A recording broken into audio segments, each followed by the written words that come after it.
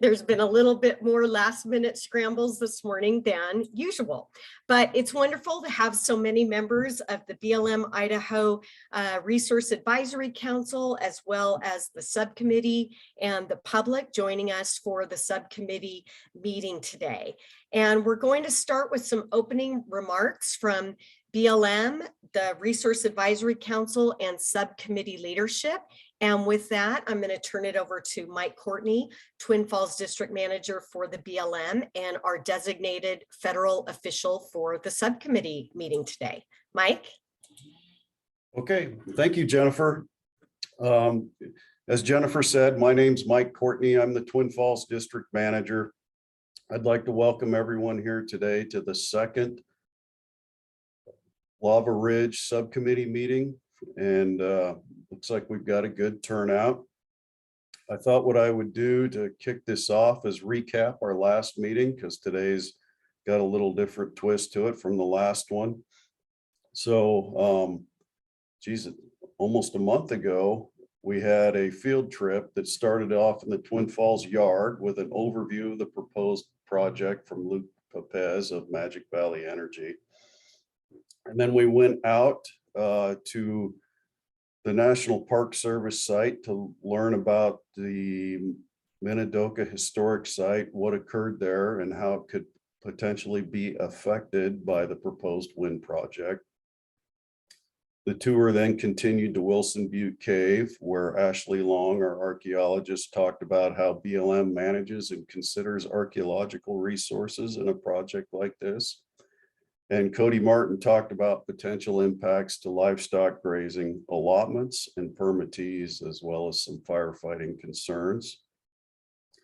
At Sid Butte, our realty specialist, Mike Hauser, talked about how BLM identifies lands available for these types of projects and how we process and analyze proposed actions like this. Jesse Rawson provided an overview of the wildlife resources out there and the habitats in the project area. And Dave Freiberg discussed how the proposed action could change the recreational experiences in the area and opportunities. And then we had a discussion on visual resource management. And we wrapped up the day back in the Twin Falls yard with a public comment period. Today, you're going to get the perspective of some of the stakeholders, our partners, and tribes. And with that, maybe I'll turn it over to Leon.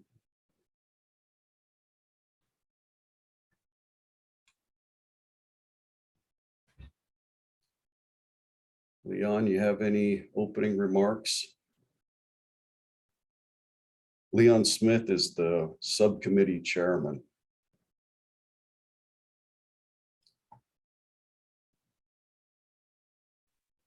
Mike, is Leon with us?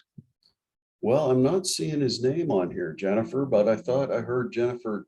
He was on earlier, and let's see if we've still got him or if we lost him somehow.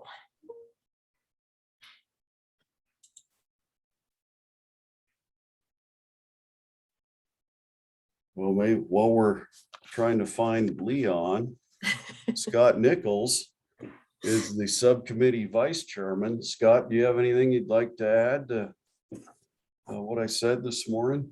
You know, Mike, I saw that picture appear from the Ethernet of my computer on this video. So no, I just would like to tell everybody thank you for joining us on the tour if you made it to the field, and also on this call. I think that for those of you and those of us who made it to the field tour and the discussion, there's probably no better way to really understand the project than to have those discussions and see things on the ground. I just want to say I appreciate, and I know that Leon and the subcommittee appreciate everybody's input, comments, and ideas, recommendations, concerns that come out of the subcommittee. This is a really valuable process for the Resource Advisory Council, and the Resource Advisory Council as a whole is looking forward to that the subcommittee's comments or recommendations if they decide to make one going forward. So thank you for being here. Thanks, Scott. And I just had a note from Leon, and he is having internet issues. So hopefully we can get him connected. And I know that Roy Prescott was having some issues connecting as well. So again, it's must be the post-holiday craziness, I guess. So we'll go ahead and move on to some housekeeping items. I have provided Leon as well as Roy with the number of a colleague who can try to help them get on. So we will keep working on that. But again, we did want to just cover a little bit of housekeeping items. And first, since the subcommittee is fairly large and a number of members are participating from home, and obviously some of us are having internet issues today, if we could please ask all the panelists to keep your cameras and microphones turned off unless you're speaking, that will really help us ensure that we can maintain reliable internet connectivity for all of our participants today. Second, while we're happy to have so many members of the public observing the subcommittee meeting today, the opportunity to ask questions and make comments to presenters today will be reserved for subcommittee members. The opportunity for members of the public to address subcommittee members during the meeting today will be during the public comment period from 4 p.m. to 4:30 p.m. If you members of the public who do have questions or comments may submit them either before or after the meeting to Julie Clark, and we will pop her email address into the discussion when we get a minute, and we will provide you with responses as soon as possible. Subcommittee members who would like to ask a question or make a comment can do that one of three ways. We do want to, even though we are virtual, we want to try to make this meeting as interactive as if we were actually all in person together. So you can either turn on your camera, unmute yourself and ask a question or make a comment at an appropriate time. You can raise your virtual hand by clicking on the raise hand icon. That's maybe located at the bottom of your screen. I've seen it different places depending on what version of Zoom you're using, but that's a place it often is.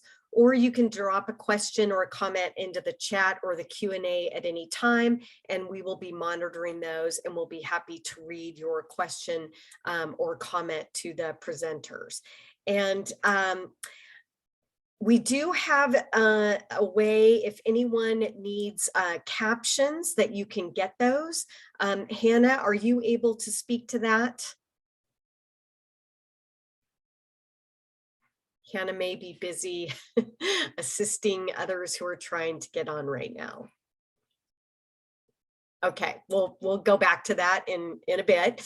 But that's it for the housekeeping.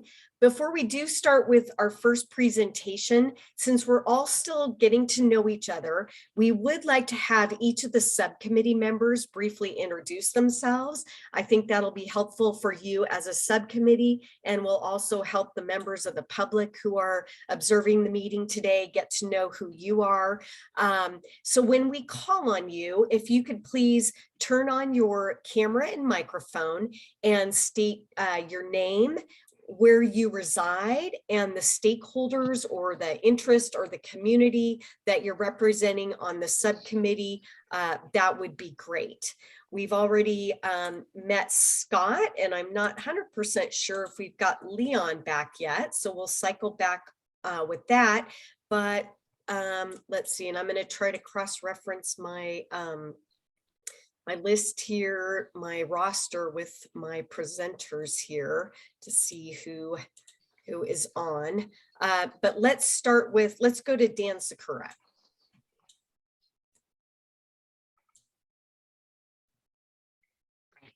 Thank you so much. Can you hear me okay?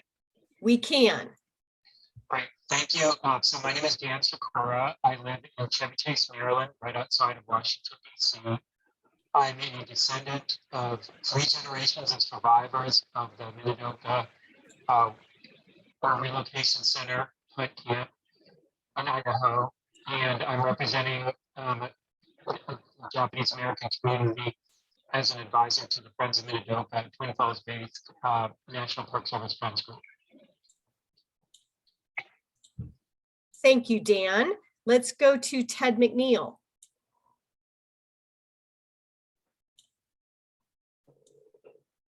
Hello, I'm Ted McNeil, and I am representing the Magic Valley ATV riders in the recreation area. And I live in the Twin Falls area. Thank you, Ted. Let's go to Garrett. Good morning, everybody. My name is Garrett Visser. I represent the Idaho Wildlife Federation. We're the state's oldest and largest sportsman's organization, founded in 1936. So we represent about 29 affiliate groups, hunting and fishing clubs across the state, and I'm based in Boise. Thank you, Garrett. Commissioner Crouch. I'm Commissioner Crouch from Jerome County, and I've been commissioner for about 3 years now. All right, thank you. Commissioner Wood. Good morning, everyone. I am Rebecca Wood. I live in Richfield. I'm a Lincoln County Commissioner, Chairman of the Board. And it's nice to see you all this morning. Thank you. Shauna Robinson.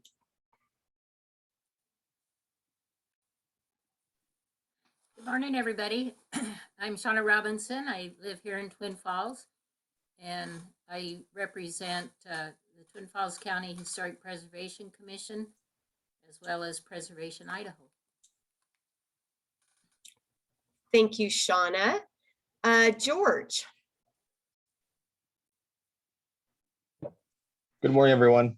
My name is George Lynch. I'm with the Idaho Office of Energy and Mineral Resources. I serve as legal counsel, and I'm based in Boise. All right, thank you, George. Let's see if we've got anyone. Okay, Brenda.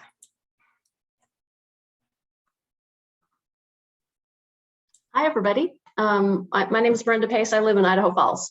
I'm a retired archaeologist, did lots of archaeological and cultural resource reviews during a 30-year career at the Idaho National Lab. And now in retirement, I'm a very active volunteer, doing a lot of helping Idaho Fish and Game and other federal and state agencies with bird surveys and bat surveys and research on wildlife and wildlife habitat in Idaho. Glad to be here and glad to see all of you. Thank you, Brenda. Let's see, have I missed any subcommittee members that to introduce themselves?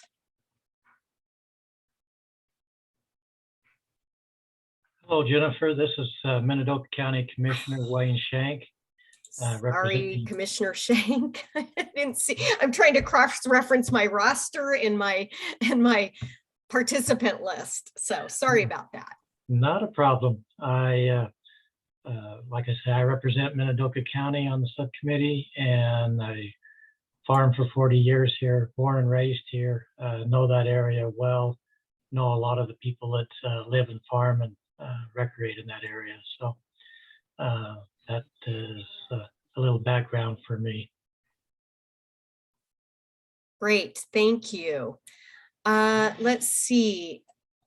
I know Commissioner Jack Johnson, who is Twin Falls County Commissioner, cannot be here today. He's got a commitment with his county commissioner responsibilities that he could not attend. Hannah, are you back on, and have you been able to connect with Roy Prescott or Leon by any chance?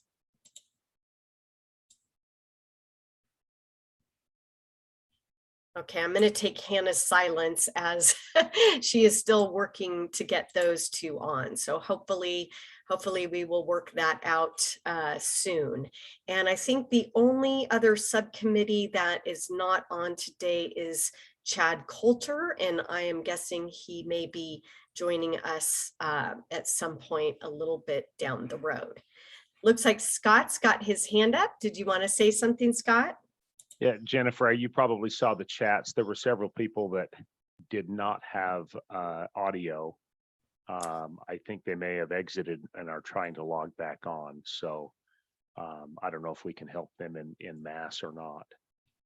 I guess, you know, the only thing that I could say just from my pretty long experience in running these meetings is that audio issues, unfortunately, are almost always on the participants' end. Since we're all able to hear, there's not obviously a systemic type issue.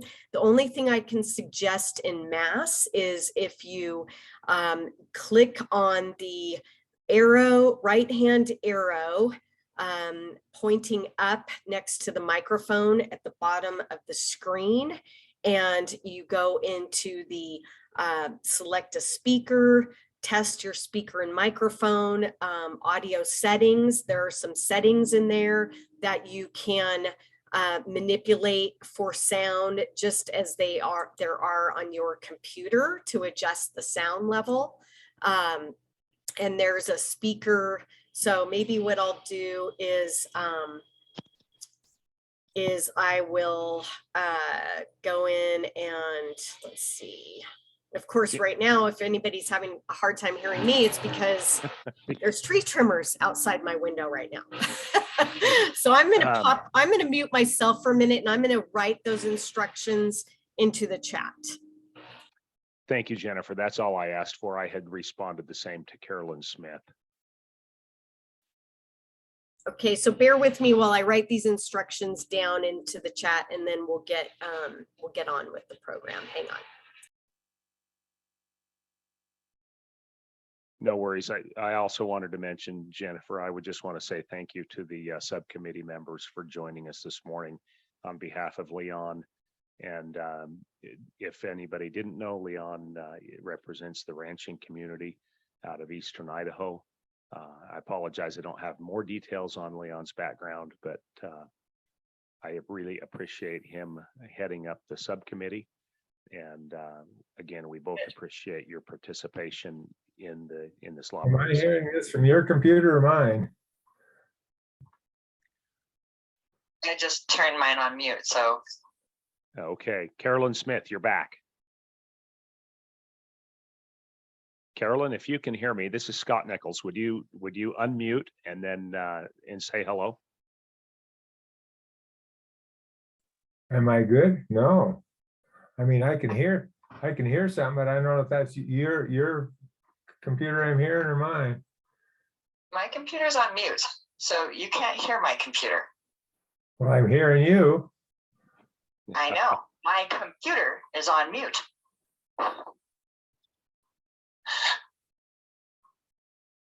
Carolyn, actually, we can hear you for some reason. So,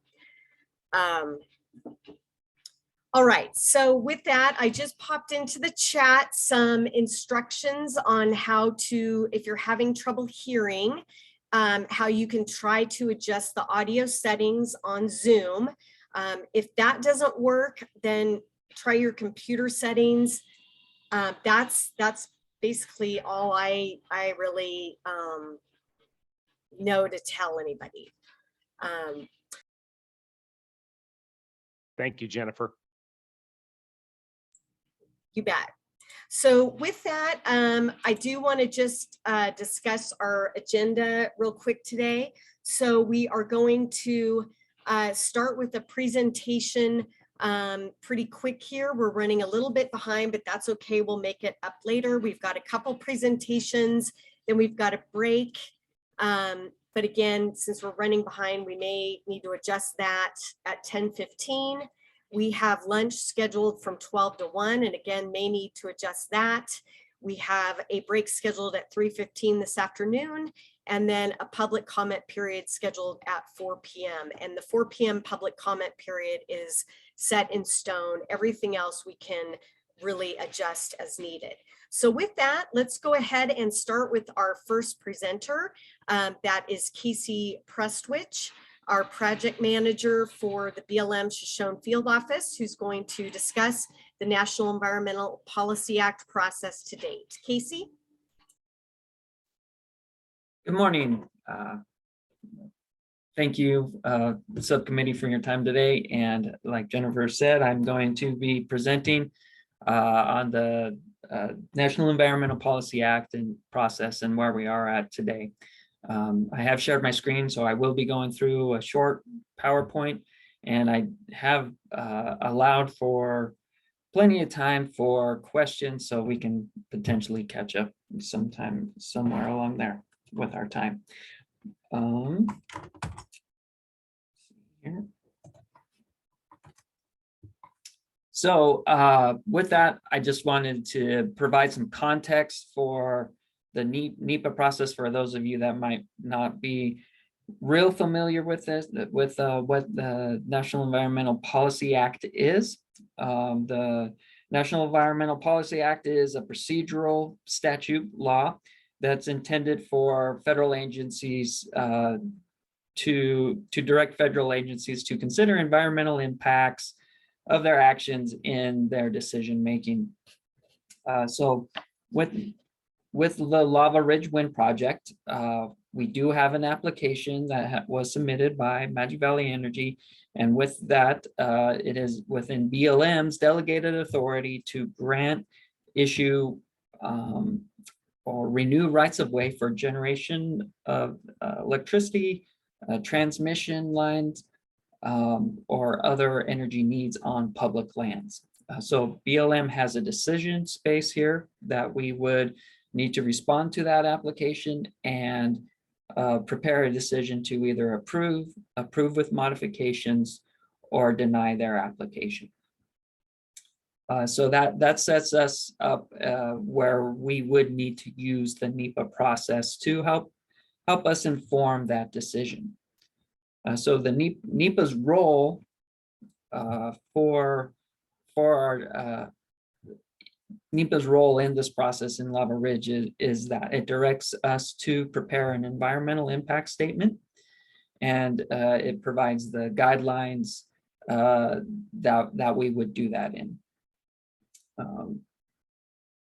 So the primary purpose of the environmental impact statement is to ensure that the BLM as an agency consider the environmental impacts of the action, of the specific action, and those alternatives to that action. It directs us to provide a full and fair discussion of the significant environmental impacts, and directs and that information will be used by the decision maker to inform their decision, and it is also intended to provide that information to the public.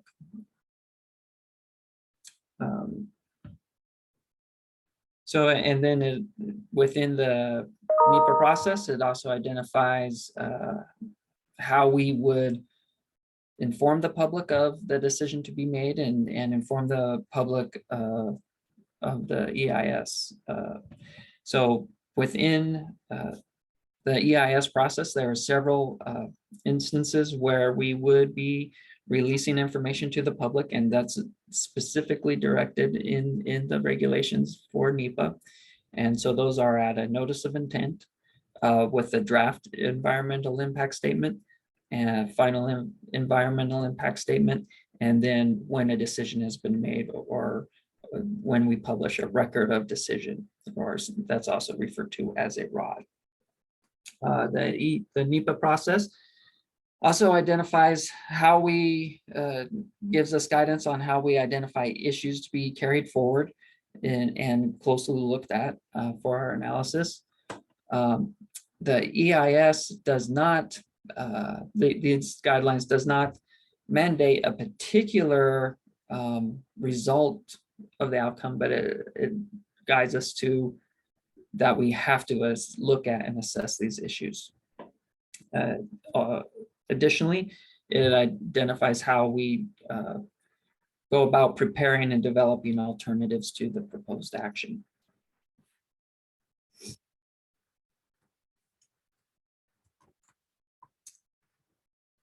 So just for some context to help you understand where we are at in the process and where we've been.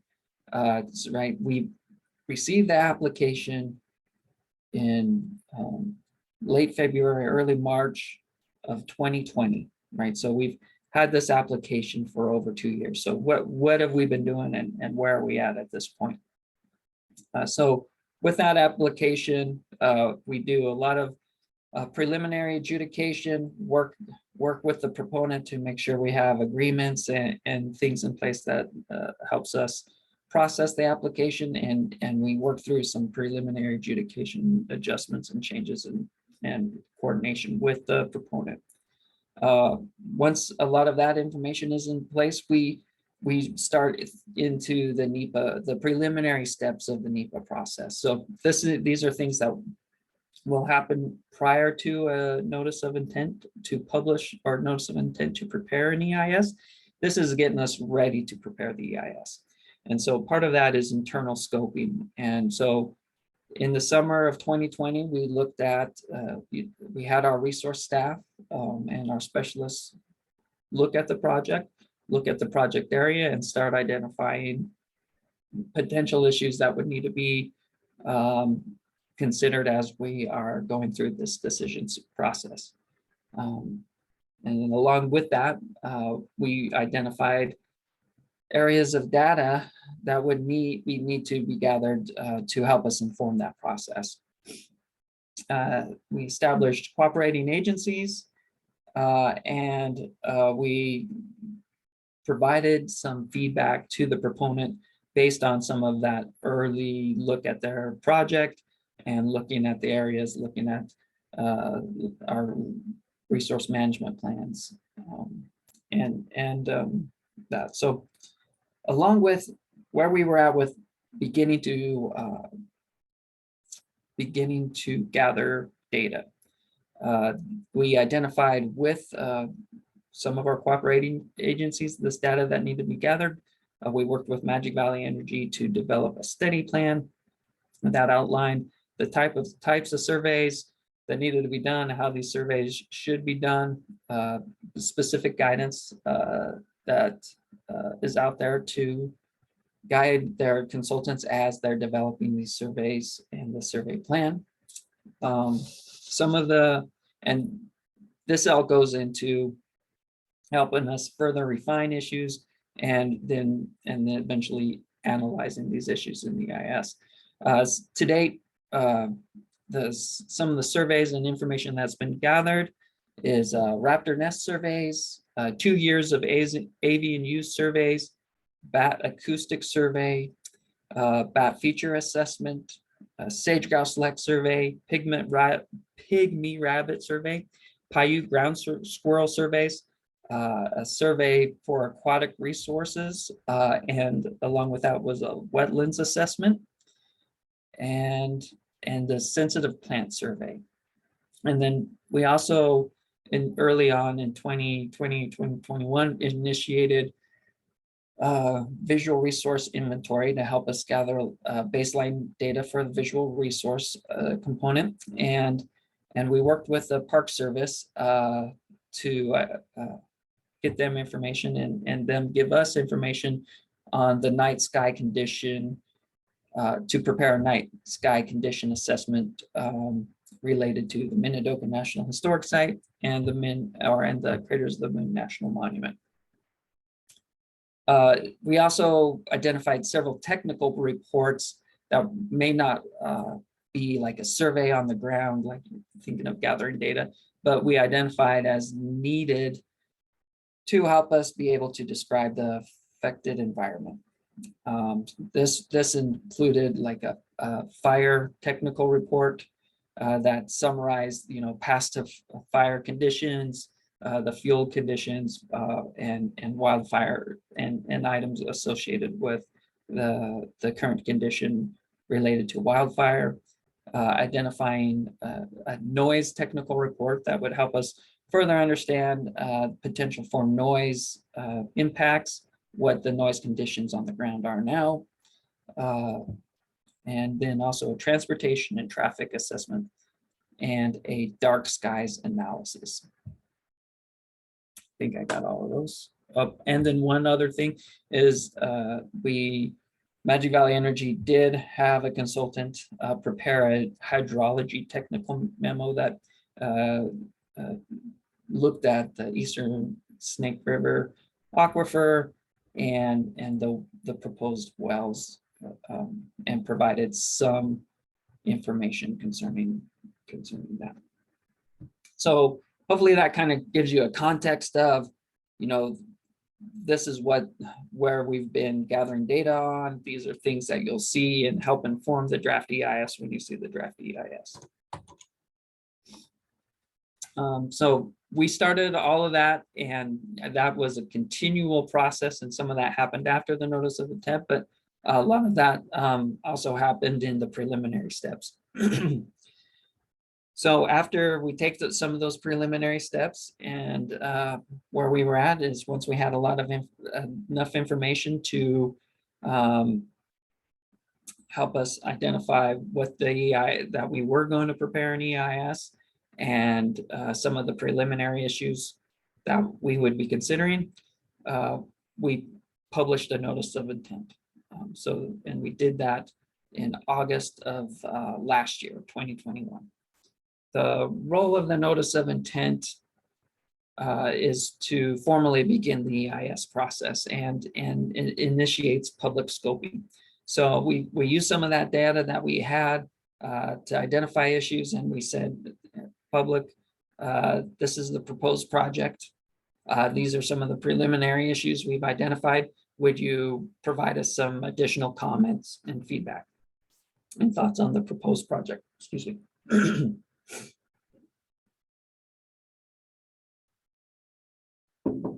And so that information was used to prepare a scoping report.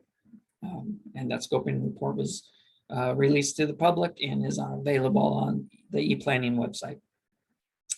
But as we looked at those public comments, further comments from cooperating agencies, we further developed the issues to be analyzed, kind of refined the preliminary issues that we had identified, and made adjustments to those issues, identified additional data gaps that we needed information on. And we also use that scoping information to help us develop alternatives to the proposed action. And we did hit on these in a previous RAC meeting, but I thought I'd go through these relatively quickly again. This is the proposed action on the screen. The hash line or the hash polygon areas are the siting corridors. So this would be where Magic Valley Energy is proposing to site turbines, power lines, and the associated infrastructure needed for the project. There are a couple items on here. There's a kind of a shaded area that are look like round circles. Those are sage grouse buffers. There is a solid black line polygon that represents the war relocation area center. That was the original 33,000 acres of the identified to place the Minidoka internment camp or incarceration area, but it also shows a lighter pink area that is areas managed by the Park Service. Wayne, go ahead. Casey, is there any way to go and on this map, now that we've done the field trip, put on the map where Wilson Butte and Sid Butte were, so we could see on the proposed layout of the windmills where those two buttes are. So Wilson Butte is represented by a red star. Okay. Slightly off center of the map. And Sid Butte. And so we came out, we drove north through there. And we came out along the highway, drove along the highway, and then came up on Sid Butte. Sid Butte is actually within, Wayne, can you see my cursor there?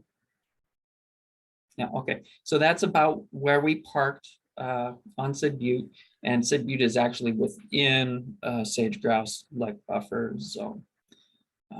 And Dan, go ahead. It looks like you have a question.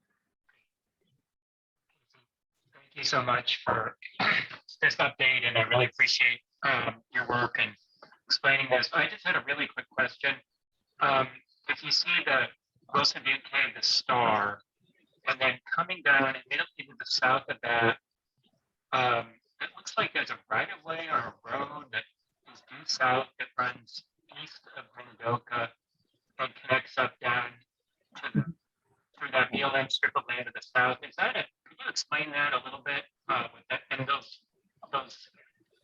Sorry, Dan, I'm losing you a little bit. So it was south of Wilson Butte, and then.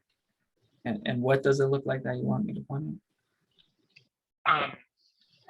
It looks like there's a line of rights of way that are coming down out of the BLM land. Yes, right there to the road network. And there's a couple of those. Could you just explain those parts of the project, please? Right. Okay. Yeah. Good point. So there are like these sections of areas that are along county roads and highways that have been identified as potential routes to deliver project components or for workers to act, construction workers or workers during the operation period to access the project. So this area that you're talking about here is that county road that we drove up from Minidoka when we were accessing the project. One other item that you'll see on this map is this magenta line is the SWIP North segment. Some of these other dash lines are existing transmission lines. And this square area with the square dot in it is the Midpoint Substation. So, like I was saying, is we looked at the scoping report, the information that was provided by the public, stakeholders, cooperating agencies, and we looked to develop a range of alternatives to the proposed action, looking at specific issues. Alternative C, this is the representation of alternative C. So these again are the siting corridors where the wind turbines and infrastructure would be located if it was approved, if this was the alternative that was approved. So you can see there was a reduction around Wilson Butte Cave. Some of the stuff directly north of the Minidoka National Historic Site. Some of the alternate locations for transmission lines were removed, so that a transmission line would only be located along areas of existing transmission, and but still would be able to potentially connect with the Midpoint Substation and or SWIP transmission line. It would just do that in the location next to Midpoint. This area right here where my cursor is was removed as there was some beetles, sensitive beetle habitat. And that's the I am blanking on the actual name of that beetle, but it lives in these sandy areas. Was removed. This also was considered removal to kind of look at the differences and the changes that we needed to make to help for the potential for big game migration or other animals that would use habitat for moving back and forth to reduce fragmentation. And additionally, there was, you would have noticed, there was these corridors to the north of the Highway 24. And we also removed those as we wanted to make sure that sage grouse leks with this area would be able to connect with a priority habitat that's located to the north.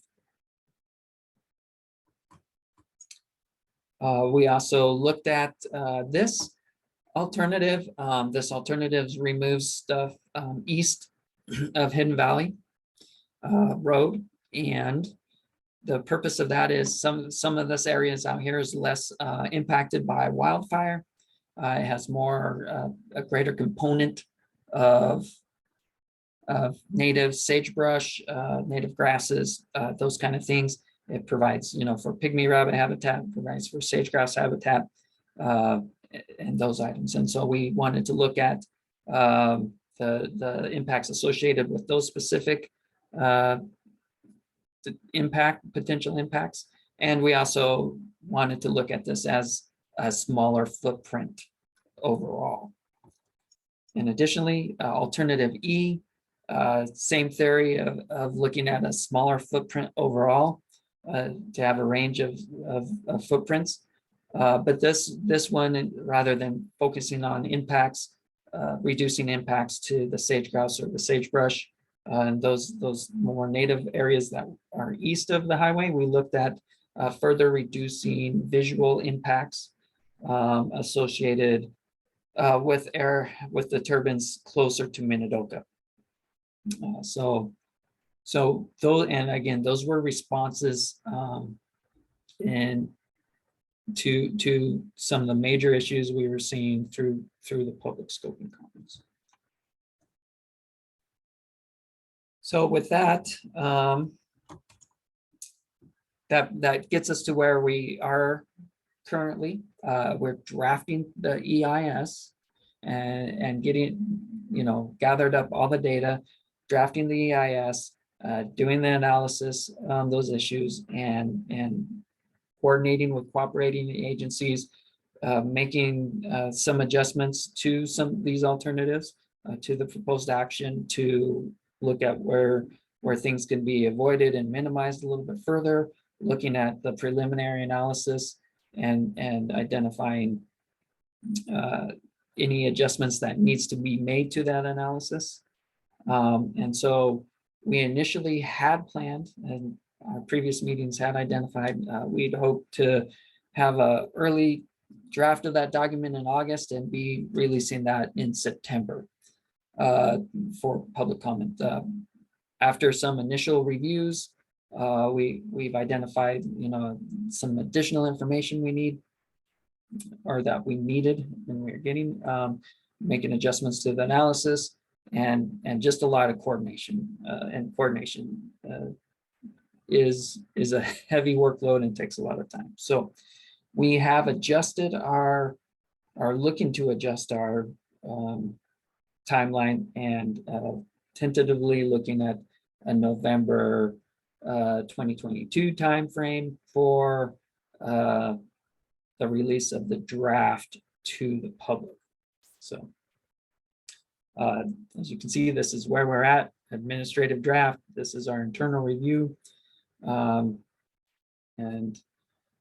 so we would release that draft, and then it would be open for public comment. And at that same time, when we release that draft, we will be having public open houses and those kind of things to help the public and cooperating agencies and every stakeholder be able to navigate the EIS, understand what's in the EIS, where to look for certain information, and kind of understand where that information is, and also help them identify ways to provide us comments that will be helpful.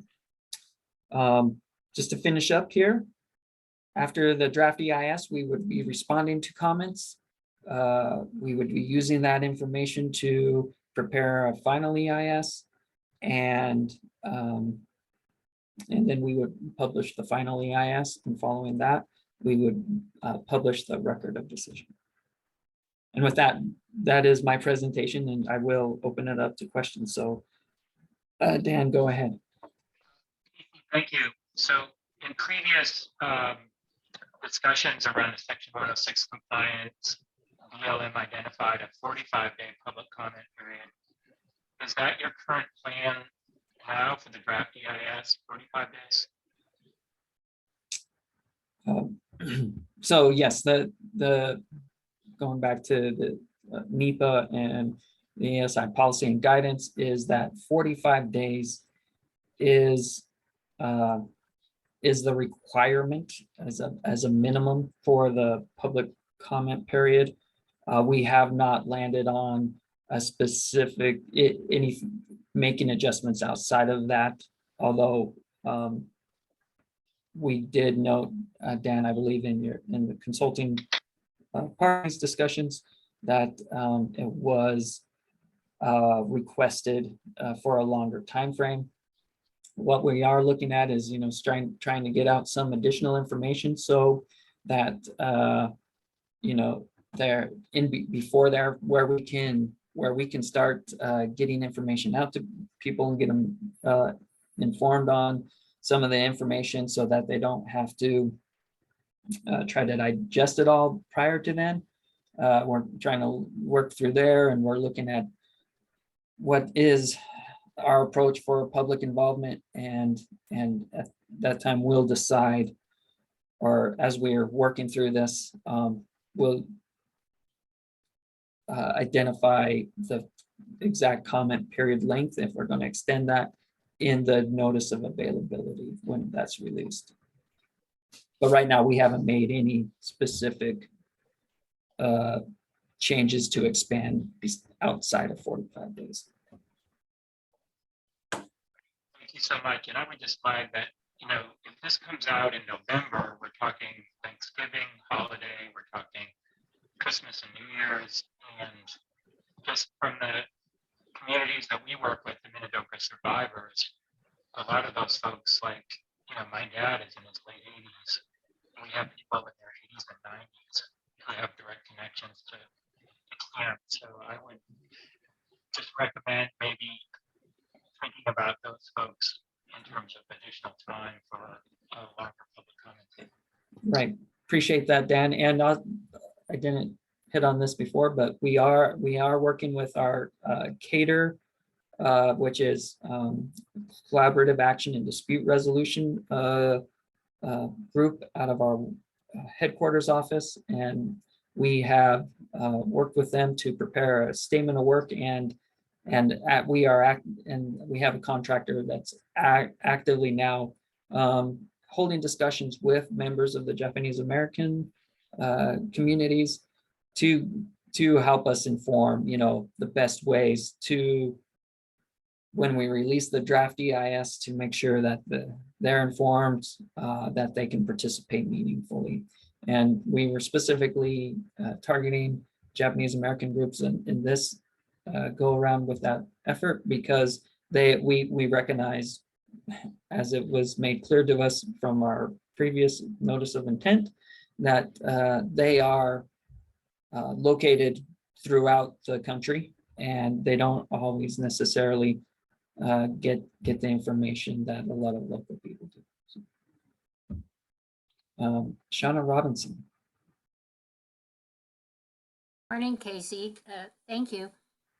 My question is about health studies, the impacts on like the people who reside out in this area, some of the farmers and ranchers. And it seems in particular around that Hidden Valley area that would have all kinds of construction and turbines and so forth. Is there a team that is working specifically with the impacts on the health of those residents? So studies, as far as we're not developing a study, but there has been literature reviews, and we are incorporating as much literature as we can that we have peer-reviewed scientific literature to address those issues, to help us identify what potential impacts there are.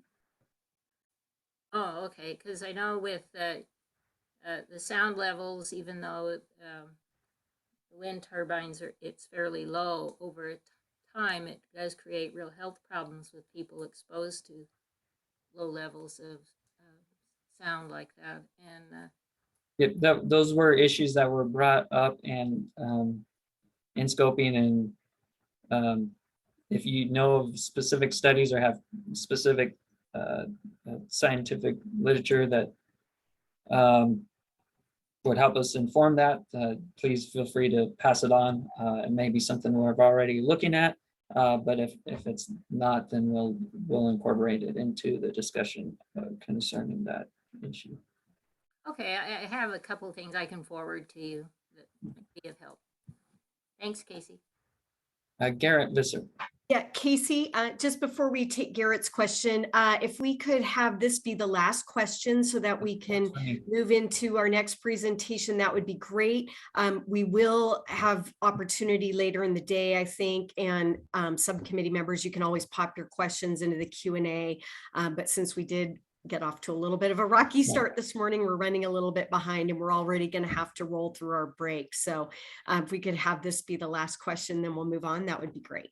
Absolutely, makes sense to me. Go ahead, Garrett.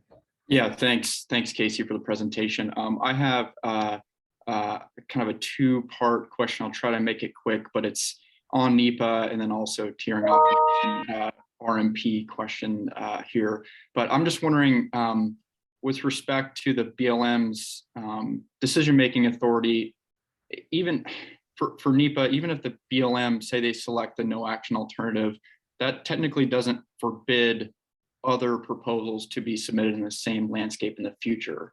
Is that correct? Yes, there wouldn't be anything that forbid them from submitting an application. However, I think what we would look at is, in a practical standpoint, is that there was analysis that informed that no action.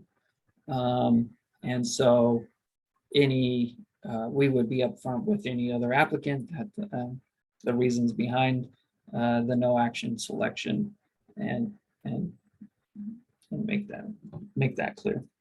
Okay, thank you. And then it just seems like maybe just an observation, but it seems like since your RMP is so old, there's nothing that is currently standing out that may be a major block or inhibitor to this project moving forward. And so to me, it doesn't seem like there are many mechanisms in place that would preclude projects like this in the future in the same landscape. Any comments on your RMP and your obligations to the RMP right now, or lack thereof obligations to the RMP right now with respect to this wind energy proposal? Right.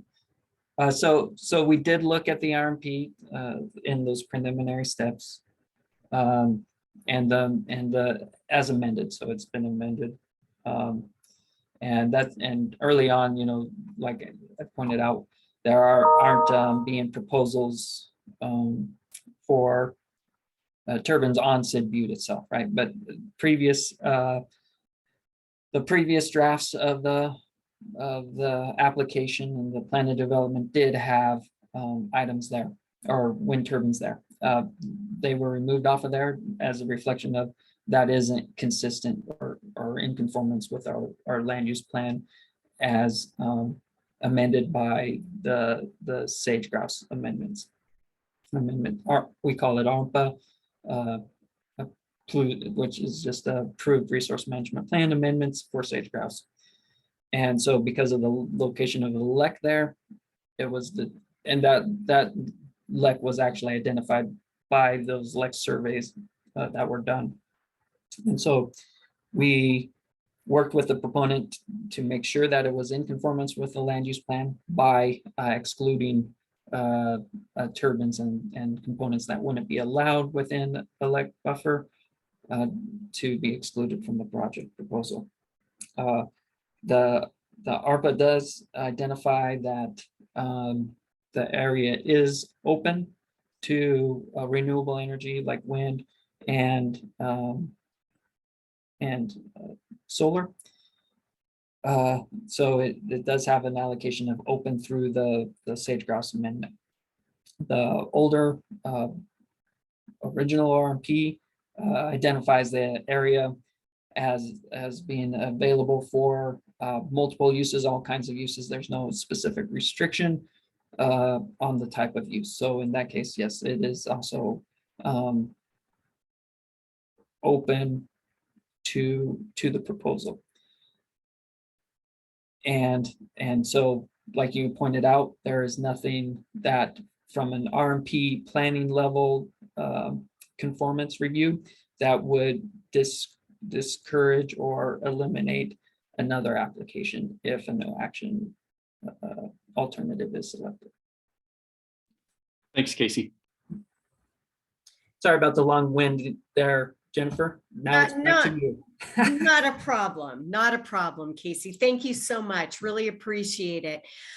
Since we are running a little bit behind, I'm going to have to, those of you who are on the field tour heard me say this, I'm going to be unpopular then, and I'm going to be unpopular today too. But since to make up for some time this morning, we are going to scrub the 10:15 a.m. break. So if you need a bio break, just take it at your convenience. That is one of the beauties of having a virtual meeting, especially one that is being recorded. So we are going to turn now. I do want to let you know, though, that thanks to my colleague Hannah King, we have Roy Prescott and Leon Smith back on the line with us. So that is some very good news. And with that, we're going to move into our next presentation, which is from Owen Roberts, who is a field engineer and researcher at the National Renewable Energy Lab. And Owen, please feel free. You have your whole 30 minutes because, again, we're just going to keep rolling straight through our break. So Owen, the floor is yours. Awesome. Can you see the presentation? Not yet. We can see you and hear you. There we go. Sorry about that. Not a problem. Okay. Well, thank you, Jennifer. And thank you, Casey. So yeah, my name is Owen Roberts. I work for the National Renewable Energy Laboratory. We're essentially a laboratory that's funded by the Department of Energy. And we've been working with Casey and a bunch of other BLM folks for over a year now. This is specific to Lava Ridge. And then we do some kind of, national level work with BLM on renewables. So I want to run through this quickly, but I wanted to give everybody a little bit of a background on what's happening with, cost of wind, the demand for wind, and what the technology scale is doing. There's a lot of big changes happening right now, so please feel free to stop me or just speak up. But I'll try to leave 15 minutes for questions. So essentially, when a developer is looking for a location to build a wind farm or a wind project, they need a pretty big list of items. One is obviously land to install the turbines on. They need to be able to permit it and get local kind of acceptance or buy-in from the community. There needs to be sufficient wind resource, and there needs to be a way to get the power from the turbines to whoever is buying the power. So you need transmission, you need interconnection studies from the utilities or the operators of the grid in that area. And then you need somebody to buy the power. And so depending on where you are in the country and what your transmission infrastructure It's like you could generate in one part of the country and sell it further away, or you can generate and sell the power more locally. So once you have those pieces, you also need finance, and you need to be able to build and purchase turbines. So once you have all of those pieces, you in theory can build a wind farm, but there's lots of flexibility there's lots of movement that happens for wind farms once they even get to this level of readiness for deployment. And so as you've seen with Lava Ridge, a bunch of the turbine layouts, or where the turbines can be placed, can change. And so that can change because of permitting or ecological or cultural or other wildlife considerations. And layout changes your cost and the resulting revenue and cost of energy, and it can be very significant. So once you've coupled kind of your layout with whatever technology you've landed on in terms of who's selling turbines at what price and are they available in the time frame that you need them to be able to honor your power purchase agreement, sometimes you end up with different turbines than would be ideal. So I'll get to that in a second. It's kind of key to what kinds of turbines you might see for Lava Ridge. And then obviously cost and profit are both very sensitive to the type of turbine, the layout, what kind of agreements you have. And so it really all boils down to profit.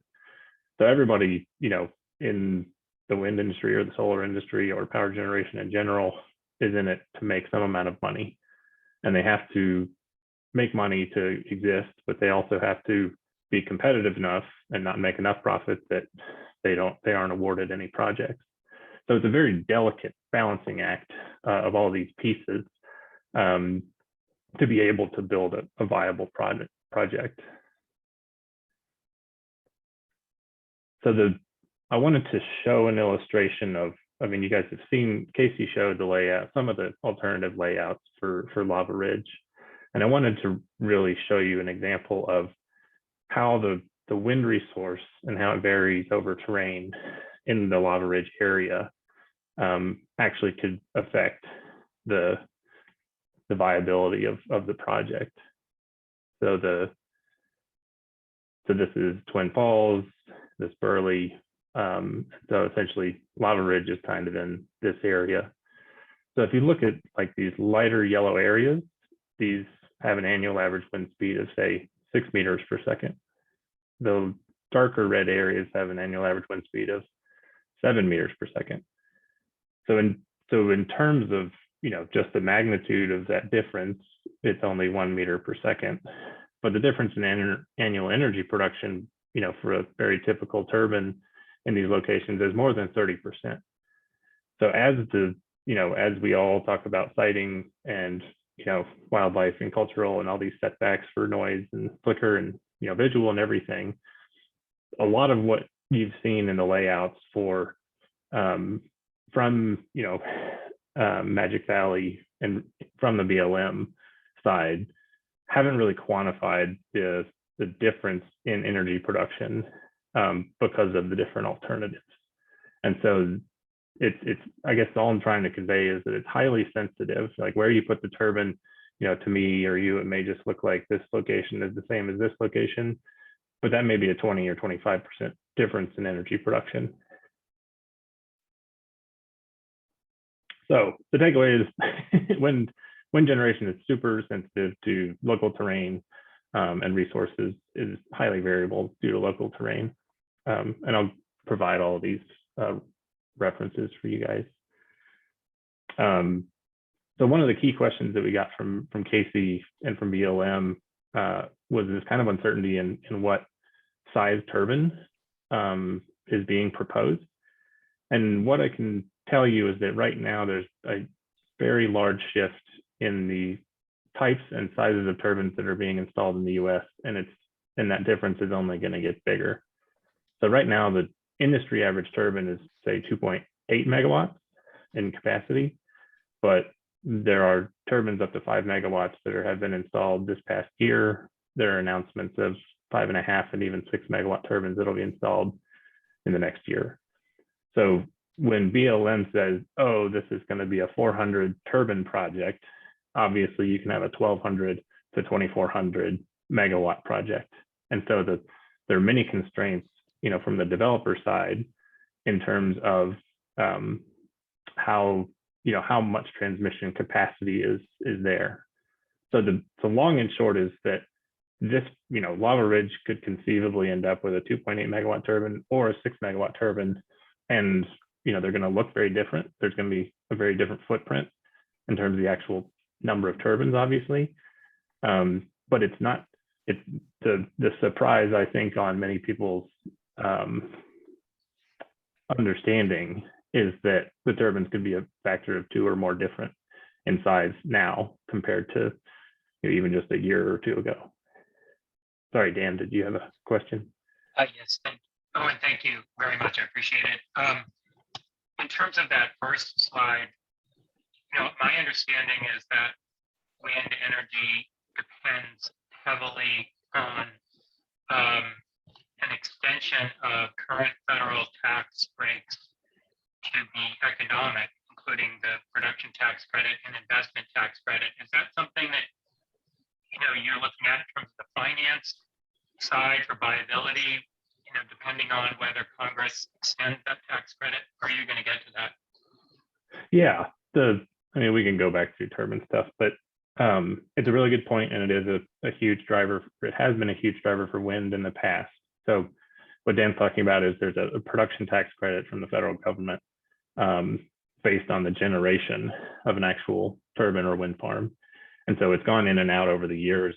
And so you see very similar trends in how much wind is installed in every year.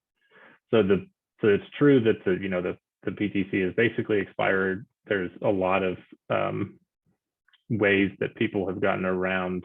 You can still get some amount of credit for the PTC even if you install now, but it's decreasing. So the next couple of years are not going to look as, last year the wind industry installed almost 17 gigawatts of wind, and then the next probably 4 years looks more like it's going to be an average of 5 gigawatts a year. However, with the Biden goals and with state and municipality goals for clean energy, there is a demand that is kind of it doesn't matter as much if the tax credits are there. If for example, like state like California says we are going to buy wind and solar power until we get to this amount of energy for the whole state. So it just means that it'll cost a different amount to the state of California.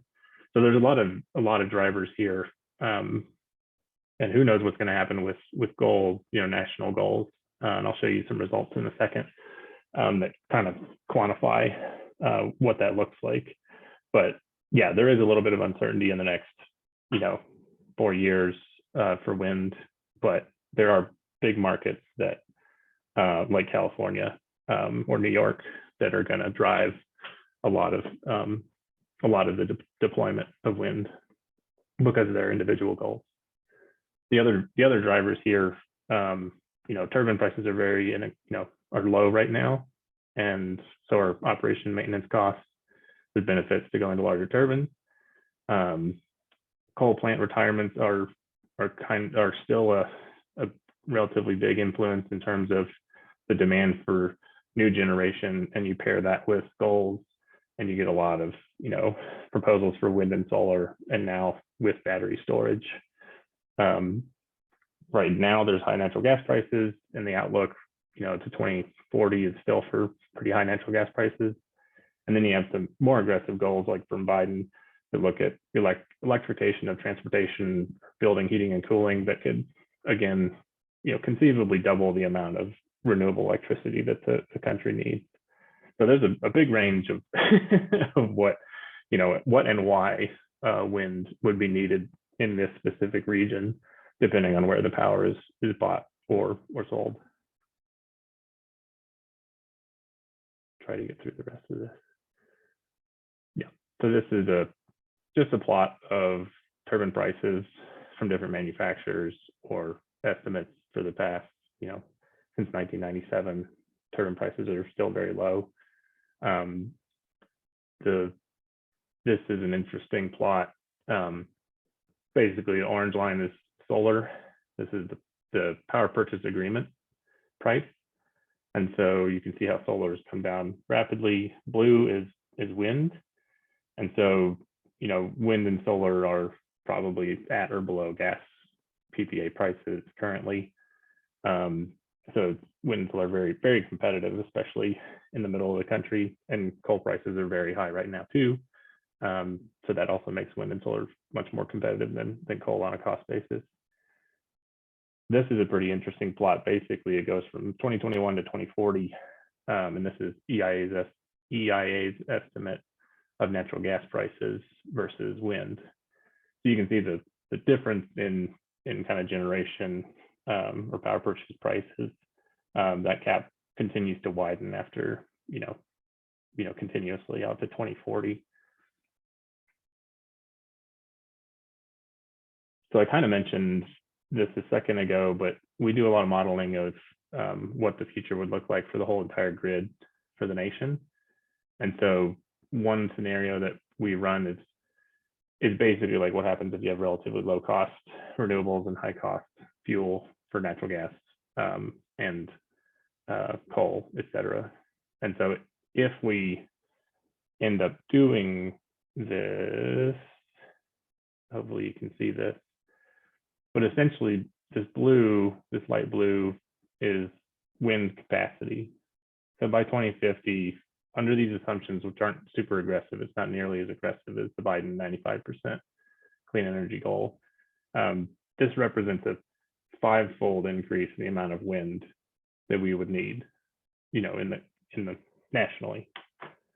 This map shows that even in Idaho, on this scale, they would need almost 6 gigawatts of wind generation. And this is all dependent on how much transmission and where, et cetera. But you can see in the West, you have, 16, 18, 20, 15, 12. There's a huge amount of wind capacity, in the West that this model, it competes, between solar and wind and geothermal and conventional natural gas, combined cycle, nuclear, et cetera. And so the takeaway is that there's a massive amount of wind generation that this model finds as a solution. And that means it's the most, part of the most cost-effective solution. So this takes into account, solar is sunny during the day, generates during the day, wind generates whenever it generates, mostly at night, depending on where you are. And so the value of those pieces of generation change, but this model aims to capture those kind of things. So basically by 2050, maybe there's 100 or 150, 200 gigawatts of wind in these Western states, to either share between states or to be consumed within a state.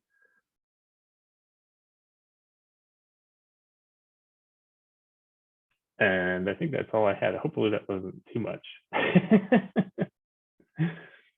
Any questions? Oh, Galen, I think you're on. Yeah. Hey, Owen, could you go back to the size of turbines and just talk a little bit as we talk about capacity, the difference between a 3 megawatt and a 6 megawatt is twice the capacity, but that doesn't mean a turbine that's twice the size physically. So can you just talk a little bit in that context of and Owen, you might introduce Galen to the rest of the group just so they know who's speaking. Oh, Galen's here. I'll introduce myself. So I work with Owen. I'm a group manager at the National Renewable Energy Laboratory, and I've been working with Casey and Owen on this. I just wanted to dig in because I think that's an important context here when we talk about what this means as far as the turbines that Magic Valley could eventually install, and getting back to that context of capacity versus size, because I know for a lot of our stakeholders, how big these turbines is really matters. And so Owen, that was just, I think that'll be valuable for the group to hear a little bit more about. For sure. I was trying to find the right graphic. But essentially so a typical 2.8 megawatt turbine that you have today, that's very common, that has been deployed widely, is say 90 meters tall to the hub. The hub is the axis of rotation of the blade. And this has been increasing a little bit over time. The key is that the rotor diameter is what actually captures the energy in the wind. And so if we say that the amount of area that the turbine sweeps, the rotor sweeps, is proportional to the energy that you can generate, if you increase the rating of the generator, say from 3 to 6 megawatts, you don't have to double the diameter of the turbine, right? You just need to increase the area by a factor of 2. So for example, the typical 2.8 megawatt turbine has a 127 meter rotor diameter. It's just a typical GE machine. If you look at a bunch of these 6 megawatt class machines, they may have only 170 meter rotor diameter. Now it's, the overall magnitude of that doesn't seem like a huge difference, but obviously the area that the rotor sweeps is roughly twice as much. So the components, like if you see these things going down the road, like a blade or a nacelle or a tower section, they don't really look that different from each other. There may just be more pieces of, for example, a nacelle, or the blade may be, instead of 65 meters long, now it'll be 75 or almost 80 meters long, depending on the turbine. So they all have to go down the highway, so they all have to be transportable. But the relative size of the turbine components is harder to convey if you say you double the size of a turbine. Sorry if that was a long-winded explanation. Dan? Owen, thank you. I was wondering if you could present, you had a slide showing the National Windscreen Map. It's a nationwide map, blue highlighting where the high quality wind is in the United States, please. Blue map? Oh yeah. There, yeah, there we go. Yeah. I see that, if you look at like Wyoming, Montana, the Dakotas, Texas, it looks like there's really excellent wind quality there, whereas Idaho, it doesn't seem to have the wind resource that some of those other Western states have. If you could maybe explain that a little bit. And then the second question I had was, I understand that California is the giant market in Western electricity, and there's basically competition now between Idaho and everywhere else through HISO. And so there's new wind coming on through New Mexico and Wyoming that would come into California through another substation. So if you could articulate the sort of the broader national wind energy resource from that map, and then also the regional dynamic with New Mexico wind, please. Totally. Yeah, no, it's a great question. So this is, let's see if I can make this bigger. So basically these circles, the size of the circle is proportional to the plant capacity, but what really matters is these are all the region, regional transmission operators. And so the takeaways here are, if you only look at something like this, in general, you can see that California pays, has higher power purchase prices than pretty much everybody else on average. So California essentially pays more for the power that's generated either by wind or solar, in this case, wind. So what you're speaking of in terms of either Idaho or Wyoming, it's a really interesting phenomena.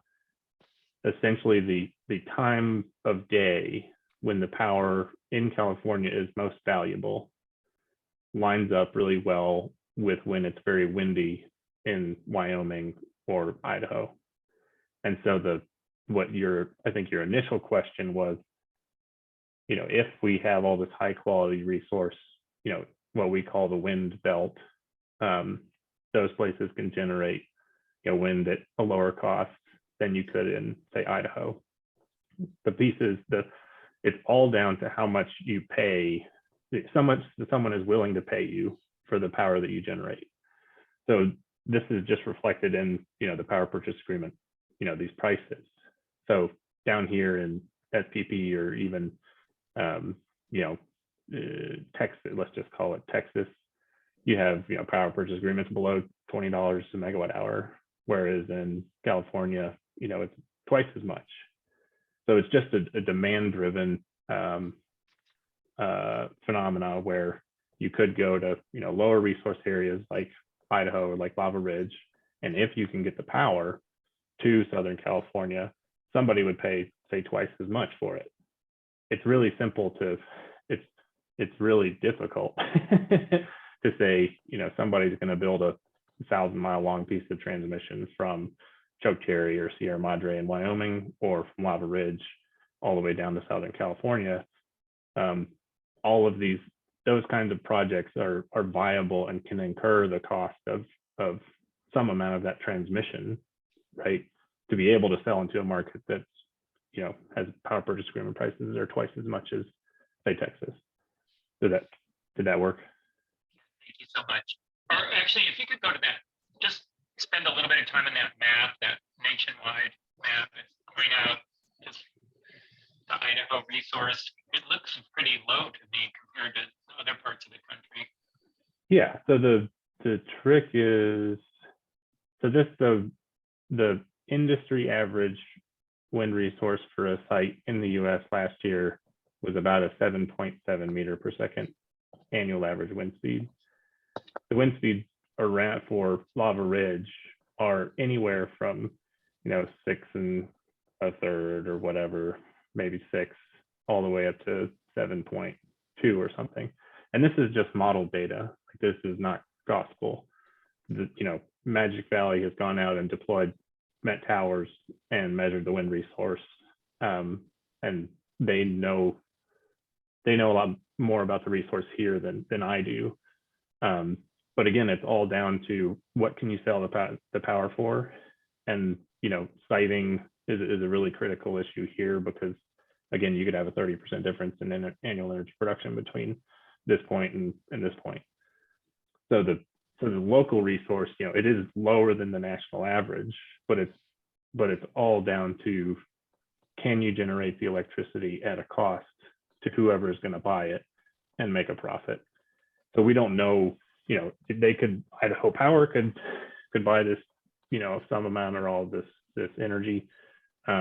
It could be sold into Southern California, depending on transmission. It could go, to a couple different places. So it's really difficult to tell at this point, what exactly a power purchase agreement would look like for this, depending on where the power is going. Great. Thank you so much. Sure. Wayne? Thank you, Owen, for the information you've presented.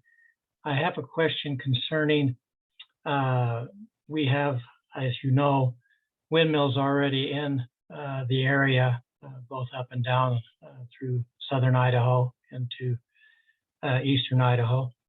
And the size of those vary anywhere, if my understanding is right, from 350 to 400 foot in height.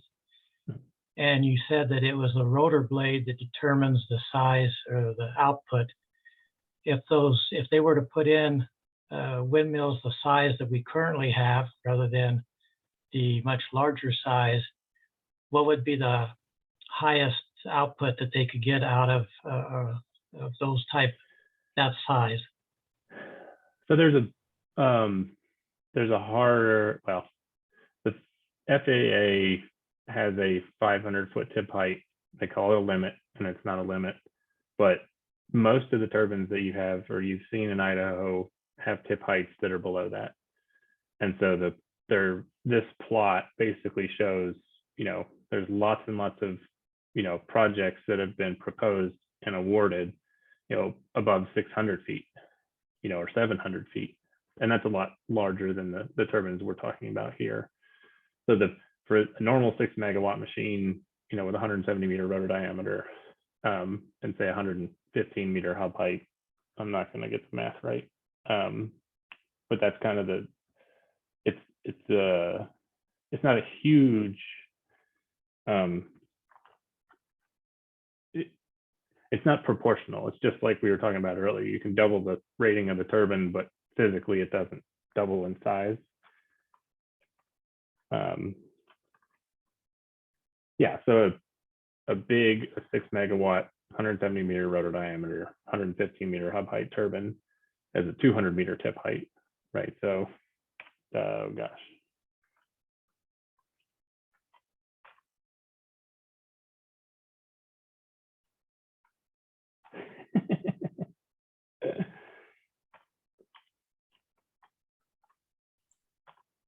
Yeah, so that's 650 feet for a tip height. And so it is a more arduous process to go through with the Federal Aviation Administration to permit taller turbines, but the FAA has gone through a substantial, several years ago, they went through a substantial revamp of how they do wind turbine siting, specifically because of these taller tip heights. So Magic Valley is probably, no, they've definitely got FAA, I don't know if they have final approval, but basically they have to go through the process of talking to the Department of Defense about airspace and the FAA, right? And then obviously local airports. And that's a process that every wind farm has to go through. So yes, the turbines are much taller, or can be significantly taller than existing turbines. But for example, GE just offered a brand new machine, it's a 3.4 megawatt machine, and it has a tip height below 500 feet, specifically for locations that have airspace considerations. All right. Well, thank you, Owen. We really appreciate your presentation, and Galen, thank you for jumping in.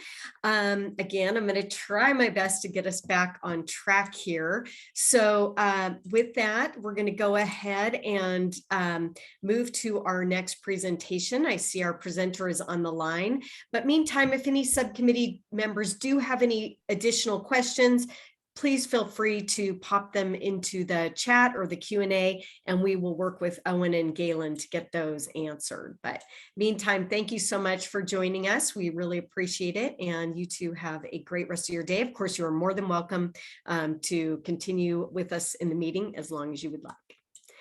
And with that, our next presentation is, and again, I apologize that we're going to just keep rolling through here, but I am going to try to get us back on time. And our next presentation is on Native American tribal perspectives. And our presenter is Carolyn Smith. She is the Cultural Resources Coordinator with the Shoshone-Bannock Tribes. And Carolyn, the floor is yours.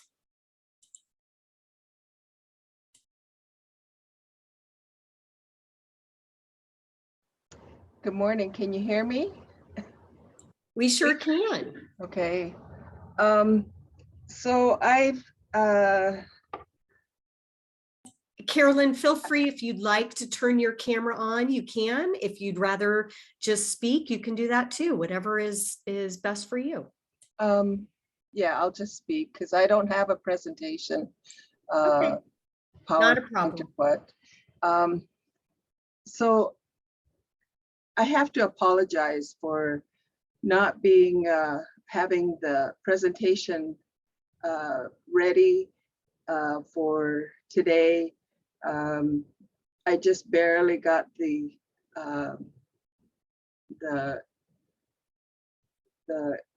information to get onto Zoom. We have been having some horrible email problems, so please, I am apologizing right now. So I am a member of the Shoshone-Bannock Tribes, and I currently reside on the Fort Hall Reservation. As Jennifer said, I'm employed with the Shoshone-Bannock Tribes as the Cultural Resources Coordinator with the Heritage Tribal Office, often known as HITO. The Shoshone tribes come from a number of bands that were put on the Fort Hall Reservation to become today what is known as the Shoshone tribes. The various bands were removed from their homelands and placed on the reservation. So our people lived in bands or family groups that moved in different and various locations seeking resources. And we moved throughout the what is today southeast Idaho, moving into areas outside of Idaho.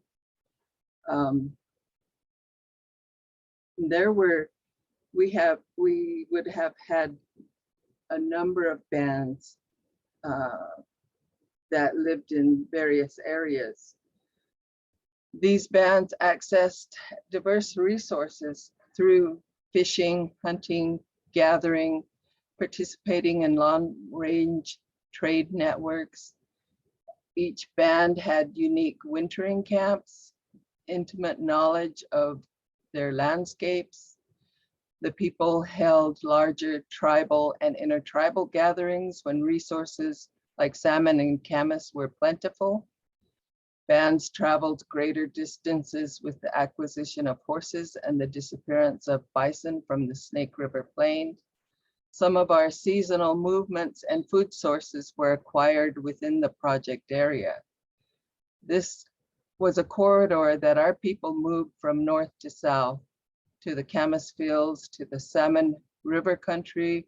We also traveled to the south, to the Snake River landscape, and to the Pinyon Pine, what is now known as the City of Rocks. Movement did not stop within the state of Idaho borders, but continued outside. We were many bands and moved to areas of resource availability.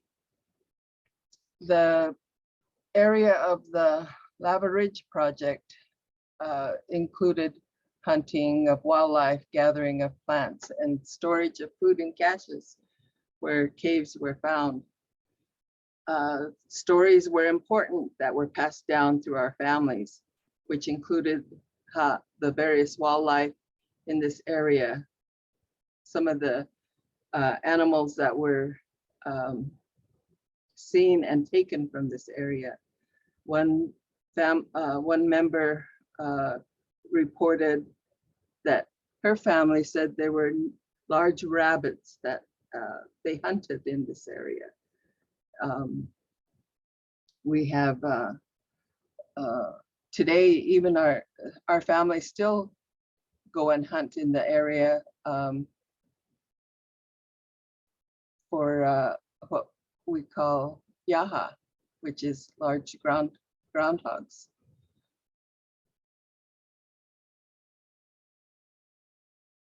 We went on a field trip earlier, I believe it was last year, and we took some elders to the area, and we stopped at Wilson Butte Cave. And our elder, she had heard about this cave, but had never been to it. And she was remarkably moved by being there because of the stories passed down to her. And for our elder to get there, moved to, she wanted to go into the rock shelter. And she felt she had feelings that came to her. And she prayed in the cave. She had heard, just based on the stories passed down, I believe that when she came out, she felt very refreshed, and that she was she was very adamant about having towers near this location, very sacred location. She could feel things that were there and did not want to see that it would be disturbed. And I would like to see that we can move some of these towers from that location. This wouldn't be the only location that she was talking about. So we have various corridors that we hunted and moved to resource locations. This area would have been one of those corridors, moving from north to south and to east to west.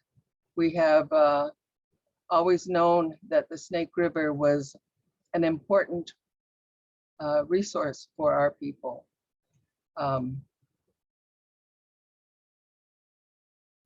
I often think of it as traditional cultural property because of the importance our people placed on that, of the stories that come with that river.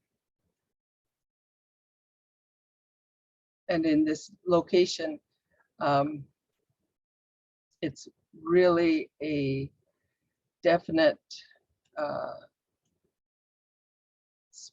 sacred resource for our people.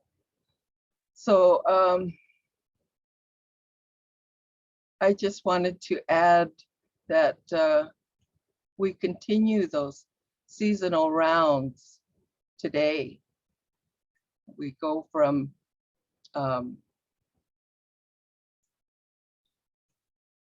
we go and make our presence in those areas. Sometimes people don't see us there. And oftentimes, you know, because they don't see us there, they think we were never there.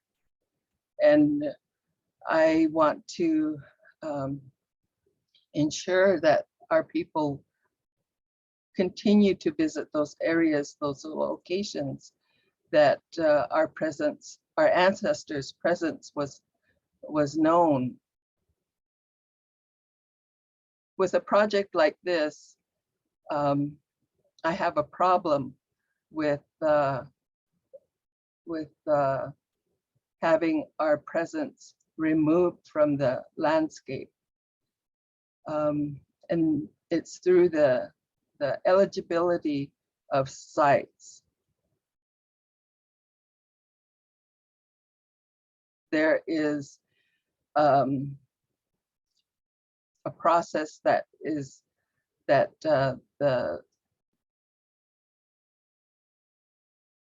through the Section 106, they have a process to determine a site's eligibility.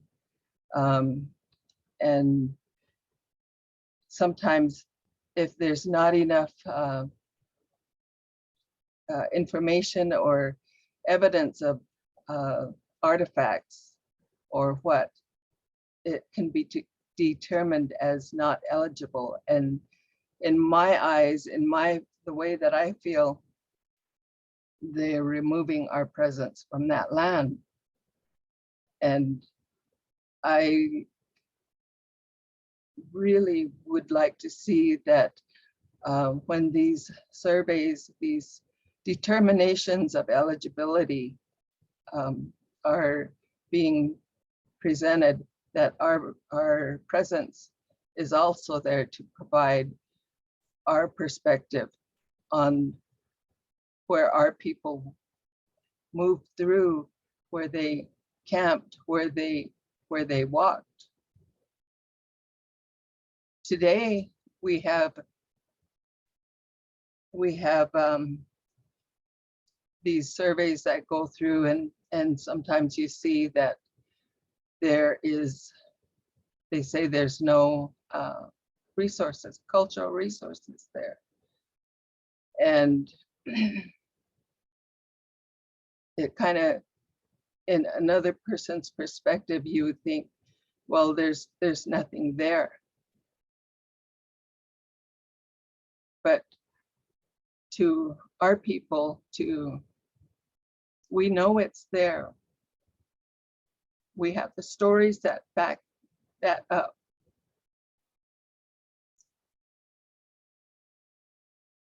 We have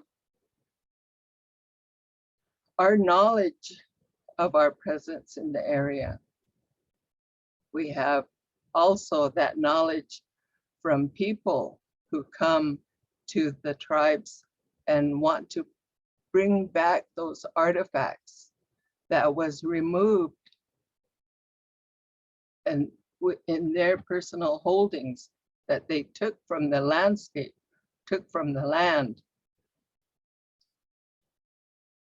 We've had several individuals that have come back, come to the tribes and want to return those artifacts.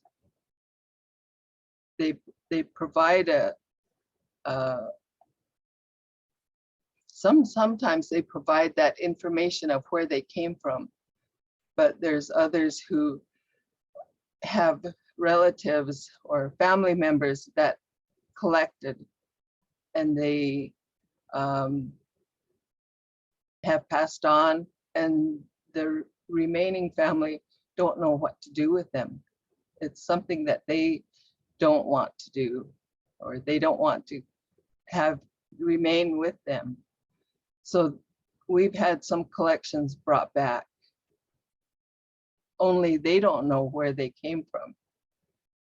And this is another thing that I have to think about when we go to these areas, and knowing that that collecting has been conducted. And when these surveys go through and they see that nothing is there, well, you know, some of those things have walked off. What I say walked off, but have been collected.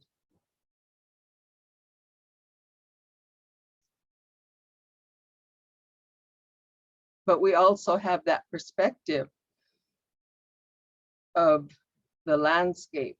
The landscape is important to us because we have the spiritual connectedness to that landscape. That landscape is a powerful thing. We hold that in our prayers, that it continues to be there, continues to keep that spiritual aspect and the ability to continue to produce those plants, those animals, wildlife that live on there. Sometimes people think that an area is not, there's nothing there. But we as Indian people, we know that's not true. There's a spirit in everything. And there's a purpose for it. And so when you have construction going through, it makes a barrier to that feeling that we feel. And this is something that maybe not everybody feels, but through our ways of spiritualness, there's a barrier there.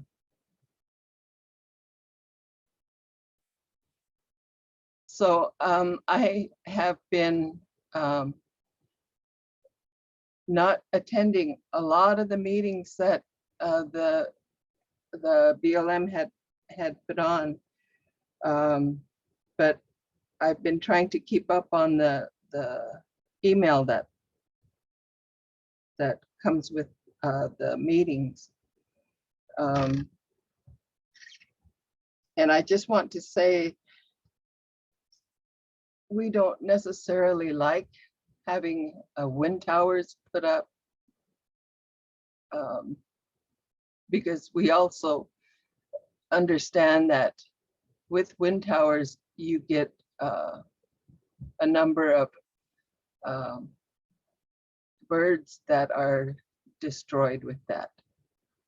And one of our major spiritual beings is that the eagle.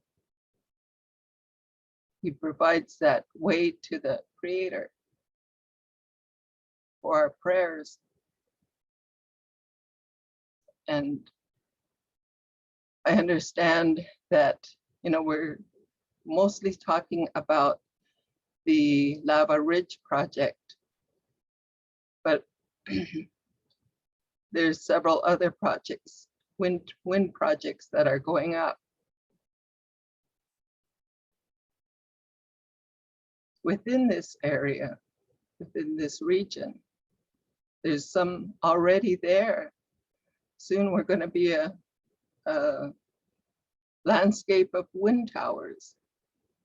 And then where are our birds going to be? Where are our bats going to be? Where are our eagles going to be? Our falcons? You know, I don't know how they can protect them. I don't know how they can do that. But it hurts knowing that these birds will be destroyed. Our spiritual beings will be destroyed. And I'm sorry, I get emotional when I talk about them, but it hurts.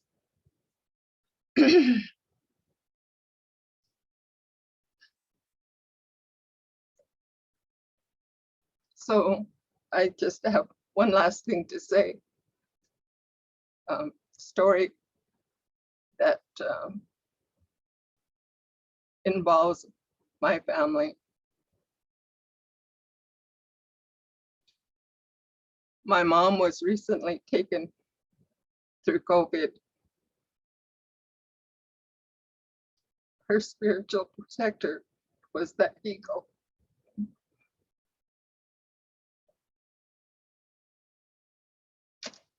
And so when I see stuff like that being destroyed, it hurts me because that was my mom's protector.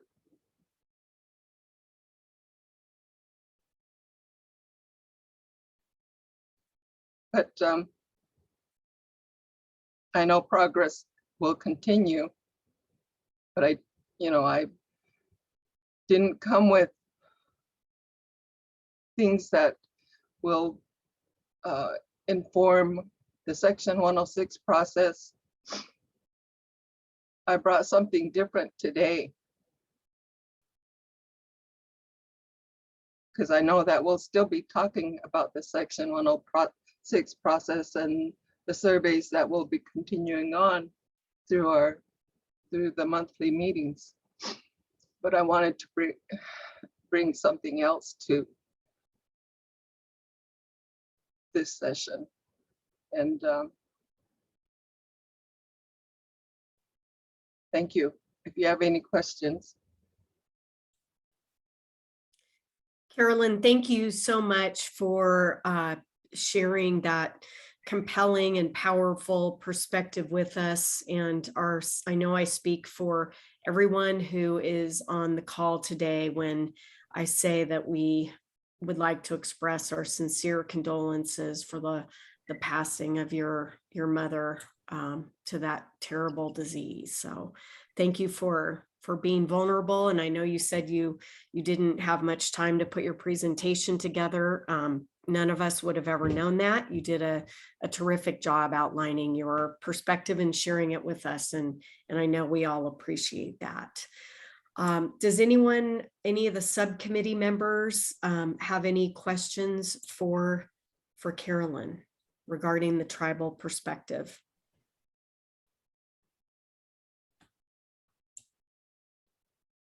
Carolyn, this is Stan Sakura. I just want to thank you for sharing your story. We in the Japanese American community have very painful and emotional stories to share, and we know it's hard to share those stories. So thank you very much. I appreciate it.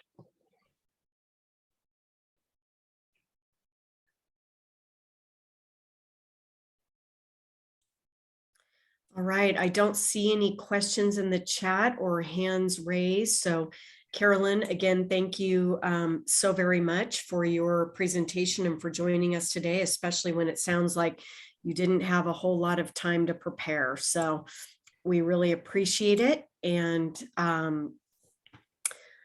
Brenda Pace said, thanks for your powerful words. She's one of our subcommittee members. So again, thank you so much.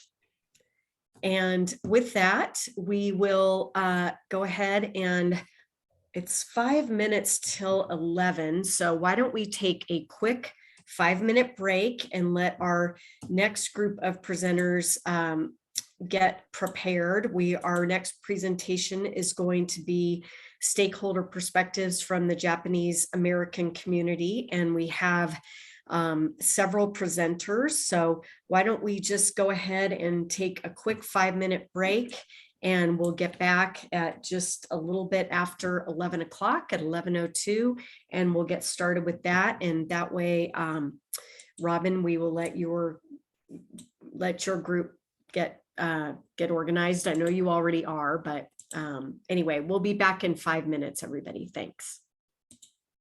Thanks again, Carolyn.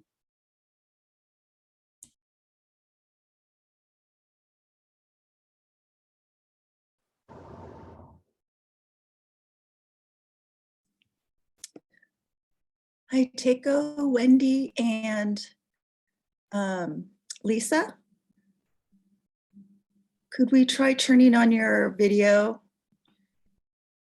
Takeo said she's having some. Oh, great. It says, mine says I can't start the video because the host has stopped that. Takeo is experiencing the same thing. Yeah. Jennifer? I'll go ahead and let me see if okay. Here we Thanks, go. Hannah. No problem. Sorry about that. Wendy, and then Takeo Saito. I find them on my list.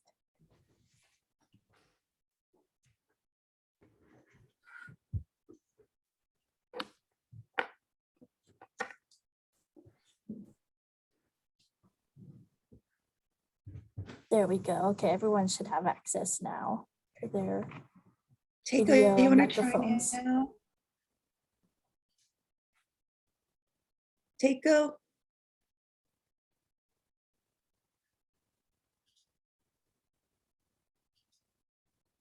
Let's see. I just texted her, so let's see.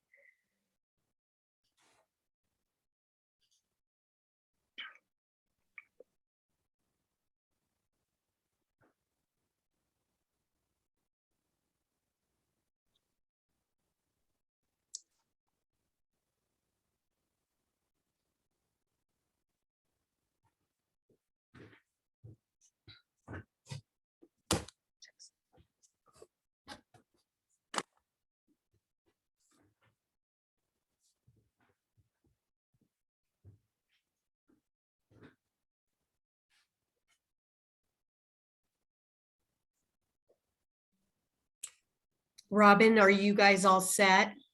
We're there. We're just figuring out. Great, Takeo's on now. So can I try sharing my screen? You betcha. And if you need us to start anybody's video or audio on this end, we can do that as well if anybody's having trouble with that. So should we mute until we're talking? That would probably be a good idea. We'll start just in about 2 minutes. Okay. I just wanted to, since I took everybody's break away, I thought I'd give them a couple minutes back. So. And then how does that look? That looks great, Robin.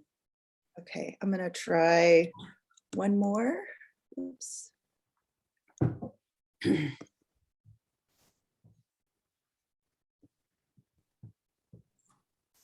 Takeo, could we go ahead and test your audio? If you want to unmute and say hello, we'll make sure we can hear you. Hello. Perfect. Awesome. Thank you so much.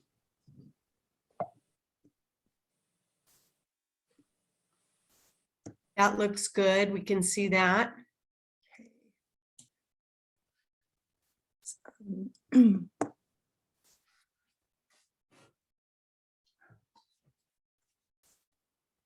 Okay, great. Yeah, that looks good.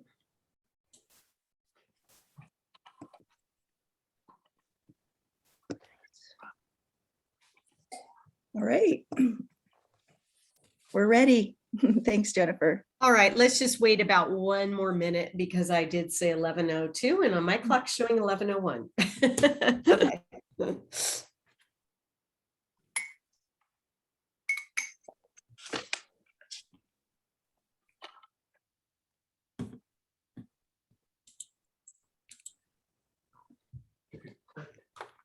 Your second page right in front of you on the keyboard, since you're not doing anything on the keyboard.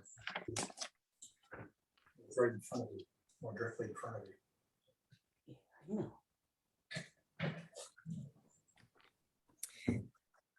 All right, let's go ahead and get started with our next presentation. I am showing that it's 11:02, not that I'm precise or anything. But our next presentation is Stakeholder Perspectives from the Japanese American Community. And we have several presenters, including Robin Achilles. She is the Executive Director of the Friends of Minidoka. And Robin, I'm going to turn it over to you and I will let you introduce your other presenters at the whatever time works best for you. So Robin, the floor is yours. Great. Good morning, everyone. Thank you so much for giving us this opportunity to speak with you today. I'm Robin Achilles, and I'm the Executive Director of Friends of Minidoka. And we are the philanthropic nonprofit partner for Minidoka National Historic Site. And let me start sharing my screen as soon as it seems like it's a little stuck right now. Let's give it a try. There we go.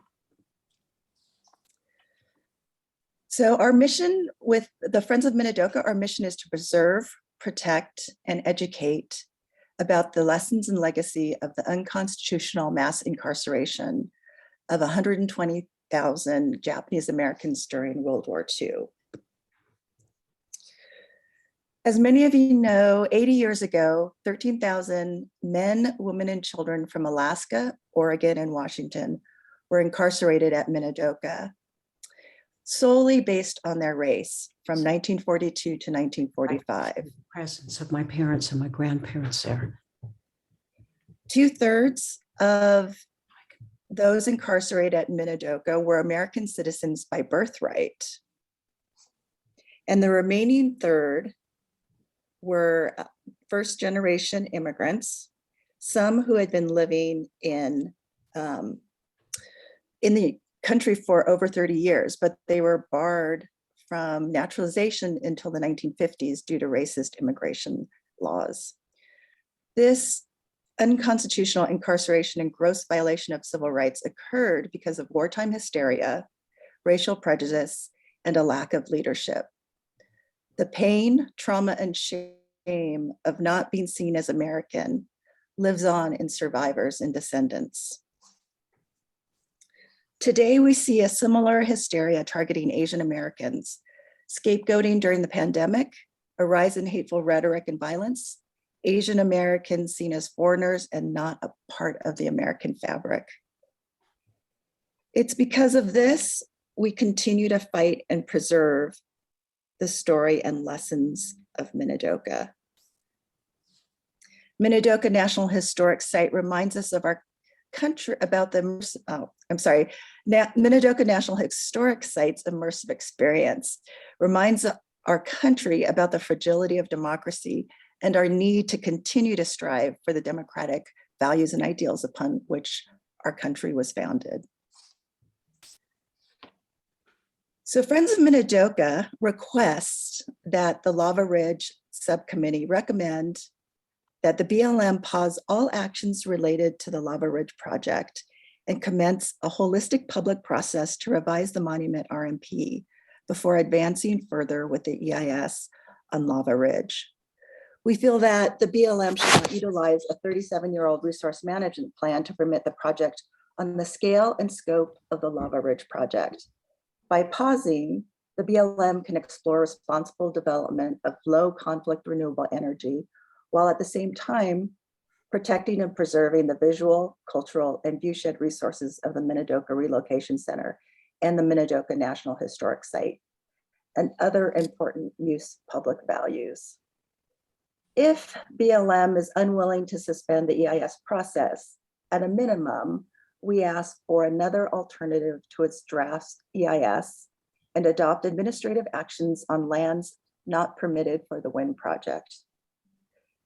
Tomorrow, we are submitting with over 60 national and local partners a letter with this request to the BLM, and we will share a copy of this letter with the subcommittee.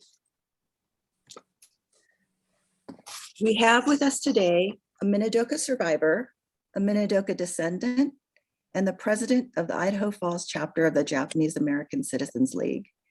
They will share with you the deep importance of preserving and protecting Minidoka National Historic Site. Our next speaker is Teiko Saito. Her remarks are titled, "My Birthplace, an American Concentration Camp." Thank you, Robin, for the introduction. And I'd also like to thank the committee for allowing us the opportunity to tell our stories and our thoughts.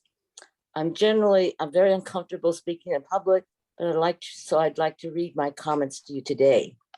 I'm one of the few remaining survivors from the Minidoka internment camp, and I would like to tell you why Minidoka means so much to me.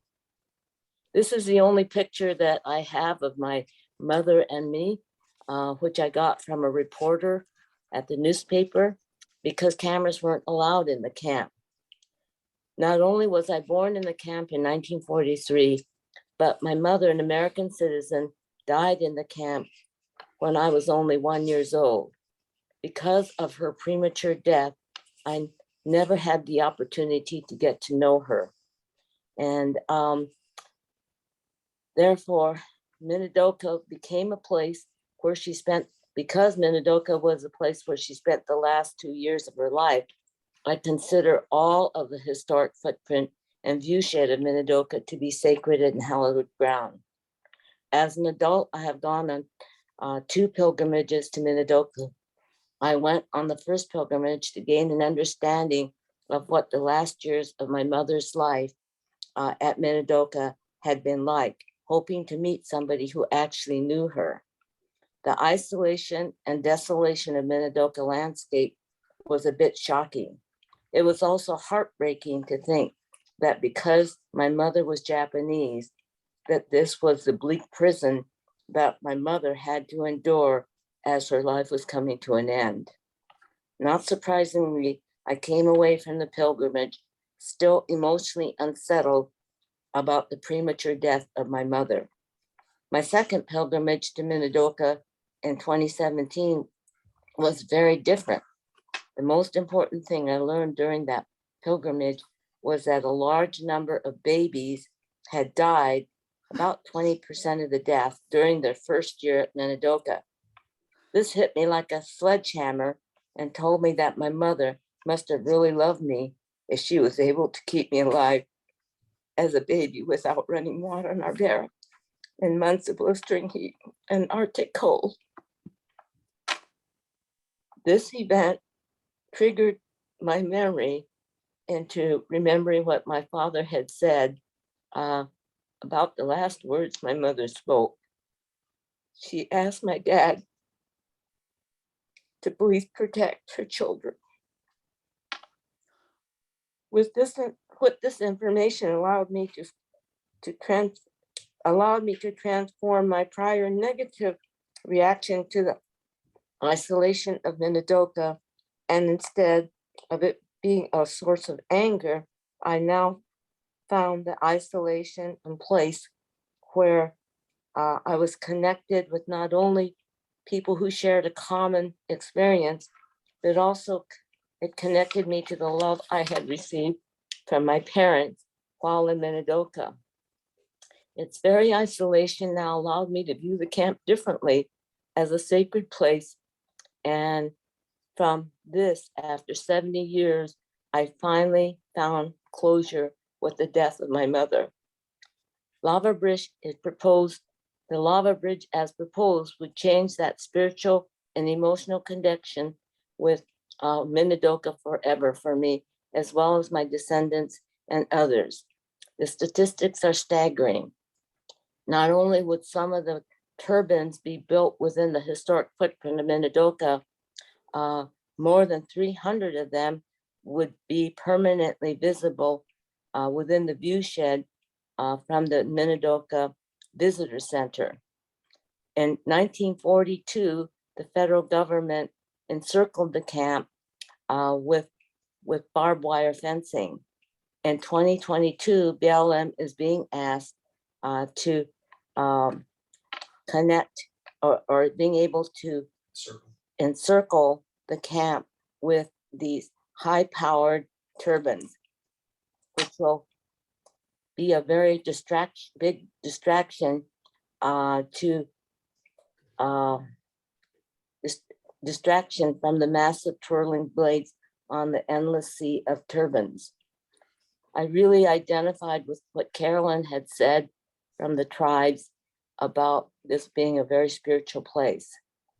I know that BLM is actively considering a range of alternatives in its environmental impact analysis at Lava Ridge, and I would urge the subcommittee to make 3 recommendations to BLM.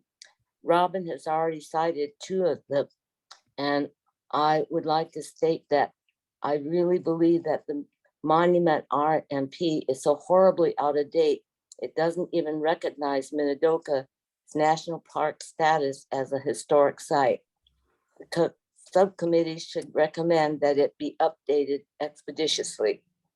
Secondly, I support the position that that you recommend to BLM to develop and analyze its environmental assessment with another more protective project alternative that would minimize Lava Ridge's adverse impacts on Minidoka to the maximum extent possible.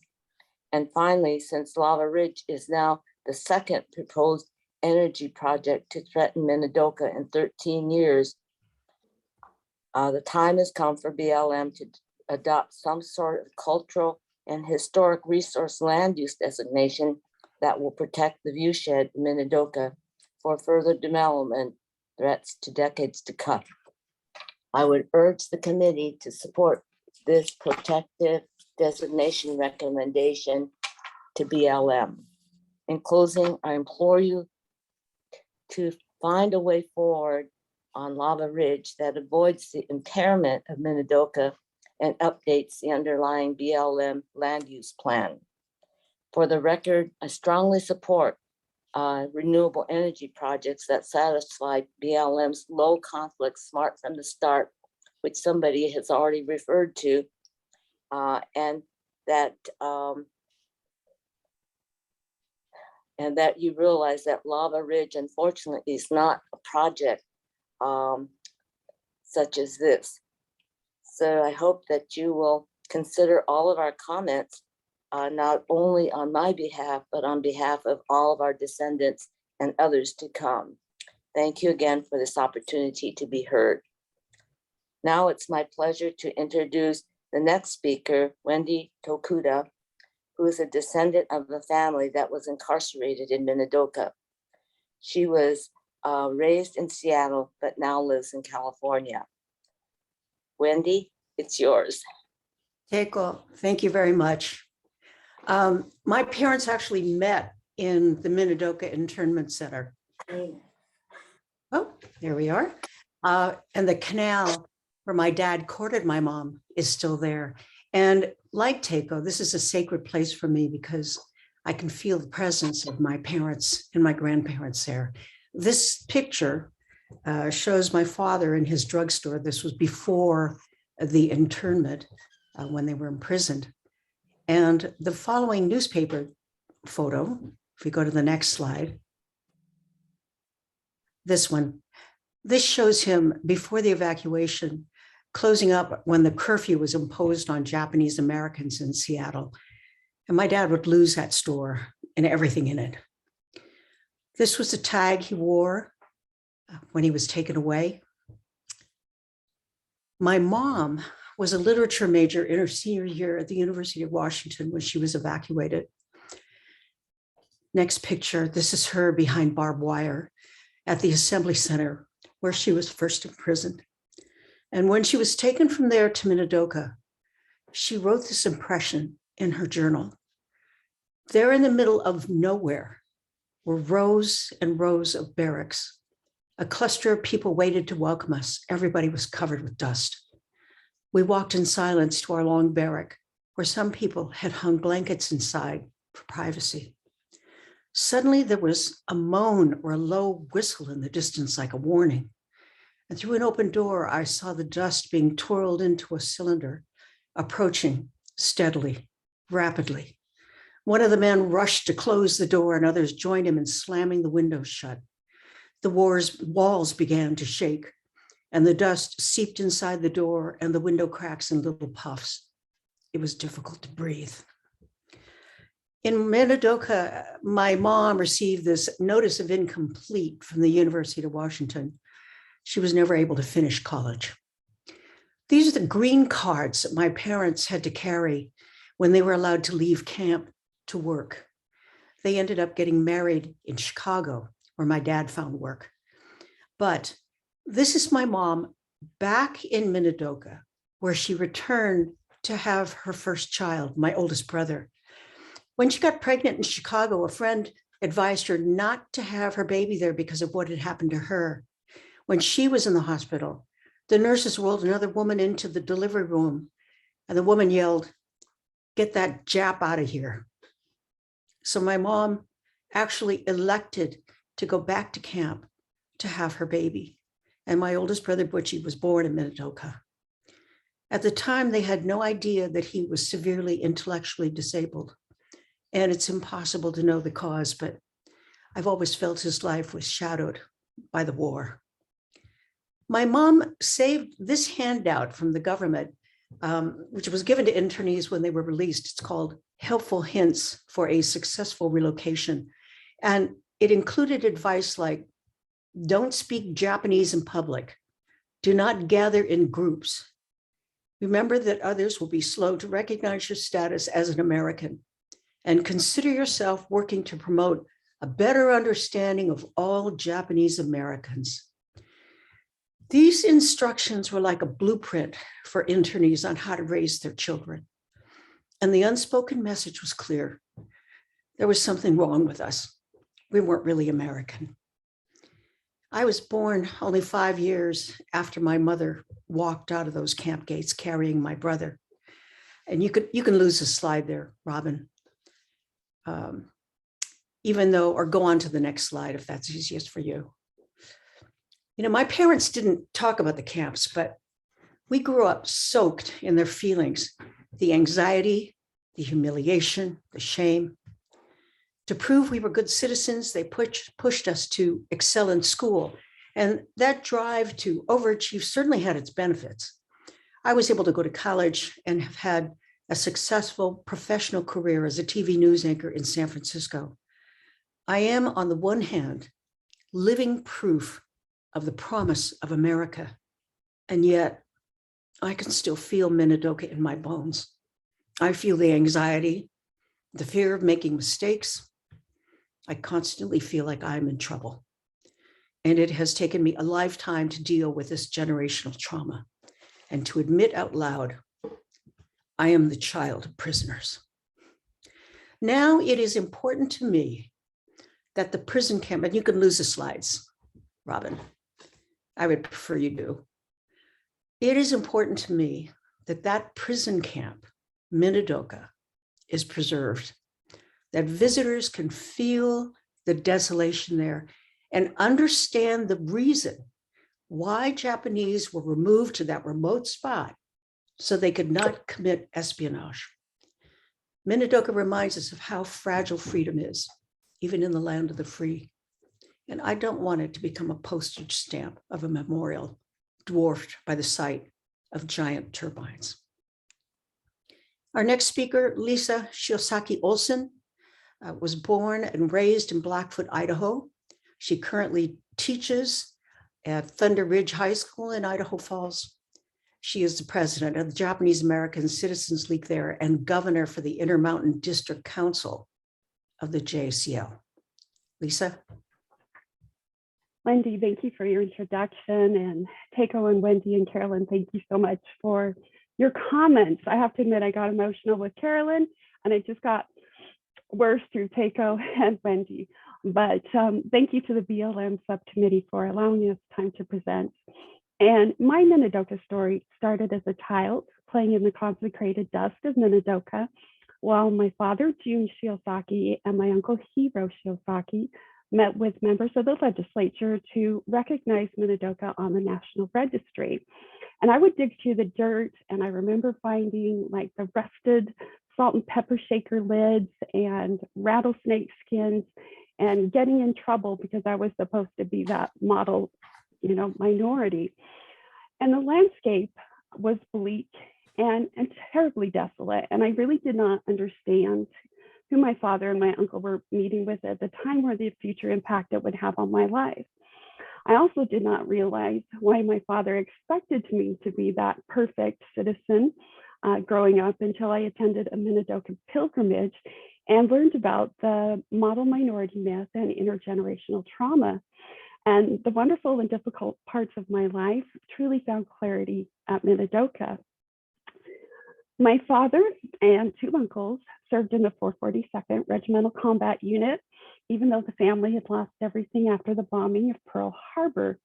My uncle Kokichi Kishi was incarcerated in Amachi, and they rarely spoke about World War II or the difficulties they faced, such as losing their housing, my grandfather losing his job as foreman and losing his pension, not being able to return to Japan to see their oldest daughter, who was left there and was being raised by family members. And it wasn't until my family received reparations in the second round that truly began to change. Then my uncle Hiro became a driving force behind recognizing Minidoka and preserving the JA story, while my father worked quietly in the background. My uncle Hiro traveled extensively and told stories of the 442nd and Japanese incarceration. He spoke to public schools, colleges, appeared on a PBS special, and attended multiple pilgrimages. He always carried educational materials in the trunk of his car, and he would hand these out to anybody that he would meet. And he even kept the shovel for the groundbreaking ceremony of when Minidoka became a National Historic Site. We recently went through an old briefcase that he used and found many of the materials that showcased his work over the years. To me, these documents are a precious timeline of his dedicated work to preserve the sanctity and the sacredness of Minidoka. And one of his favorite stories that I repeatedly heard him tell was of my grandfather Kiichi telling his three sons that they were Americans and they were to fight for their country. And if they had to die for their country, then so be it. He would rather they came home in a casket or a body bag than to dishonor their family or the country. And all three served honorably. My Uncle Hiro, and sorry, this does make me emotional, Uncle Mike were in the HQ company, and my father was a replacement for the 100th Infantry Battalion that rescued the Lost Battalion from Texas. My father would tell the story about soldiers holding on to each other as they scaled the mountain. And if anyone was shot or they fell, they had to die in silence to protect the rest of the soldiers. This is the only story that my father would tell, and I didn't know it was his story until last year when it was too late to ask him to tell me more. And we truly need to preserve Minidoka so others don't have to go through this and lose their history if we change Minidoka. Now, the steep love of country and willingness to sacrifice for the freedom of others is now a family legacy. 3 cousins served in the Army and Navy. I have a son-in-law who was a Marine veteran, a daughter-in-law that is an Army veteran. My Navy son, actually, I got a last phone call right when this meeting started at 9 o'clock from him because he is deploying again. And my Army son has served faithfully for years and just received his honorable discharge at the beginning of June for a catastrophic injury that he sustained while serving. I'm still telling the story because it is so important to me. And I'm talking to my students, to fellow educators, and working to protect Minidoka because so many fellow Idahoans do not know this history, and they don't know the history of the Japanese incarceration or the 442 and how it impacted Idaho. There is truly power in these stories. The words are sacred, and the stories must be told to preserve the past and protect the future. If the windmills at Lava Ridge are built, there is no reversing that action. Future generations will not have the opportunity to dig in the dirt and find artifacts in the entire area that was called Hunt Camp during World War II, and not just the area that is the Minidoka National Historic Site today. Those generations will not feel the bleakness and desolation or find healing in the quiet, dusty area that is Minidoka. Please protect the sacred area so this important part of Idaho and Japanese American history is preserved. Wendy, Robin, I think it goes back to you now. Thanks, Lisa. So in closing, we just want to emphasize, as you heard from all of our speakers, the important role Minidoka National Historic Site plays in reminding our country about the fragility of our democracy and our need to continue to strive for the democratic ideals upon which our nation was founded. Minidoka National Historic Site is a historic treasure of Idaho and of our nation that must be preserved and protected. Because of this, we ask you to recommend a pause in the EIS process so BLM can update its resource management plan. And if that cannot be done, then we request at minimum another alternative to its draft EIS and adopt administrative protections on lands not permitted for the wind project.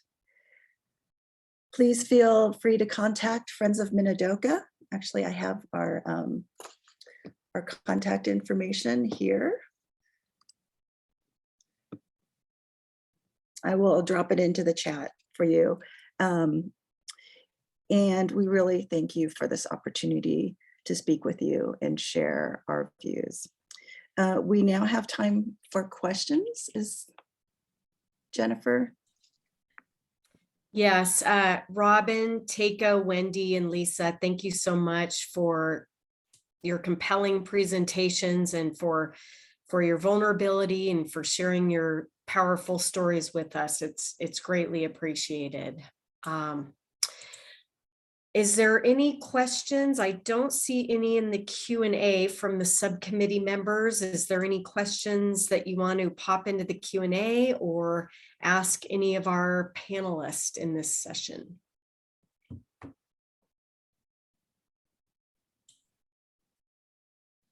Rico, Wendy, and Lisa, I just want to thank you for sharing your stories, for highlighting how important Minidoka is for us. And as Carolyn talked about her painful stories, this is an incredible, painful part of our history, our individual, family, and collective history. And we see Minidoka as a place for healing and learning. And we encourage the subcommittee to really consider your views. And thank you so much for your time.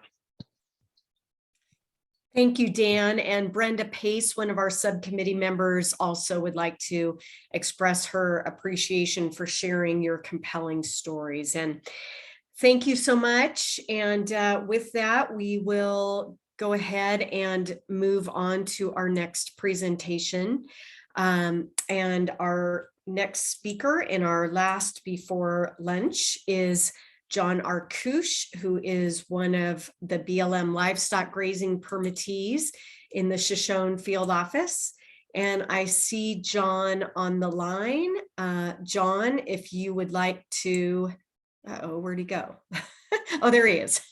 John, if you would like to unmute yourself and turn your camera on if you would like, then the floor is all yours. And John is going to talk to us about the livestock grazing permittees perspective. Okay, can you hear and see me? We do. We got you loud Okay. and clear. Thanks, John. Great. Okay, thank you. Thank you for the opportunity to comment today. I know this has been a long process. And you folks have put a lot of time in listening to a lot of different perspectives, and I appreciate you listening to mine today. I'm John Arkush. My family's been running livestock on Star Lake allotment since the 1930s, starting with sheep and changing over to cattle.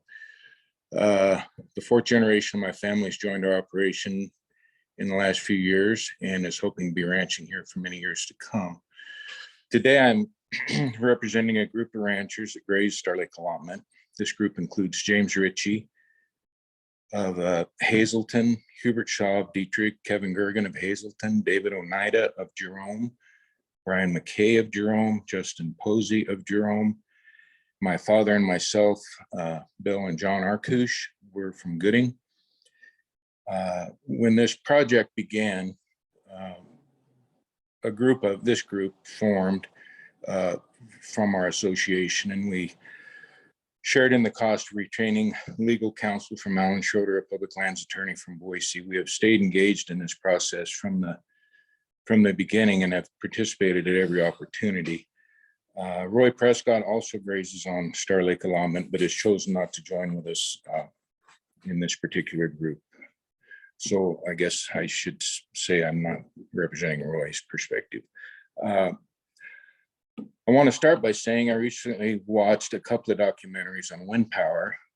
Michael Moore's Planet of the Humans and Tucker Carlson's Blown Away, The People versus Wind Power. And when Michael Moore and Tucker Carlson can come to the same conclusion that wind and solar are not the answer to our climate problems, it must be bad. Anyway, that's what it appears to me. And I think that a good share of the Americans and the Idahoans in this valley anyway would tend to agree that this project's not the answer to our problems. Anyway, I'll go to the grazing. That's what I'm supposed to focus on today. So I'll start with some of our concerns as ranchers. And I know you've heard all these numbers and you're probably getting tired of hearing them, but this project will create about 380 new miles of road on the allotment, or at least in the project area, I guess, over all of the 3 different allotments involved. And the roads must be built to accommodate delivery of 280-foot turbine blades and support overwidth and overweight loads through all seasons. These type of roads, that's a football field long for one turbine blade, nearly a football field. So there's going to be a lot of leveling. It's very uneven terrain. It's going to be sweeping curves and leveling, and these are going to be pretty significant roads. And there's going to be quite a lot of blasting and land disturbance, I would imagine, that accompanies that. These roads will dissect our existing pastures with the main roads, all the roads will dissect our existing pastures, but the main roads, they've proposed fencing with 89 miles of new permanent fencing along both sides of 45 miles of the main access roads. New fence additions along the access roads will effectively split 8 of our existing pastures into 18 new pastures. These fences and roads will isolate our water systems. There'll be places where there's feed with no water. There'll be just a lot of barriers for our livestock. It's very hard to manage pairs, and we run pairs on the Star Lake allotment. Everyone runs, right now anyway, runs mother cows with babies. And you got to keep everybody together and everybody with their mother. And when you split these pastures into smaller areas, and they say they'll redo our water systems to water these isolated parcels. But right now we've got a very good pasture rotation system. We've got really well thought out pasture division fences. And this is going to just fracture our whole management and rotational system and make it very, very difficult to manage pairs. The more gates, the more difficult it is. More roads and more gates and more people mean more potential problems for ranchers. You know, it's sad to say that the more people, well, we support multiple use and like people coming out to hunt and enjoy the area. When you put that many more roads, it will increase traffic a lot, and there'll be more, I'm sure there'll be more conflict that comes with that. There's also 280 miles of power lines proposed, interconnection lines for this project. That's quite a lot of disturbance also. A big concern we have is LS Power has said there will be 2,200 vehicles a day traversing the site. That's going to create a lot of dust, could potentially create health problems for the cattle. Collisions with livestock is a concern. We've asked LS Power not to fence those new access roads if this does ultimately get built, because of the reasons I stated before. So if we do end up with these new roads without fencing, then there's the livestock collision problem we have to worry about. And then they say they're going to build this in 2 years, and I think they're talking about year-round construction. And in the wintertime and early spring, a tremendous amount of damage can be done out there with wet conditions. And so that's a big concern. The Star Lake allotment over the years has spent, I tried to get the number today, but the guy that has the numbers is gone right now, but well over $1 million on 5 wells, 100 miles of pipeline, 60 troughs. We have good seedings. It's a very well watered allotment. Nothing, we need nothing out there. It's a very well managed and well maintained allotment. All our improvements are well maintained. LS Power admits there will be damage to our water systems due to the heavy traffic and construction activities. And they say they will install all new water systems, which is fine. Our water systems we have now are fine. We don't need new ones without them.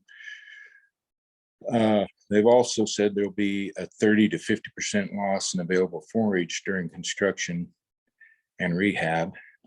They say the construction is going to be 2 years, but then they've also said it may be longer, depending on when they get their power contracts. So we're wondering if it's going to be 2 years or 10 years. And during this construction, unreliable water, I think, would be a big, big concern, because with all this going on out there, I don't think, with them trying to get their project built and get things done, I'm just afraid that our water system is going to fall through the cracks and not be maybe monitored and maintained like it needs to be to have reliable water. So I'm really fearful that we would maybe not be able to graze many cattle at all out there during construction, and maybe none. The only really truly reliable water we would trust on a 100-degree day would be the Gooding Wilner Canal, and that just runs along the edge of one side of the allotment. So that's a concern. They say that they will provide us with alternate feed at during construction, but to date they've not identified any place for us to go. And just some numbers to our real concern is there is nowhere to go. It's very difficult to find extra feed now. And our concern is that with Lava Ridge and Salmon Falls, there's going to be 66 different permittees with those two projects affected by the construction in the next few years if they're ultimately approved, and over 100,000 AUMs will be affected. Now, to what extent we don't know, but they've admitted a 30 to 50% effect. So that's a lot of feed to find, and then waiting in the wings is a Taurus project, which will affect another 17 allotments between Gooding and Shoshone and back toward Dietrich, which that's just from the map that they've put out, the project area they are proposing. I think it's 56,000 acres on that one.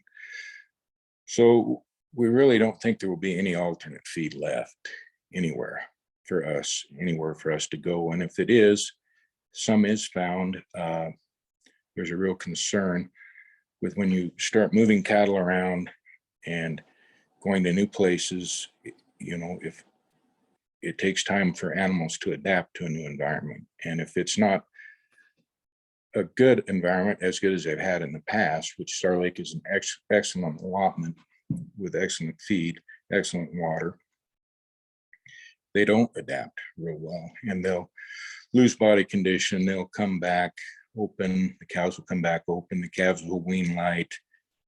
There's just really a lot of concern with going to a new place, even if one can be identified.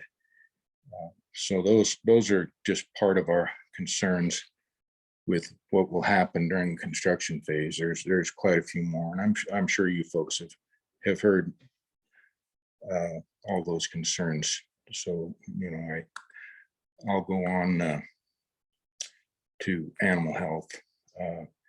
So if this takes 2 to 10 years, I'm not sure what it's going to take, but if it takes 2 to 10 years, we really don't know what the effect of the turbines will be on the animals. I mean, people talk about the noise and the EMFs. I really don't know about that. You can find anything you want on the internet, both negative and positive. So that's just a wait and see sort of deal. But I do know that the tangible effects are what I was talking about earlier. The relocation and transportation is expensive when you start moving cattle around and to new places, and it's going to affect weaning weights and body condition and breed back. So during the operation phase, once it's built and rehabbed and we are given back whatever's left of our allotment, we will go back to a different landscape, a different looking area. And one of the big concerns we have, our group has participated in the RFPA, Rangeland Fire Protection Association. We provide equipment and bodies to fight fire. We partner with the BLM. We work well with BLM to try to take care of these allotments and protect them. And one of our big concerns is that with the windmills, we're going to lose part of our ability to combat wildfires through the air tankers that drop fire retardant. It's going to be very difficult for those guys to operate in and around these turbines if they can at all. I'm not sure what their capabilities are, but there will be a lot of obstacles. And on a smoky, hot fire, I really think that that's not going to be an option for a lot of these areas. And they've stated, LS Power has stated that their network of roads will help control fires. And that may be true to some extent, but the fact of the matter is, on a windy day, we've seen it 15 years ago in 2007, I believe it was, we had the Red Ridge Fire. And it started kind of on the northeast toe of Jerome Butte, And I was in Sand Butte, another allotment near Notch Butte, moving some cattle around. By the time I got back to my trailer, got my horse loaded, and went back to the Star Lake allotment, the east edge of the Star Lake allotment, the fire was just coming across Gooding-Milner Canal. And the Gooding-Milner Canal is a very formidable fire break. And it jumped that canal in several places that day. And it was just a matter of an hour or two from Jerome Butte to it had burned nearly to the top of Wilson Butte within a 2 or 3 hours. And then the wind changed direction and it went back to Shoshone and crossed Highway 24 and Highway 93, burned down a barn in Shoshone. So fire is very volatile and it's a very big concern. And with the increased traffic and these wind turbines, I don't know how prevalent it is, but you see wind turbines start fires when they fail. They can start fires, but I know what really starts a lot of fires is people, and there'll be a lot more traffic. So the fire suppression is a big concern for us during the operation phase and even during the construction phase. That's something I didn't mention before. We're worried about permanent loss of AUMs after all the dust settles and we see what we have left. We fear there will be some loss of AUMs. Decommissioning is a worry. They put up a bond for decommissioning, but where will all that stuff really go? You see a lot of turbine blades just being buried in the desert in Wyoming. I hope that isn't the fate of the blades here, but it very likely could be. I don't know how long I've talked. I'm not real long-winded, but those are some of our concerns. The destruction that this project will bring to the landscape of Idaho and to the wildlife and to the existing businesses, I don't think it's worth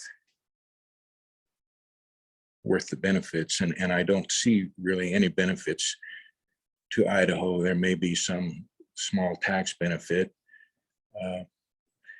and I'm not sure that a lot of that proposed or predicted tax benefit might evaporate once the project's built and the numbers are readjusted. I don't know. But the destruction to our state for a project with a 20 to 30 year lifespan, it just doesn't make sense to me to go forward with this project. And I would ask, the best outcome for us as ranchers would be a no action alternative. But if we can't get a no action alternative, I would ask that the BLM take a pause as the Friends of Minidoka have asked, and really consider the effects to our state and the people of our state. I know we're studying the wildlife and everything. LS Power's solution to everything is we're going to mitigate you. We're going to give you money. Well, we don't want money. We want to continue to operate, support our communities, be good neighbors. And I think we have been over the years. We've been good stewards. We've taken care of the land. We've worked hard to improve it. We embrace multiple use. I think there's a lot of value in what we have here now, and I'm afraid we're going to erode that value if we go forward with this project. I don't know, I wish I had more to say, but that's just kind of long and short of it for me. So I don't think I used all my time, but I'd be glad to answer questions if I can. Thank you, John. Again, really appreciate you as with the two previous panelists for sharing your personal story and in such a compelling and powerful way. Really, really appreciate it. I see that Commissioner Schenk has his hand raised. So Commissioner, you can go ahead if you've got a question. Thank you. John, thank you for the information and the detailed effects that this would have on your operation and those others that were in those allotments. There has been a lot of information, a lot of different things put out there as far as different people being affected in different ways. And I've heard it in the letters and I've heard it in the personal comments. This is the first time that I've been made aware of that they were going to fence off the main roads. Can somebody reconfirm that? I know, John, you've stated that, and it's true. When did that come in? Has that always been there from the very start, or is that a new development? That was part of a mitigation plan that they came up with and presented to us. It included fencing the roads and installing new water systems to service all these 10 new pastures that they're going to create. And so it really would have been detrimental to our allotment, the way it's laid out and the way we've fenced our pastures and you know, we've been at this for a long time. And when I was a young man out there, all these cattle, 3,000 head, all ran together and they mobbed from one place to the other, and there was dust and there was, it wasn't real organized. But over the years, we've split into 3 bunches. We've divided our pastures up in manageable areas. We've done fencing and developed, since I was a kid, 60 troughs. There was hardly anything out there when I started. And so these fences would just really disrupt, you know, the last 50 years of planning and advancement for us. It would, and create a lot of small, you know, inefficient pastures. And so anyway, it was a short question. I should give you a short answer, but that's where the fencing, they proposed that. And we rejected the fencing idea along the roads. We told them we'd rather take chances with trying to implement a speed limit if they were going to do that, and take chances with hopefully the cattle wouldn't get hit. So that's the answer I've got. If somebody else has more, go ahead. Thanks, John. I see that Garrett's got his hand up. Garrett, you can go ahead. Hey, thanks, John, for the presentation. This is Garrett Visser with Idaho Wildlife Federation. I'm going to kind of piggyback off of the commissioner's question about fences. Obviously, we share concerns about the potential increase in fences.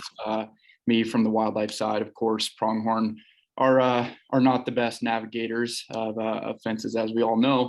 Not to put you on the spot here, but do you have a sense of the current, I guess, mileage of fence around the Star Lake allotment in total, and what in total that would look like? How many X-fold increase in the amount of fencing that would look like if the Lava Ridge, you know, project were to move forward? Do you have anything on that? Well, I did look at that proposed mitigation plan this morning, and I tried to, I could probably pull it up again, but it was 89 miles of fence on the Star Lake allotment alone.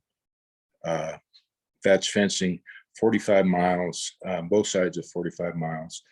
And then they are proposing 120 something miles of temporary fence around construction sites, which I guess would consist of electric fence, which don't really work out there. At this time of year, there's no moisture on the soil surface, and electric fence really aren't effective with cattle unless you have a 2-wire fence with one ground and one hot. So anyway, that's what I know about fence. So I would imagine Milner and Sid Butte would get their well, they do. There's on that list, it said how much, but I didn't really pay attention for those other 2 allotments. Thanks, John. Appreciate it. Yeah. All right. Do any of the other subcommittee members have any questions for John? I don't see anything in the Q&A or the chat. Again, you can, Brenda says, thank you for sharing, John.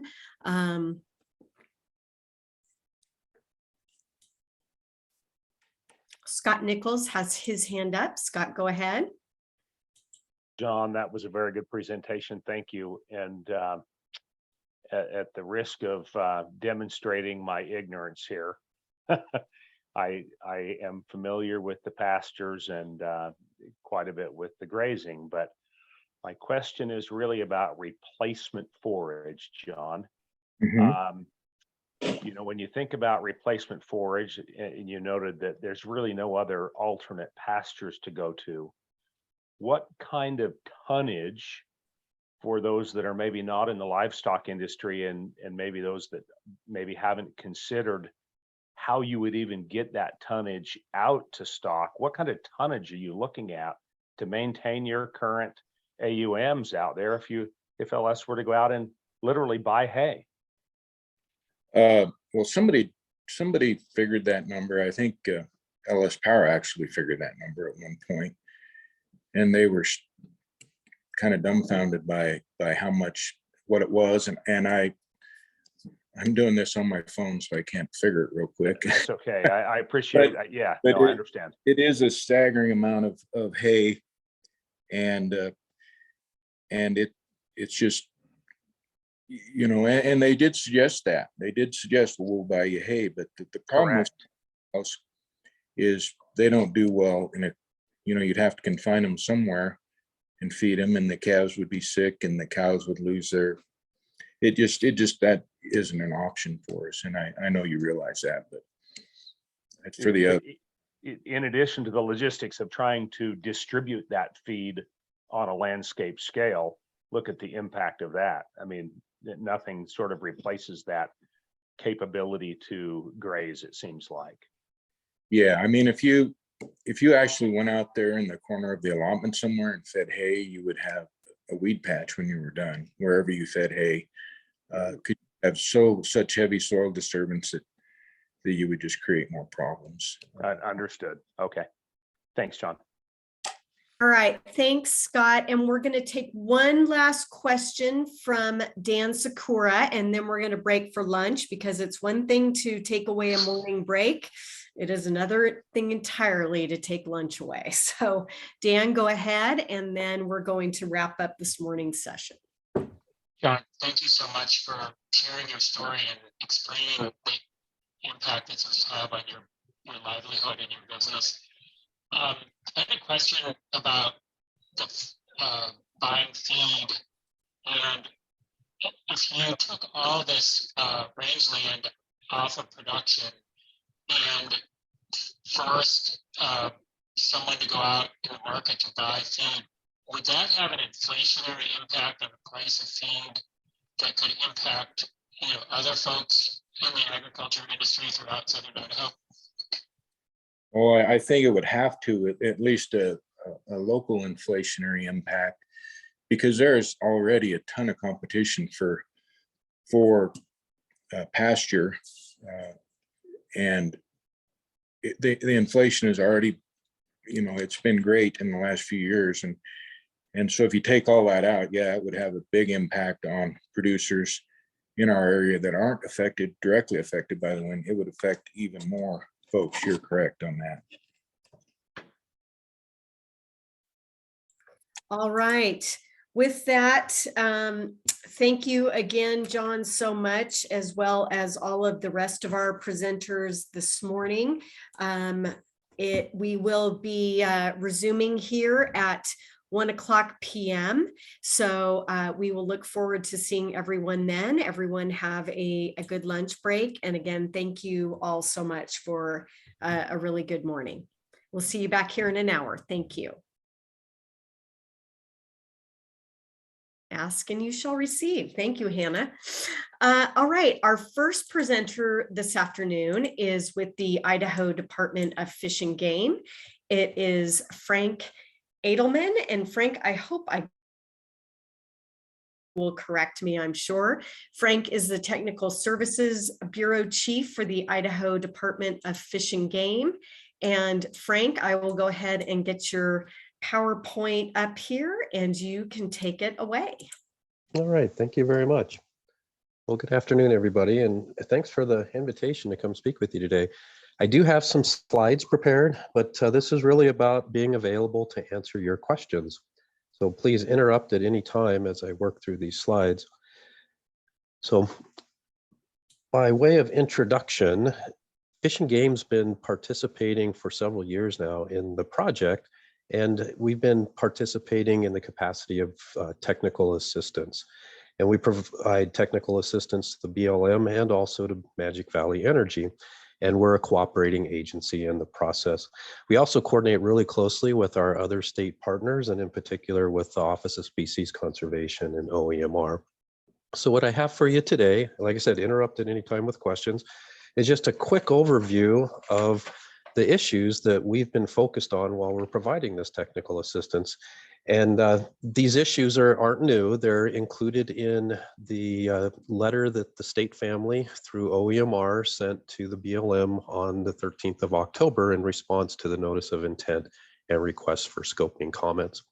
So please advance the slide. So what I've done is taken that letter and just put in some bullet points to summarize them quickly. And what I'll do is just run through them, and again, stop at any point with questions and give a quick overview of some of the key issues that we've been providing that technical assistance around. So the first one, no surprise, is sage grouse. There are 3 occupied leks within what was the original footprint of the project, and that's changed over time. And I'll show a map in a few minutes of where those leks are relative to the project. But the main issues that we were focused on around a project of this size in that area with occupied leks is disturbance and displacement, and that can affect lekking. We're also fairly confident there's a wintering population there. So we were concerned that it could disrupt the wintering population. And then also there are other leks to the north and northwest and to the northeast. So we were concerned that perhaps the project could interrupt movements between those leks or among the leks and some connectivity for a larger population look. Next is habitat loss, and primarily around sagebrush habitat. So sage grouse need sagebrush, and we know the area has experienced a lot of burns, so losing sagebrush more would be a concern for sage grouse. So the conversion of sagebrush habitat to something else, and in particular to weeds, and then that creates more opportunity for wildfire, as there was a wildfire there not too long ago, I think a week or 2 ago now. And anyway, it creates this kind of vicious cycle where the more weeds, the more fire, the more conversion to something other than sagebrush. So habitat loss is definitely something that we thought needed to be considered as the project was being evaluated. The other area that we've been providing some technical assistance around is around mitigation. And this is in close coordination with the Office of Species Coordination or Species Conservation. The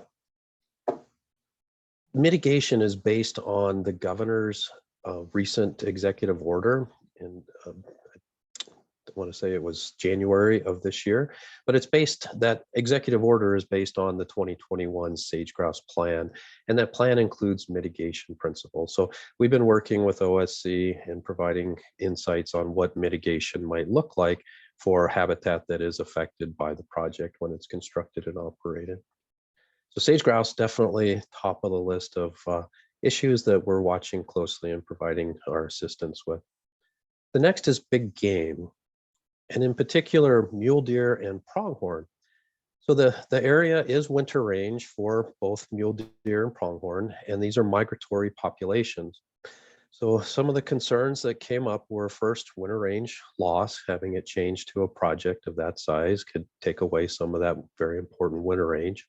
Also migration, and I'll show a map in a little bit of what we're doing to try and understand migration routes for both deer and pronghorn. And then some other things are around fences. Also, the concern could be raised at some point with traffic. If traffic starts to become quite a bit more intensive, especially with a migration route, we'll be concerned about making sure that there are ways to deal with the traffic. So similar to sage grouse, sagebrush habitat is really important for the mule deer and the pronghorn's winter range, and the same kinds of issues that I described around converting sagebrush, creating more weeds for cheatgrass in particular, and then wildfire and that cycle continuing. The area that we've been thinking about for mitigation and having some conversation with BLM and a little bit with the proponent is what to do about these potential effects to deer and pronghorn. And they fall into a couple of categories. One is avoidance and the other is minimization. And that would be with best management practices. So some of the things for mitigation for deer and pronghorn is just trying to figure out how to site the project that might reduce the effects on the winter range and in particular sagebrush habitat. And then for minimization, a lot of it's around the construction period, and especially during the winter time when the animals are on that winter range, and traffic and other kinds of activities that are happening at that time. And then later in the future during operation. We don't have a compensatory mitigation approach for big game, so that's a bit different than sage grouse. So I'll just pause for a second there and create an opportunity for any questions. Anybody has one? Okay, hearing none, let's move on to the next slide, which is birds and bats. So with wind projects, there are typically a lot of concerns around birds and bats, especially migratory birds and bats. And it creates an issue around disbursements and displacement, like similar to what we're talking about with the deer and the pronghorn. If this is an area that they tend to normally move through, having a project there means that something's going to be different. They'll have to deal with that. Also, there's some habitat issues around nesting and foraging. And one of the issues is, I believe, already been resolved around an eagle nest that was in the area. So similar to sage grouse and big game, habitat loss, in particular sagebrush habitat in that environment, and then that cycle that we talked about where weeds and fire tend to perpetuate once the sagebrush is gone. The other is mortality. And so this is something that comes up in just about every wind project, and that is that bats and birds can fly into the turbines and kill them. And so that's something that I expect we'll hear more about as the project progresses and we learn more about what the expectations are as far as how the project might affect birds and bats migrating and also foraging in the area, and what kinds of efforts might be to offset those. The other is power line collisions. This is one that I'm concerned about, but for the most part, there's really good industry standards to deal with collisions and electrocutions. So that's just something that we want to make sure is considered as the project's being designed. So I mentioned mitigation. One is avoidance. And as I said, at least one eagle nest was identified in the area. And my understanding is that the facility has been adjusted to avoid that nest. The other is minimization, and this has to do with things like siting to avoid sagebrush habitat, try and keep what's still there in good shape. And then operational measures around mortality. And this is an area that gets a lot of discussion, but typically there are not a lot of ways to deal with that.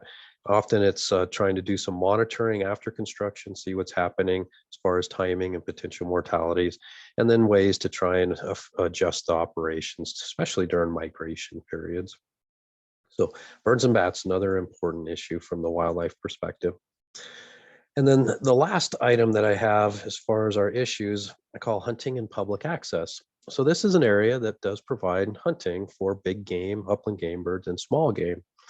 The hunting opportunity consists within the project area immediately consists of 3 of our game management units, 53, 52A, and 52, if I remember right. But being a migratory population, this means that wintering population also affects other hunting areas. And in particular, these animals, and I'll show you a map here, these deer and pronghorn migrate north, a little northeast, and also northwest, and move into other big game hunting areas, unit 43, 44, 48, and 49. And we have some telemetry data that I'll show you that illustrates that. So the other concern from fish and game perspective is how the project might affect hunting, not just in the project footprint, but also beyond that, as far as where this wintering population moves and is available during other parts of the year, especially during the fall hunting season. Okay, so let's move on to the next slide. And this is that map that I mentioned.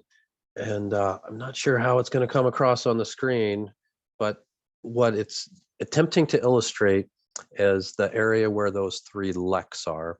And probably look to the left side of the map in particular, where it shows the corridors, siting corridors for the project infrastructure. And then there are the blue circles. Those blue circles are around the occupied sage grouse leks. There are 3 of them. 2 of them north of Highway 24, and then 1 that's to the southeast, kind of in that slot between private property within the project footprint. And this is an example with those buffers of where avoidance measures have already been put in place during the design. And these are, I believe they're 3.2 mile buffers that the BLM established, which is a standard buffer distance to protect those leks. So that's a measure that's already been put in place. So next slide, and I'll spend a little bit more time talking about this, is around the deer and the pronghorn. So one of the concerns that we had around the deer and the pronghorn is that we didn't really have a lot of site-specific information. And in fact, we had been conducting a telemetry study on pronghorn on Highway 20 with the expectation that these animals that summer on the Camas Prairie will move down to Gooding. Well, we captured animals on the summer range, and some of them actually decided to go to the winter range that we're calling the Owinza winter range within the project footprint. So we learned that there is a migration route there. We also had some information on deer and thought, well, let's get some more callers out on deer to see what's happening relative to that Highway 20 project. And the deer ended up going in that direction too. So we thought it's a great opportunity to try and get more information about this migratory deer population of migratory pronghorn. And we've started a study to do that. So going to the next slide. This is a map of our migratory pronghorn that have actually had the routes with enough telemetry data to be mapped statistically. And so this map extends from Owinza on the far east, which is the pronghorn migration that goes down to the project area, and then to the west that goes over to Mountain Home. And so there are multiple migratory pronghorn here. But what's really interesting is that the Owinza route on the far right, and then the center route, which is a combination of our Gooding population, they winter in Gooding, but then they summer on the Camas Prairie. The Owinza winter population and the Gooding population mixed together during summer. And so that's how we ended up catching some of them on the summer range with our Highway 20 project, and they turned up over on the Owinza side. We had enough data from those pronghorn, there were 11 of them, that we were able to map the route. So if we go to the next slide, we'll zoom in on that Owinza route. And so the project area is in the southern end of that migration route. And something to note is that the route is where the animals are spending time during their migration period. They then spread out during the winter onto the winter range that extends all the way down to the interstate, especially in a harsh winter. So this is just how they're getting between the 2 summer and winter ranges. So envision a bell at the southern end, and then for winter range, and a bell to the north for the summer range. And they move a fair distance, so average 57 miles, but all the way up to 100 miles. So these animals can cover some range. They're migrating primarily at the middle end of March in the springtime, and it takes a little over a couple of weeks for them to get between from winter range to summer range. And in the fall, on the return trip, they're migrating during the first half of November, and takes just a little under 12 days. So one thing to note is that this is based on a small sample size so far, but we are in the process of building that sample size, and we've been capturing more pronghorn. So this past winter, we put out 11 more callers on the winter range. So hopefully we're going to be able to fine tune over time this migration route. The other thing to note is that we're not just looking at mapping the migration route before the project. This is an effort that we're attempting to have continue. So we're looking at pre-project now, continue through construction, and then post-project to get a better understanding of what the full effects of the project might be on pronghorn. So going to the next slide, let's talk a little bit about mule deer. And so this map's going to look different because we don't have a statistical migration route mapped yet. We haven't had enough callers on the air to do that. So to date, we've had 10 callers out before this winter, and then we had a significant effort this year, and we were able to get out. Let me verify here. We got another 21 mule deer callers put out this winter. And so we're tracking those right now. And that's why I have those to be determined on the statistics. In time, we hope to fill this out, this information, once we collect enough data on the mule deer to be able to have some statistical validity. But the map on the right shows data from 2021 as far as the locations during migration. And as you can see, they move all the way from the southern end near the interstate during winter up to the, some of them go all the way up to the Ketchum area in the summer. And the deer are making a similar movement to the pronghorn. So I suspect that they're moving in a very similar way as far as the terrain, and maybe even moving with the pronghorn. We'll see. So if we go to the next slide, you'll see the data this year. And if you look to the southern end of the map, you'll see a large cluster down by the interstate towards Twin Falls, and that's where we captured them on the winter range. And it was a fairly decent winter this year, so a lot of the animals were pushed all the way down to the southern end and bump up against the interstate. And then through the spring, and you can see some of those April locations, they were already moving back up onto the summer range. And some of them we expect will continue, like I said, all the way into the Fairfield area, up over the top, perhaps into Unit 43 and the into the Smoky Mountains. So these deer cover some country. So that's a quick snapshot on the data that we have collected so far. As I mentioned, we're hoping to continue to monitor radio collared deer and pronghorn for the next many years as we learn more about how this project and projects like it might affect the deer and the pronghorn, and in particular, inform ways that we might be able to avoid or minimize those impacts, and see how the animals adapt to the project. So really going to be an exciting and interesting project to follow.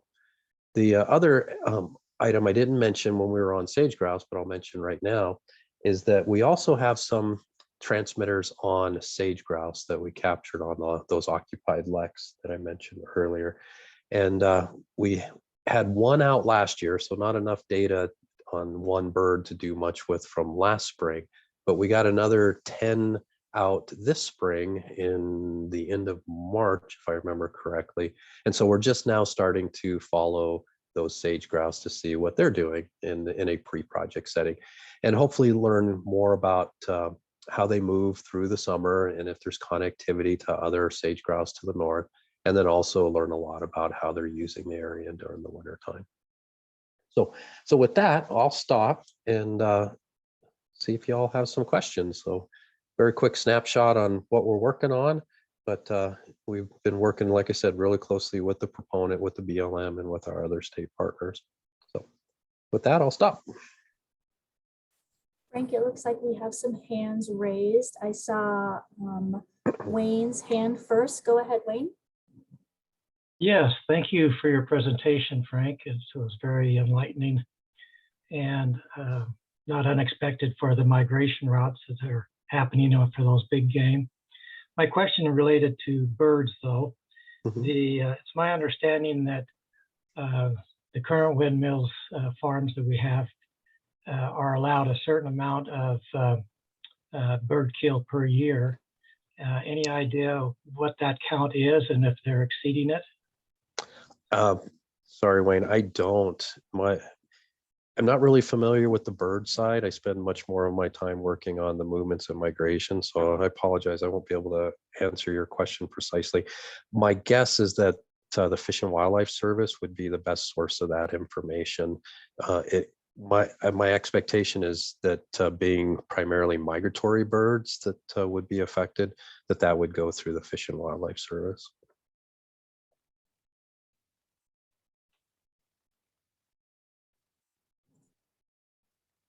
Awesome. It looks like Garrett's hand is up. Go ahead, Garrett.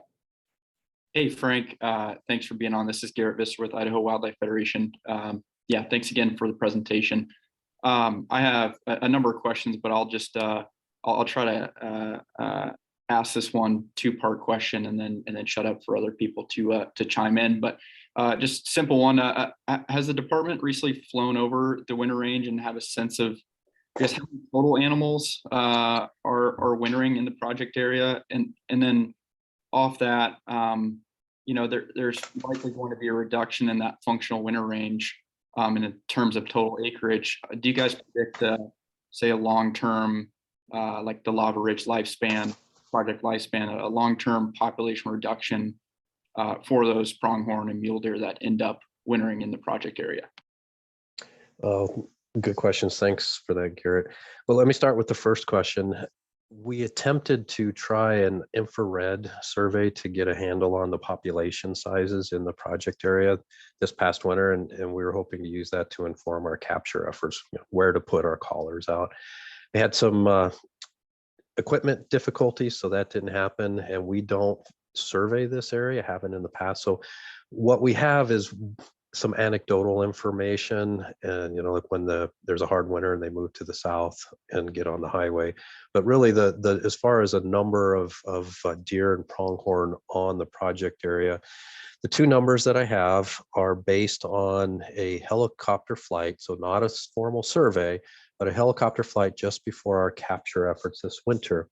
And the capture team wanted to get out and see where the animals were so that they could focus their capture. That flight, and as I mentioned, the deer and pronghorn were concentrated to the south end of the winter range, came up with about 1,500 mule deer counted and between 350 and 400 pronghorn. And our biologists in that area mentioned to me that the pronghorn were really bunched up tight, so they had a tough time getting an idea, but the number they landed on was somewhere between 350 and 400 pronghorn on the area. So second part of your question, and that is what we might expect for the population long term, and we don't have any estimates. The study that we're conducting, it's a study that is designed specifically to look at a project before, during, and after. And what we're hoping is to get an idea with actual empirical data on what the effects might be long term, because we're not really sure. There will be a footprint size of the project lost to habitat. How is that functionally going to affect the population? That's what the project's hopefully going to give us an idea. Also, we're interested to see if it changes migration patterns, and if there's some displacement. So if we have collared animals that end up moving and going to a different location. There's not a lot of extra winter range around, so not sure how that's going to work out. But at this point, that's exactly what our project is hoping to inform us about, is what we can actually expect long-term from this project for pronghorn and mule deer. So did that answer your question? Did I get both parts? Yeah, thank you, Frank. I've got another question, but I'm going to hold off. And if there's any extra time, I'll answer it at the end. Okay. Thanks, Garrett. Looks like Brenda has her hand up. Go ahead, Brenda. Thank you, Hannah. Thanks, Frank, for the great information. I am curious about bats, and particularly about hibernating populations. Have they been addressed in your analyses or in the analyses that you suggested that the BLM and the power company pursue? I'm just curious about the range of potential habitat for hibernating bats out there and whether it's being addressed. Yeah, well, thanks for that, Brenda. Again, not the best person for a bat question. It is an issue that was raised, as I mentioned. It was included in our comments that were captured in the OEMR letter for scoping, and it has been addressed in the early work that the BLM is putting into the draft EIS. The extent I can't say, I haven't reviewed it myself, so apologies for that. But the issue was brought up and it is being addressed. And I would have to wait to see what the estimated effects are. There are caves out there, I do know, so bats are definitely a concern and it's been raised. And there are also migratory bats that potentially move through the area. And we have a couple of really good bat biologists that have been engaged in the technical assistance phases of this project and visiting with the BLM folks. So stay tuned, I guess I would say. Okay, that's great. Thank you. Thank you. And Shauna, let's go on over to you with your hand raised. Yeah, thank you. Hi, Frank. Hi, Shauna. Do the wildlife species, the deer and pronghorn, I would assume they share the same grazing areas as the cattle.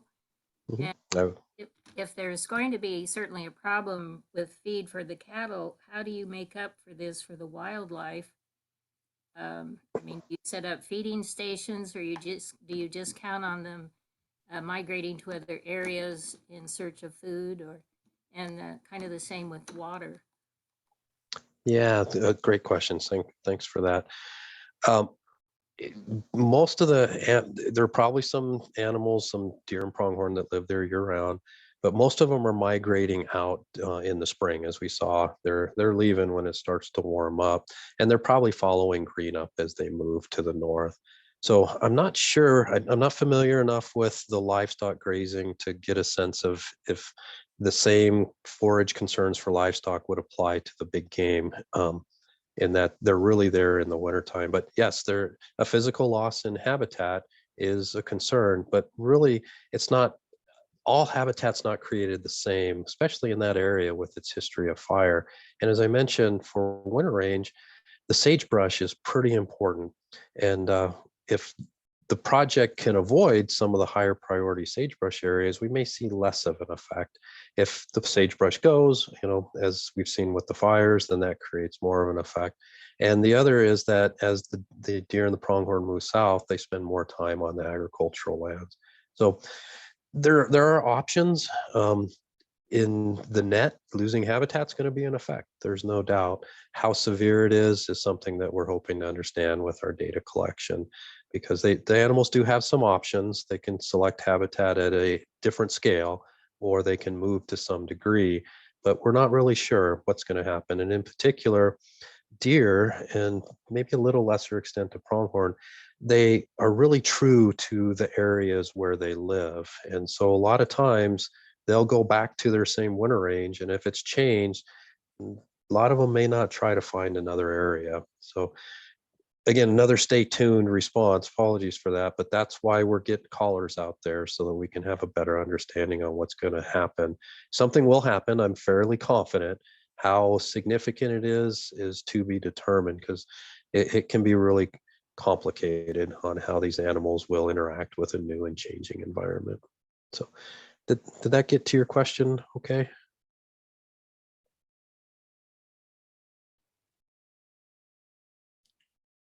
All right, thanks, Frank. We've got two more folks up with their hands raised, and we'll go ahead and take those questions, and then we are going to have to move on to our next presentation. So let's take Scott Nichols and then Garrett, and then we will wrap this session up. So go ahead, Scott.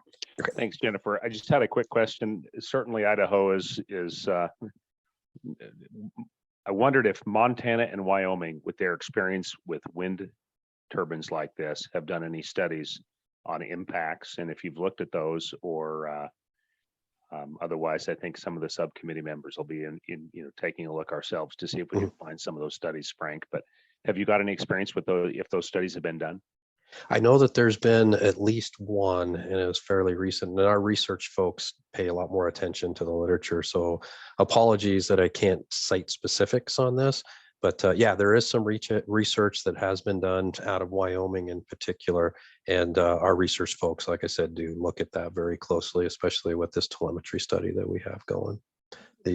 One of the minor takeaways I recall from a conversation over a pronghorn is that it's a very, they have found variable results depending on situation. So again, pretty complex and a lot of site specificity, but overall, sounds like pronghorn might be able to adapt to some degree, but maybe not entirely.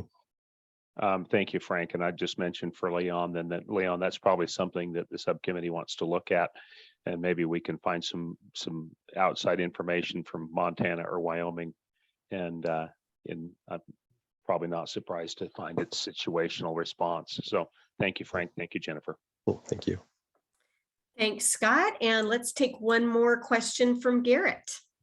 Thanks, Jennifer. I know we're over time. And Frank, sorry, this is maybe a little bit out of the presentation scope, but I believe I've read that 53 does have some chronic depredation claims and issues. Anything you can provide us on, if the Lava Ridge project were to be approved, any predictions on like a notable increase in depredation claims from wildlife being displaced off the public land and onto adjoining private? I don't have any estimates at this point that's been shared with me from a regional biologist, other than that there is a concern. And as far as the depredations, my understanding it's primarily with elk, and it's an area that we de-emphasize for elk because of that, and there's so much agriculture. But yeah, there is definitely a concern that changing the landscape could alter movements, and in particular elk, who, they're not nearly as site fidel to their winter range. They move around a lot, and so yeah, the elk might get bumped around, and there is nothing estimated, but a concern that something could happen.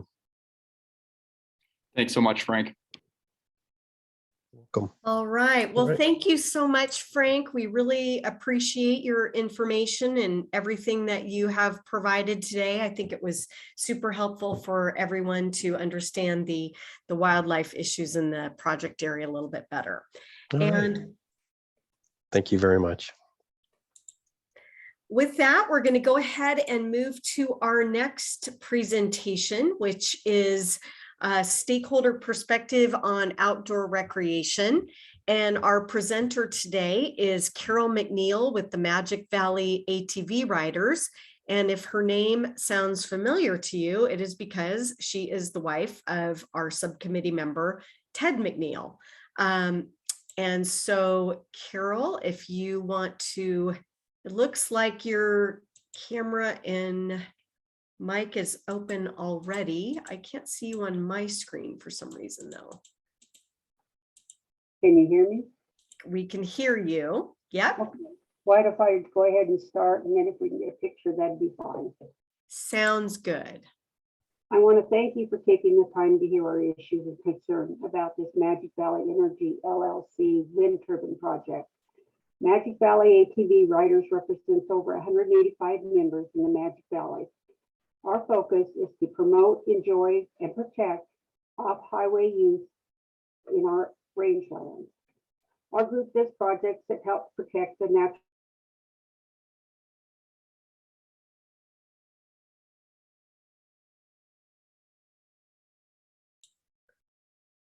We just lost you, Carol.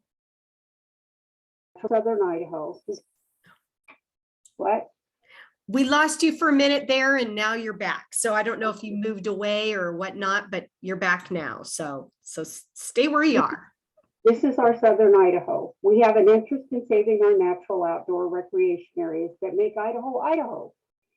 We want to save these wild areas and all that come with it.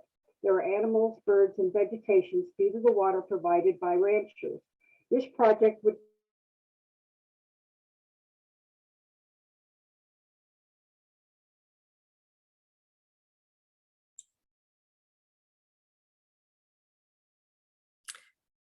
Gosh, Carol, I think that we've lost. come out with his no vote. You okay? Yes, we're okay now. It's cut out a couple times. I'm not exactly sure why. Maybe just try to stay kind of in one place. Seemed to be working. Ted, this was working great when we tested it yesterday. Okay. I don't know where you got me from. There's a lot of interest in all the wind turbine projects. 900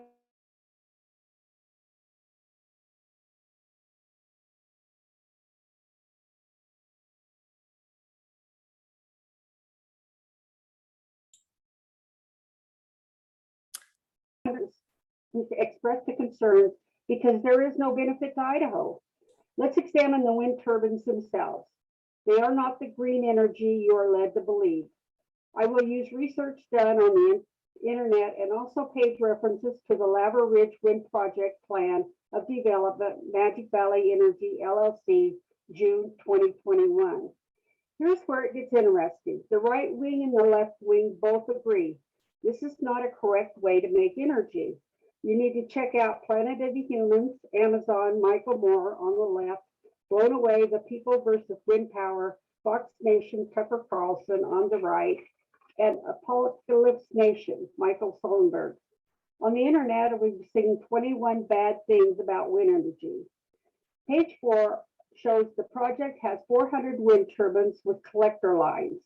Page 50 to 52 shows oil filter changes twice a year. Internet research shows 80 gallons of oil each time per turbine.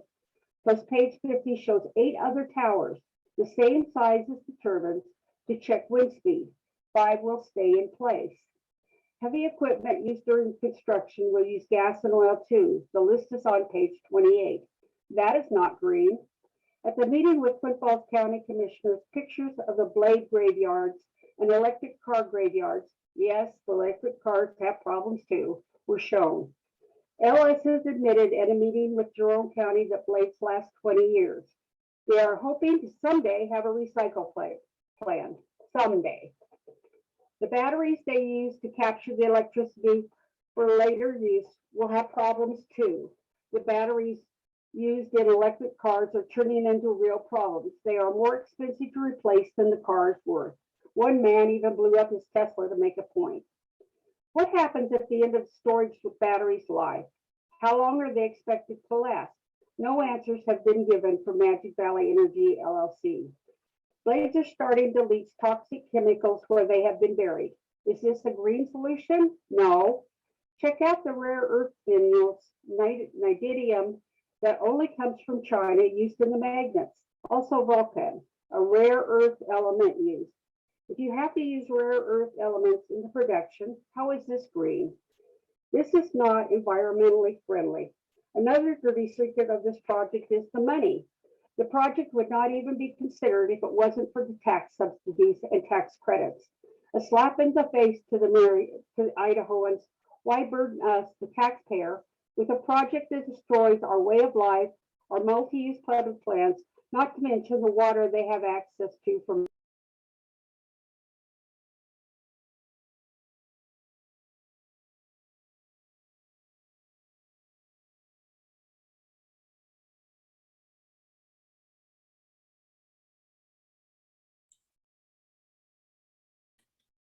Carol, I think we've lost you again. It looks like Carol is no longer on the participants list. So is offline currently.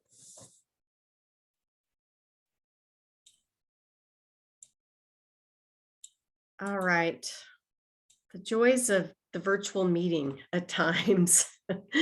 Let's give just a couple of minutes and see if we can get her back on. And if we can't, then we will take a break before we start our next set of presentations. Hannah, do you want to see if you can connect with them, or would you like me to take care of that? I've got their phone number. If you have their phone number, give them a call or send it to me.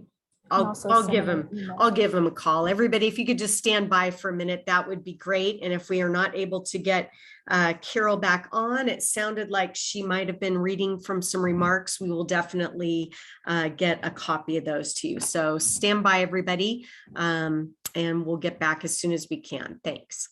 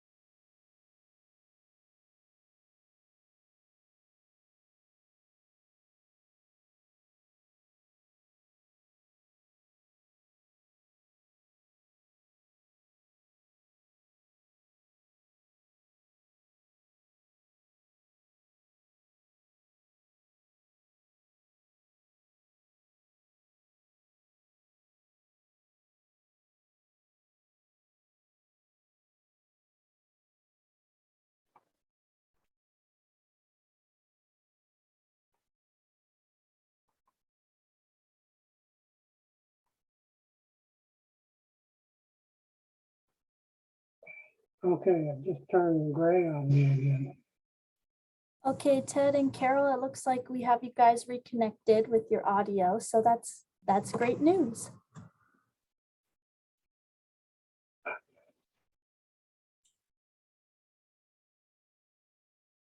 Carol, are you able to go ahead and continue?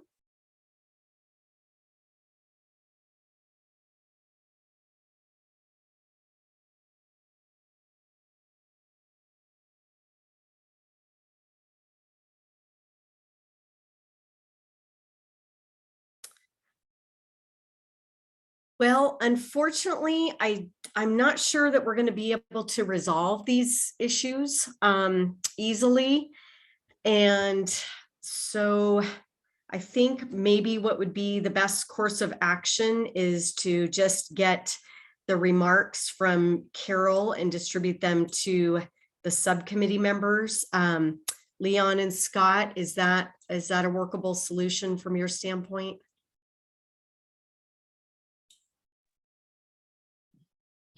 Leon, that's acceptable to me.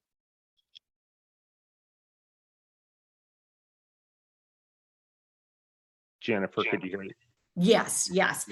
Okay, why don't we go ahead and work towards that? For now, let's go ahead and take a 15-minute break until 2 p.m. and we'll resume at that time with our next agenda item, which is the discussion with the county commissioners. And meantime, I will see if I can get those remarks from Carol and Ted and get them to the group. So thanks, everybody. We'll start back up at 2 p.m. the top of the hour. Thanks and sorry. It's just, again, the way these virtual meetings go at times. All right, we'll see you back here in about a little bit less than 15 minutes. Thank you.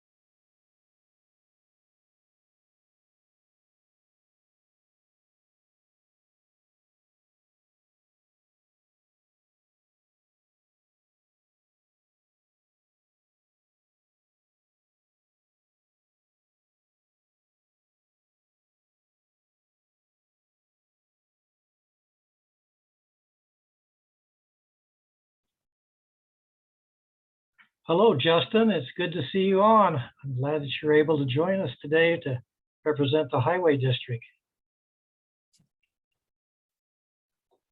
Can you hear me, Wayne?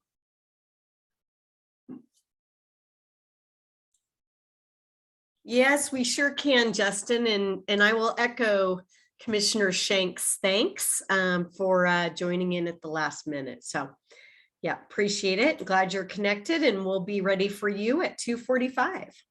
Okay, thank you. But meantime, since we'll go ahead and resume here, and we will go into our next presentation, which is we have set aside some time for our county commissioners to discuss their perspectives.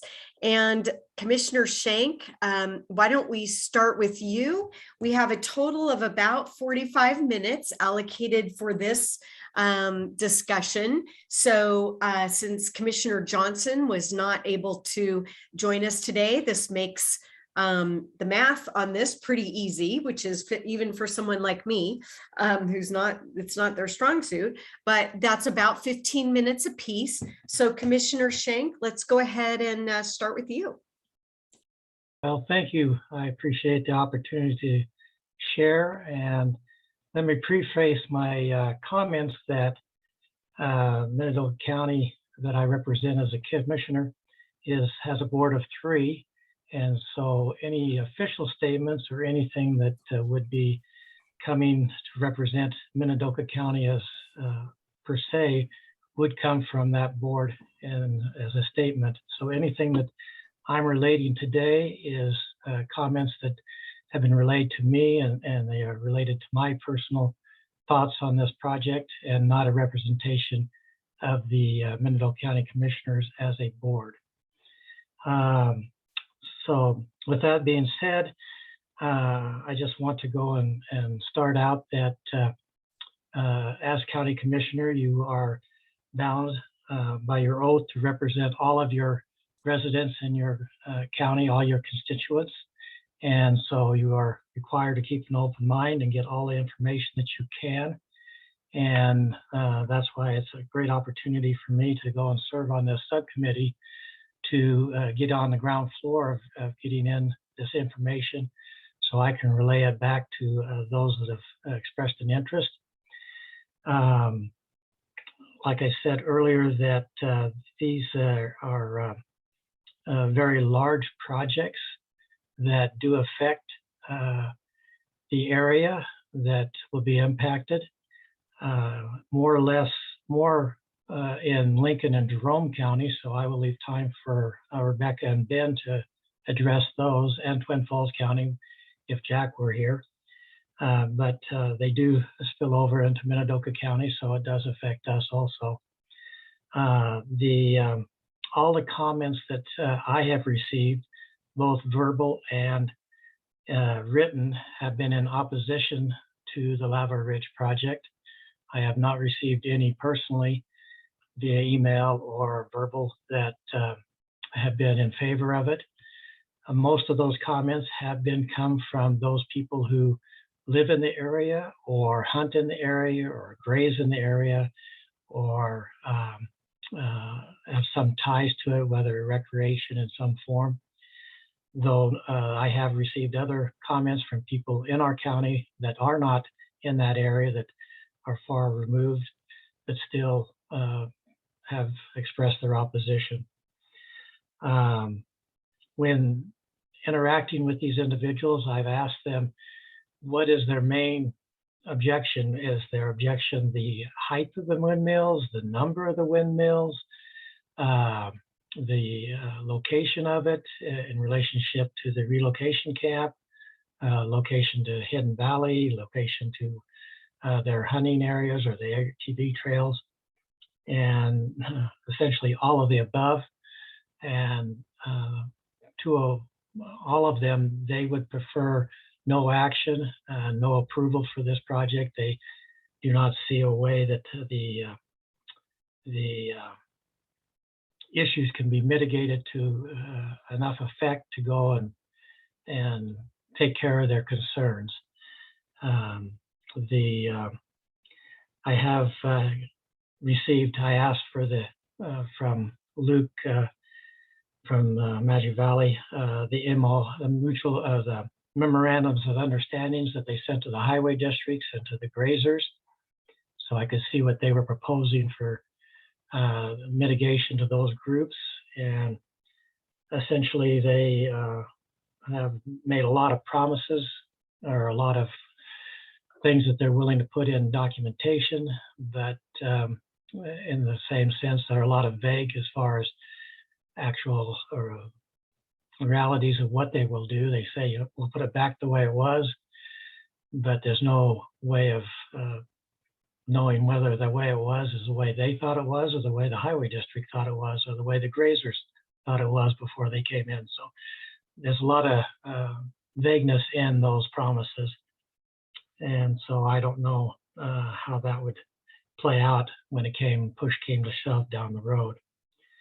As far as the taxes that the counties would receive, I've checked with CASA and power counties that already have windmills in their areas to find out what their tax receipts are from the windmills they currently have, and then compared them to the number of proposed windmills that are coming into Minidoka County, and the numbers that the Lava Ridge project has projected match up to those, relatively speaking, depending on how the final project would go. And while the number of taxes Minidoka County would receive is significant, it is very minor, or much more minor, compared to what Jerome and Lincoln County would receive. So they have a bigger stake in this than we do. Going back to where our board sits, we've been in contact with the other two counties, with Jerome County commissioners and Lincoln County commissioners. And the position of Minidoka County has been that we want to go and get all the information before we go and take a stance. And that's why we're currently waiting for the draft environmental study to come out that was tentatively scheduled for August. Now it's November. And then at that time, our plan was to get together with the other counties, Lincoln and Jerome, and see if we were all in agreement either to support or to be neutral or to oppose. And if we had an agreement, then we would make a resolution from all three counties in whatever position that we were going to take after the environmental impact statement. I think that pretty well covers the settlement, or the information that I would like to convey to the subcommittee, that at this point, it is a very negative response to having the Lava Ridge project move forward in any shape or form from Minidoka County residents. Thank you for allowing me to present, and if there's any questions, I'd be standing for those questions.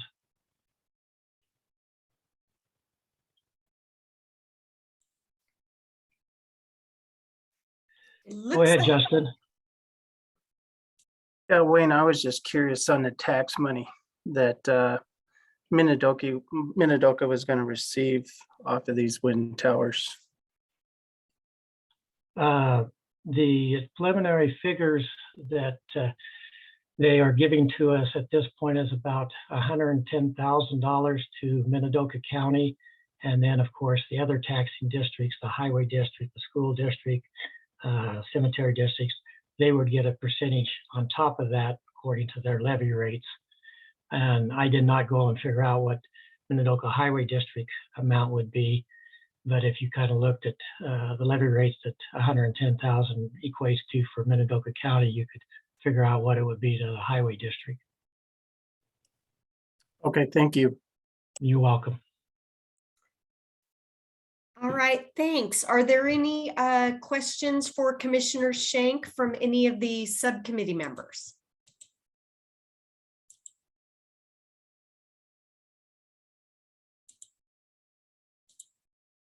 All right, let's go ahead and move on. Commissioner Crouch, Would you like to go next?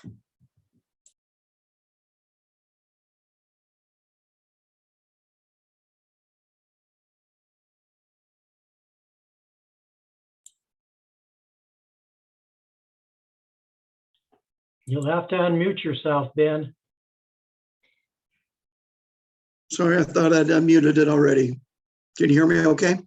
We can hear you and see you just great. Perfect. The floor is yours.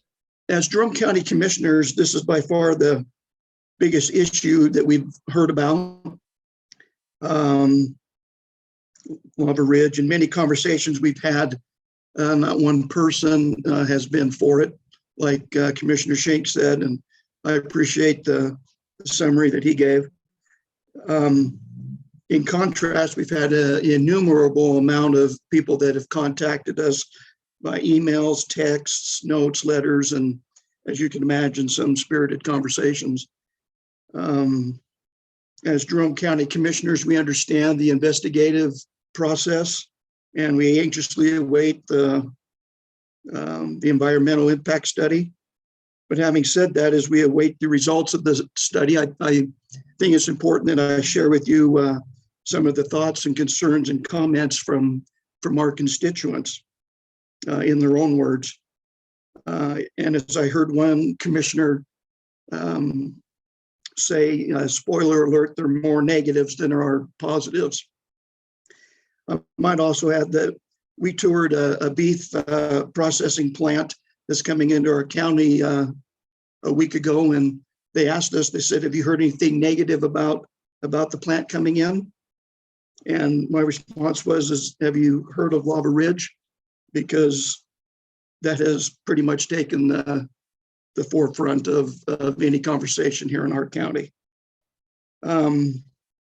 So let me share with you the comments that we've had. For one, the Jerome County Airport Board is greatly concerned that it would affect the airport and how it would affect it.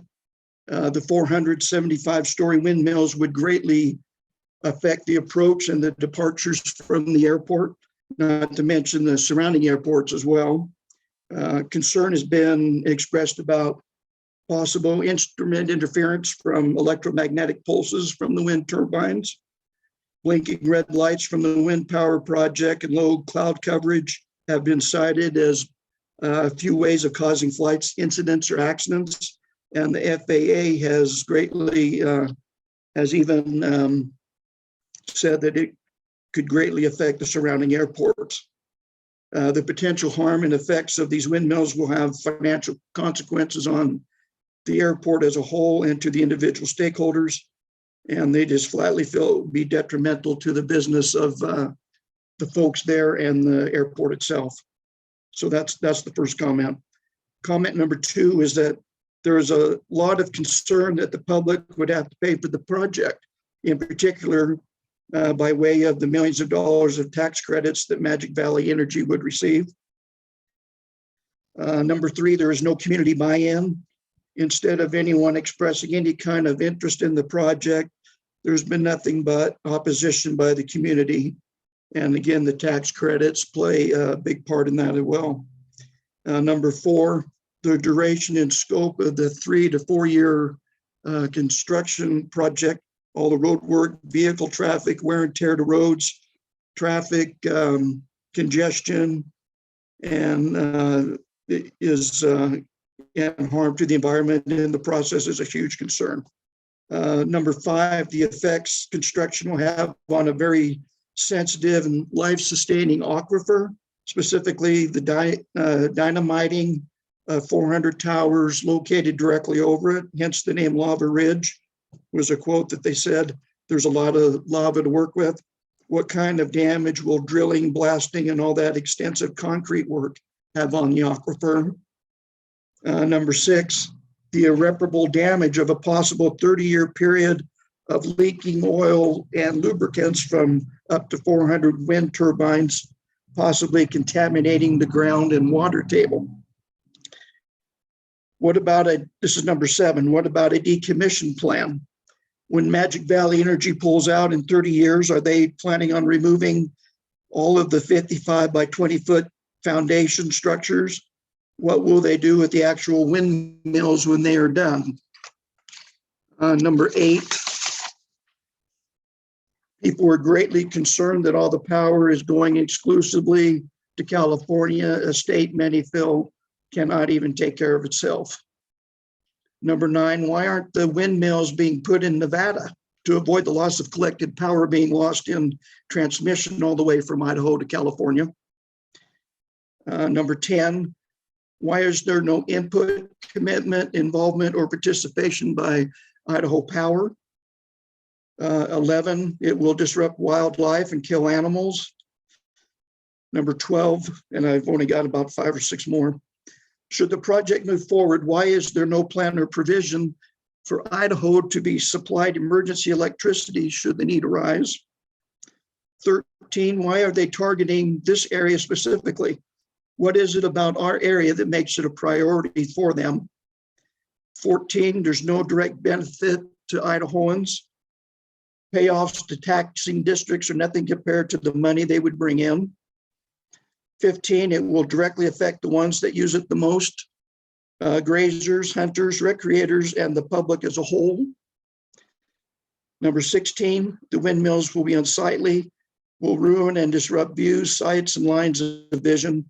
The environmental impact on our lands far exceeds any potential gains. And finally, allowing these windmills to come will allow other such windmills to enter our state, and then will be scattered all over Idaho. So those are just some of the thoughts and concerns expressed from the people of Jerome County. Like I said earlier, as commissioners, we are awaiting the findings of the EIS report, and we're hoping that they address those concerns and of course take them seriously. And again, there seems to be a lot of negativity surrounding it, and I'm embarrassed to report that, but that's the feeling of our community. And I will answer any questions you might have.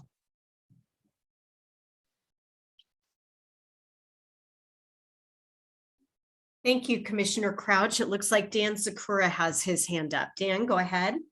Yes, Commissioner, thank you so much for sharing the community concerns. And I want to particularly thank the the Jerome County Commission for its support for Minidoka earlier this year.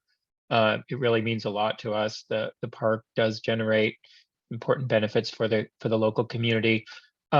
This is this is a question for you and also Commissioner Schenk. And I just want to clarify that it sounds like all 3 counties are interested in developing a collective position. Is that right? Or joint position? Just a quick question. Thank you.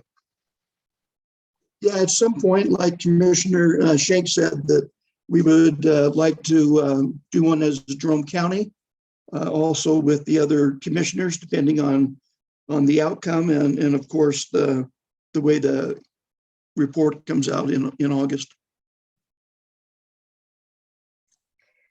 Thank you, Commissioner Crouch. It looks like Commissioner Schenk has his hand up. And just to go and elaborate a little more on Ben's response to that, we thought that it would have more standing, more force if it was coming from all 3 counties that were affected as opposed to individual counties. And so that's kind of what the commissioner boards thought would be the best approach to having a unified response to this project. Thank you. Thank you. Great, thank you. Any other questions? Okay, thank you for your time. Thank you, Commissioner Crouch. Happily, it looks like we've got Ted back on the phone this time, so that is some good news. And last but certainly not least, let's go to Commissioner Wood. Well, mine's going to be pretty short and sweet. I think that as a commission, we did our due diligence and we filled out pages and pages of concerns and information to add to the BLM EIS as it was developed. Everything that you've heard from everybody was put on those, put in with that. And we've been asked to respect the timeline and to wait for the EIS. And we feel strongly that before making a position that we wait for the EIS so that we have all information in front of us. It's the only fair and reasonable thing, in my opinion, that we can do. And then at that time, Lincoln County board will have a stance, and we'll also hopefully get together with the other county commissioners for a conversation at that time. I'm a little surprised. Yes, most of the comments that you hear are negative. However, I'm really surprised when, like Ben says, they don't hear any positive ones at all. That's interesting to me because, you know, while probably 8 out of 10 are negative, there is quite a number of people who approach me on the other side. Certainly it's more weighted on the negative, but I just found it interesting that they say they didn't have one positive comment, because I get stopped quite regularly by people, that teachers and scientists and other politicians and such, that are for it. And so that was just interesting to me. But we really just want to wait for the EIS. We will look through everything. We have appreciated everybody who's come in, the grazers and the camp, and everybody who's come in to talk to us and all those information. And we're just going to wait for the EIS, and then collectively we will make a stance at that time. Thank you, Commissioner Wood. Do you want to elaborate at all on the positive comments that you have been hearing? Just because it sounds like the others haven't heard those, so it just might be helpful for the group to get a flavor of some of those comments you're hearing. Well, quite a few of them had to do with taxing money that would come into the different districts and to the county as a whole for projects. So quite a few of those positives had to do with money, but other people, it had to do with the energy and alternative energy. And I even had one call from, it was out of the county, but it was a private landowner who has a big windmill group on his property in Idaho. I won't go further than that because he asked, I didn't use his name, but he called to say he's never had any problems with them. He's had them on for 20 years or so, and he's never had any problems and gets a check regularly. And so that was an interesting conversation. But most of them have to do with alternative energy or the money that's coming in. Some of them have been to other windmill sites and say that they see deer and antelope under them and cattle grazing, and they haven't really seen. They all collectively will admit that the construction period is terrible, which I would say it probably would be. But that after the construction period was over, seems to be that the wildlife, came back, that grazers were okay. So those are kind of some of the comments that I've heard, but I'll certainly tell you that most of them have been negative in my county, but there has been, 20% that are probably positive. So I just found it interesting that they hadn't heard one positive thing, but we have a lot of concerns, and we put all those concerns to papers, and we listen to everybody. We just want to wait for the EIS, and then we'll go forth. Thank you. Thank you, Commissioner Wood. It looks like Commissioner Schenk has his hand raised. Yes, this is a question that maybe will be answered later or sometime, but we get asked often, one of the questions that Ben brought up of what is the in-game results as far as decommission?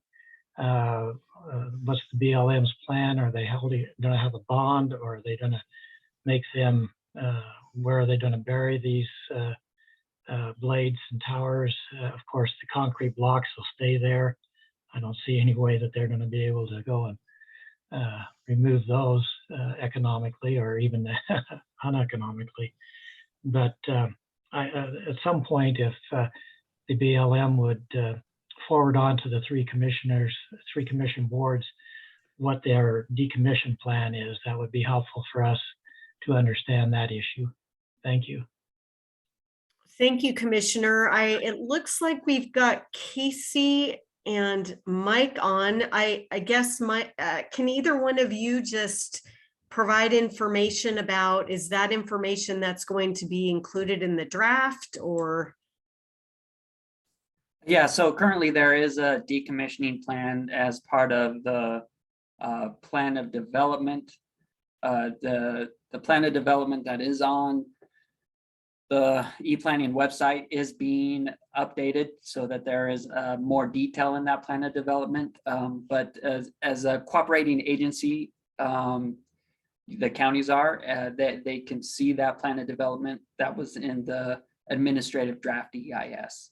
And so that covers what the plans are for decommissioning the project. And on the element of a bond would be required to cover the costs of that.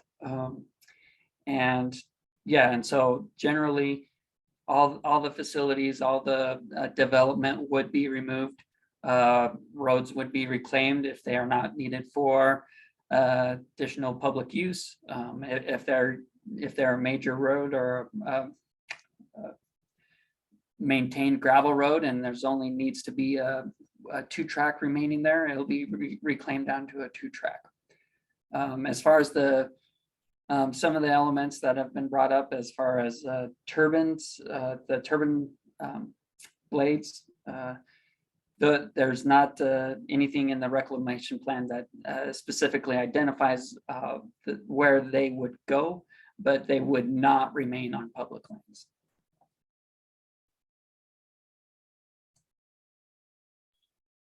Thank you, Casey.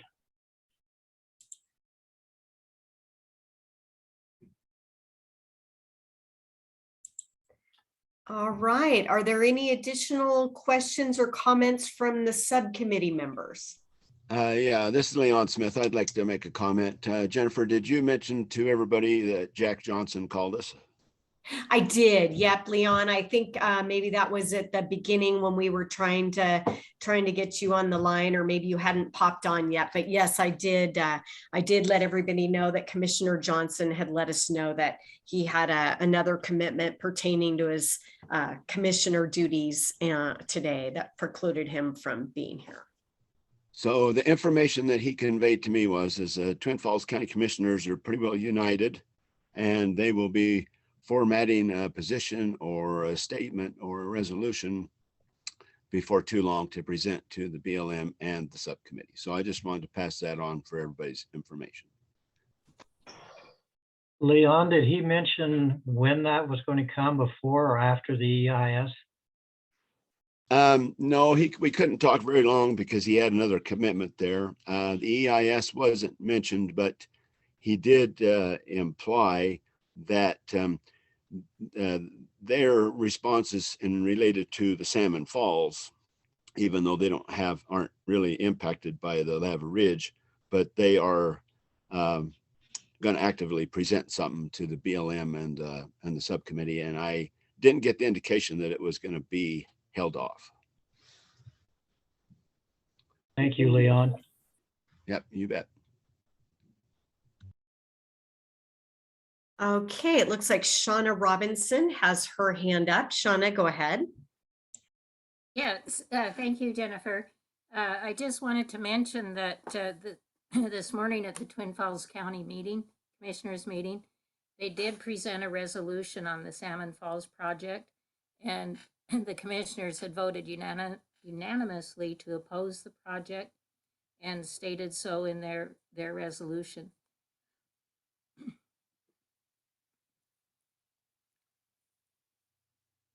Thank you, Shauna, for that information. You're welcome.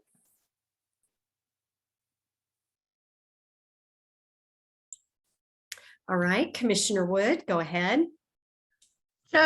Just one last question in that, okay, suppose that all of the commissions don't care for the EIS when it comes out and they oppose it.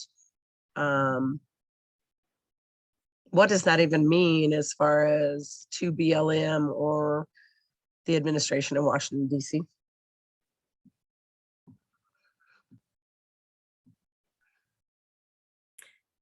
Mike, are you on the line? Courtney, do you want to respond to that? Yeah, I'm here. That's a good question. I think the answer depends on what we get from the commissioners. If there's things we can address, we'll address them in the final EIS. And if it's, if they're just opposed, I think that's something we'll have to weigh in the decision-making process, in the end.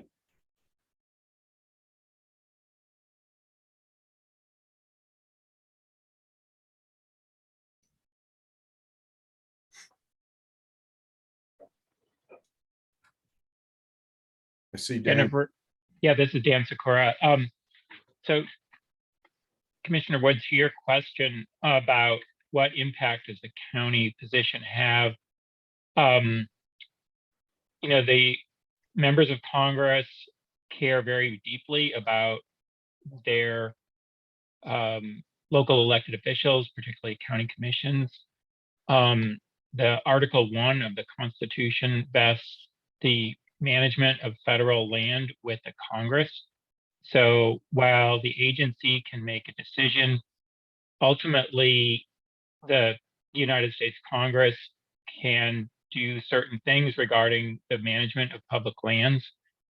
Article 1 of the Constitution also vests the power of the purse with the Congress through the annual appropriations process, and Congress can take action regarding specific permits through the annual appropriations process. For example, the New Mexico congressional delegation has secured what's called funding limitation annually in an appropriations bill to prevent the BLM from permitting oil and gas projects in and around Chaco Culture National Historical Park. So while the counties don't have direct control over the Bureau via their elected officials in Washington, the counties have a tremendous voice and a really important part of the process.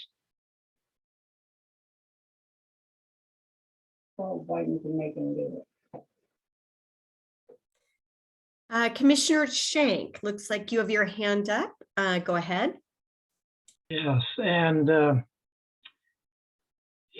Dan brings up a vital question that I've been asking myself and other people have asked me, in the fact that other areas, when something has been been cited near a National Historic Site, it never got any legs. It pretty much died on the vine because of that opposition.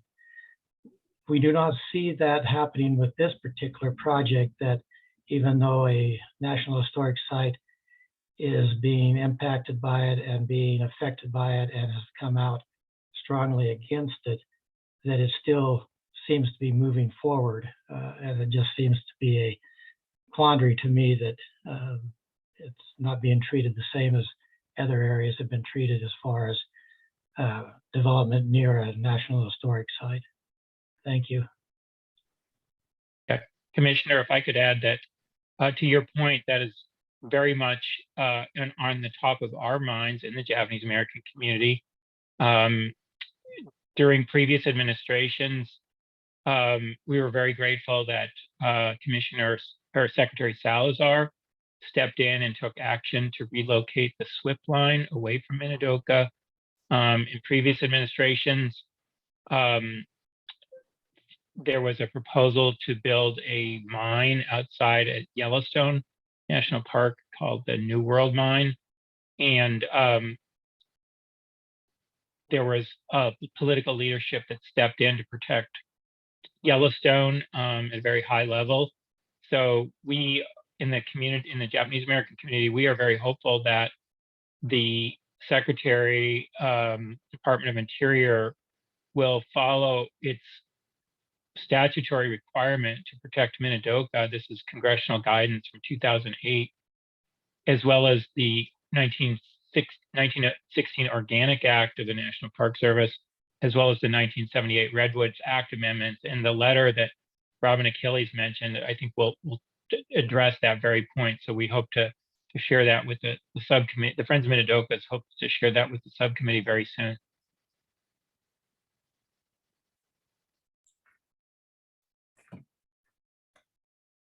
Thank you, Dan. Are there any other questions or comments from the subcommittee members for any of our commissioners, Schenk, Wood, or Crouch?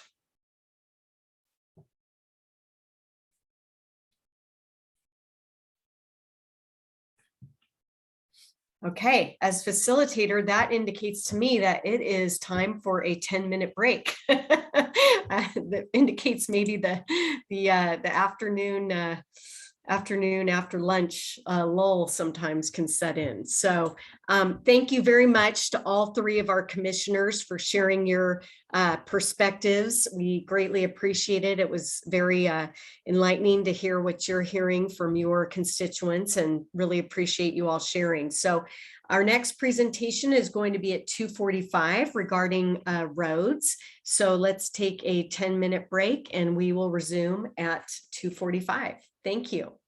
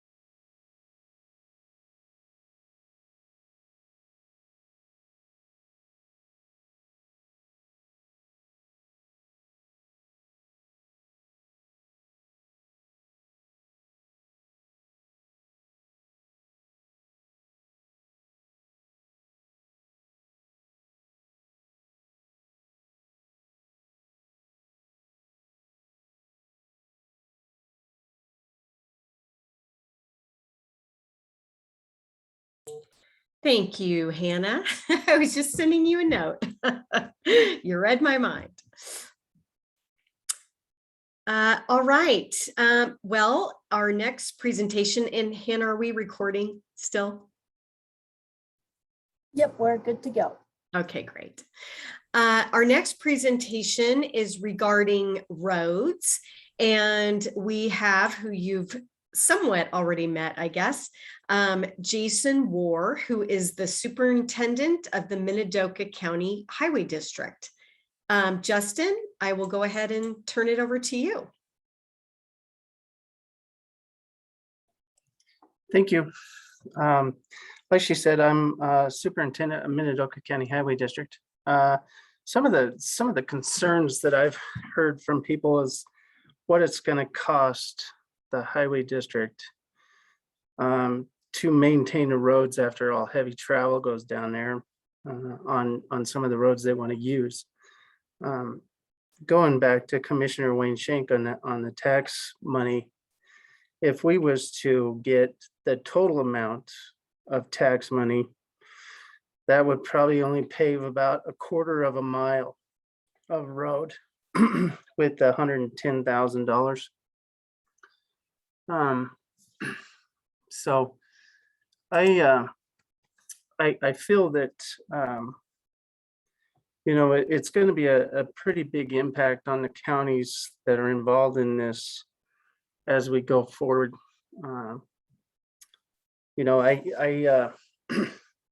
look at it from both sides and see that you know, I've got a lot of roads that I got to maintain 640 miles, and so going back to the road deal, it's tough for me as a road superintendent to agree with that they will come back and fix what they've messed up, because there was a lot of outs in the agreement that they sent to us, and I kind of feel like even if they were to give us the whole total amount of money, it wouldn't pay for much. So, you know, with that being said, I look at that big economic cost of everything that's going to happen, and it's going to fall back onto the taxpayers of the highway districts and the benefit.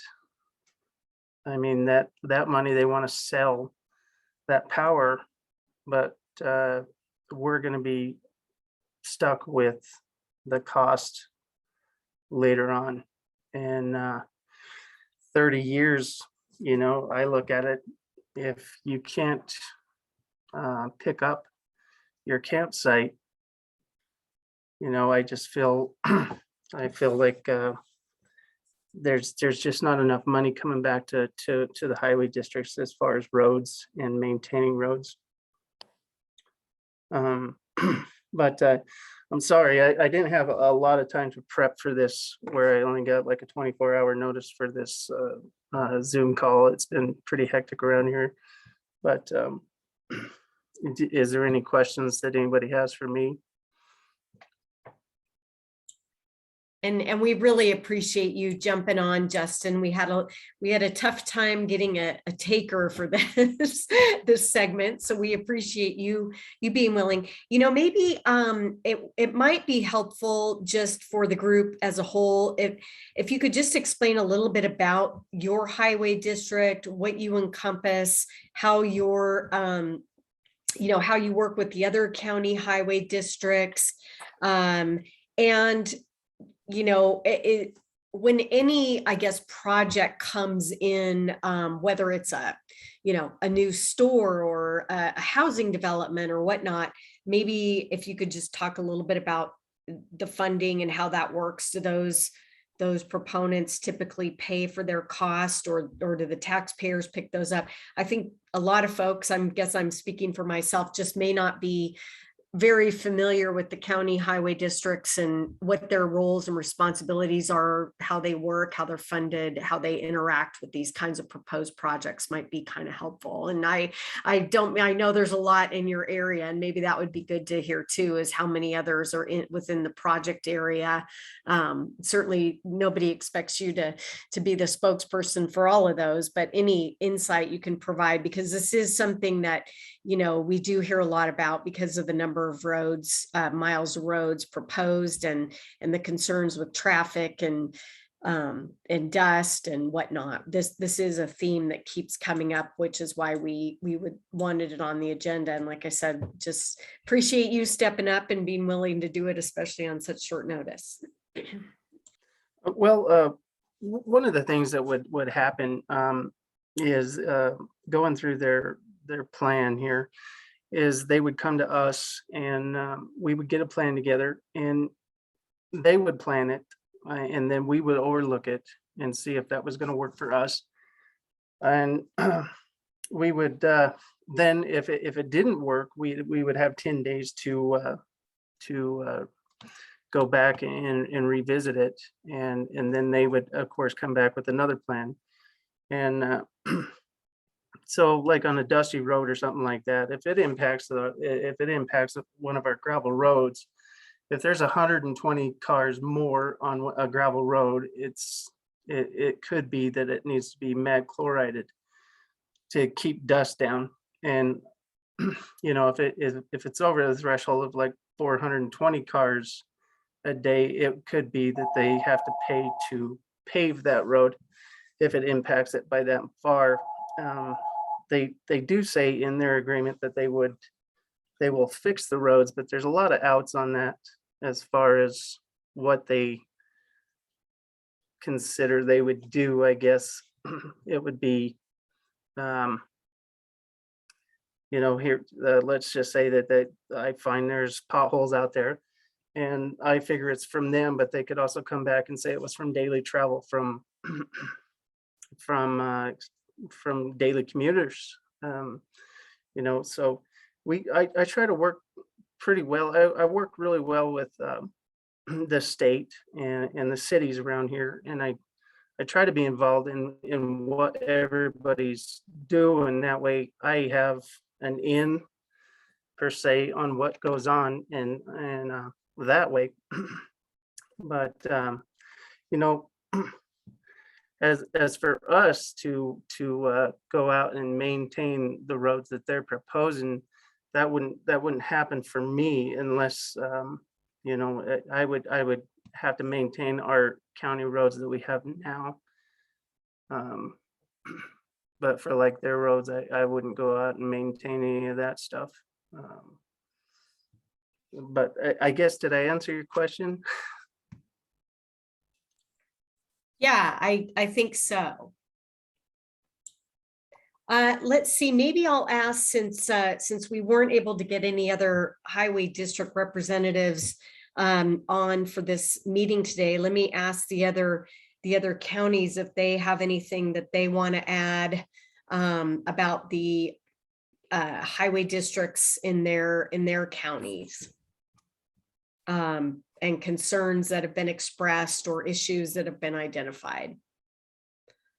Looks like Brenda Pace has her hand up, so maybe I'll let Commissioners Wood and, oh, there's Commissioner Wood there now. Okay, hold on a minute, Brenda. We'll go ahead and hear from Commissioner Wood. Thank you. Oh, I was just going to say that we have concerns, of course, from the highway districts.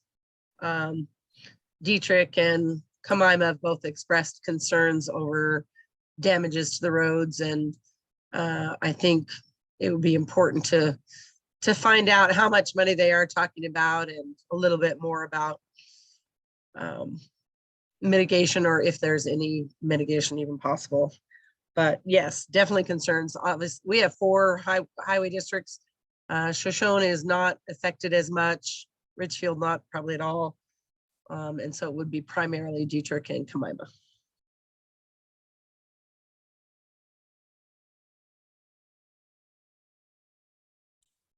Thank you. Commissioner Crouch, did you want to add anything to this?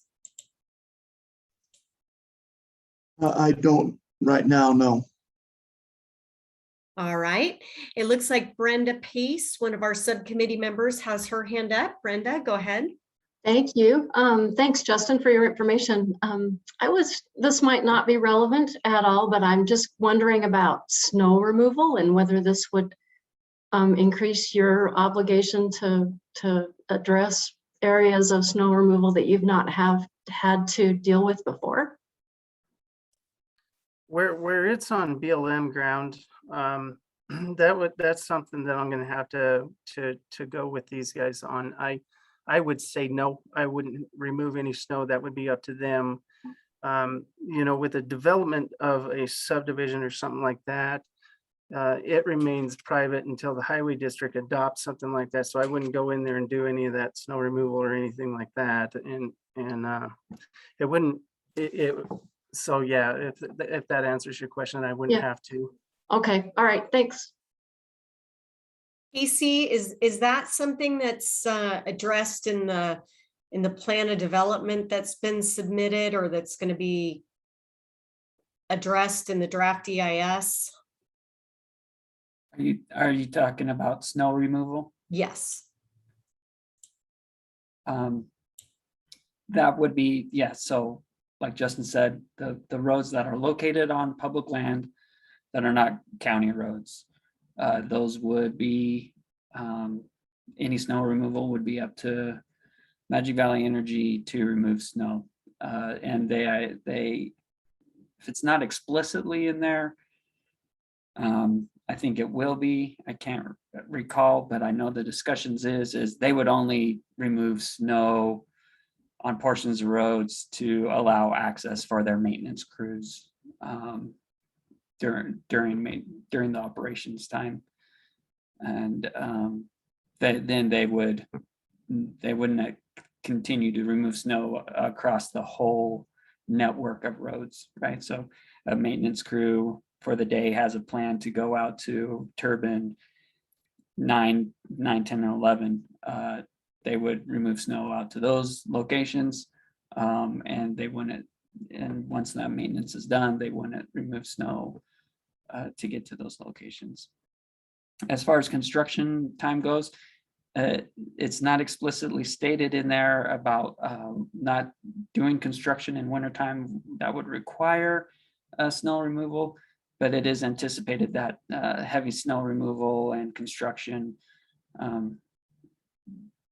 there would be some breaks in there, just knowing that the feasibility of doing some constructions in those remote locations and having to remove that snow would cause issues. So that's what I recall. I don't know. I'd have to go back and look in the pod to see if those things are explicitly stated.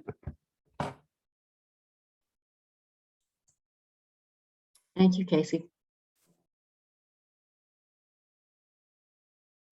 All right, Commissioner Schenk has his hand up. Go ahead, Commissioner.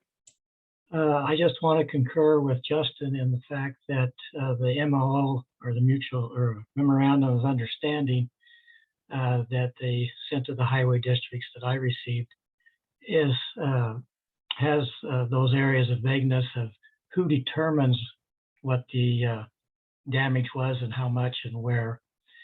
So it's very uncertain of what they would actually end up repairing. And most of this would probably come down 600 West. You can correct me if I'm wrong, Justin, but I believe most of that construction would be coming down 600 West Road and turning and going back in there either before it hits the state highway or after it gets to the state highway. But the issue is that I know that the board of the commissioners for the highway district, there's 3 commissioners on that board, just like there's 3 commissioners in the county. And one of the commissioners, Marty Van Tassel, of course, he doesn't speak for the board, but he speaks for himself as one of the commissioners, has personally called and expressed his feelings that he, as a commissioner, will not sign that MOO, or mutual agreement of understanding. And so I just wanted to let that be stated in the record. And at some point, I'm sure they will be taking a stance on this Lava Ridge project, but like I wanted to convey his comments that he wanted to have in the record. Thank you. So Wayne, when they first talked to me, they were talking about going maybe down 750 west. And that wouldn't be to transport any heavy equipment. That would just be for their personal workers that go out there and do the work. They were looking at other options, other routes to get out to that point. Since I met with them a couple months ago here at my office, I haven't not heard anything else from either party there. They're kind of keeping me in the dark as far as getting back with me on how it's coming. I did need to know what the weights of the equipment, of the towers, and what the estimated travel was going to be, so I can start monitoring, start looking at these roads and find out what route they're taking, I guess. So as of right now, that their routes were kind of up in the air as far as where they were going to go. They weren't real sure. So yeah, 750 would only handle, like you say, cars, pickups, light utility vehicles. It would not handle the blades and the tower sections and the concrete trucks. It would pound that road in the dust. So that's where I thought, and I think at one point in time, it was expressed that the heavier loads would come down 600, but there again, they're still working on where they want to put that. And you need that information so you can go and, like you say, plan or have input concerning how that would affect the highway district. yes, you're right. I would, I'll see if I can't reach out to those folks over there and see if they've got a plan for us. But as of right now, I haven't heard anything. I'm kind of up in the air about signing any road use agreements with them because it is so vague. There's a lot of outs in it, like I say. So, some of the other questions that I had were, what's going to happen when we start dynamiting some of that rock over there, and how's that going to affect the ways of travel, water, things like that. That's just a lot of good questions. And I'm not sure what to tell people when they ask me that.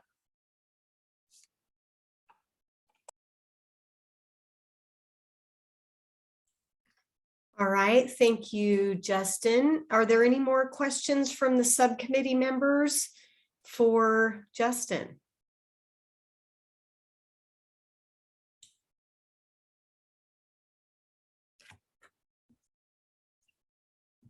All right, well, Justin, thank you so much. Again, we so appreciate you being willing to hop on such short notice. And Jennifer, Shauna has her hand up. Oh, sorry about that. Shauna, go ahead. Thank you. Justin, just a quick question about some of the road damage. People, we always hear the great road damage and stuff from the hauling equipment and that. Could you give a description of maybe what the worst kind of damage would be, or what you would expect to have to repair after usage of the roads with the heavy equipment?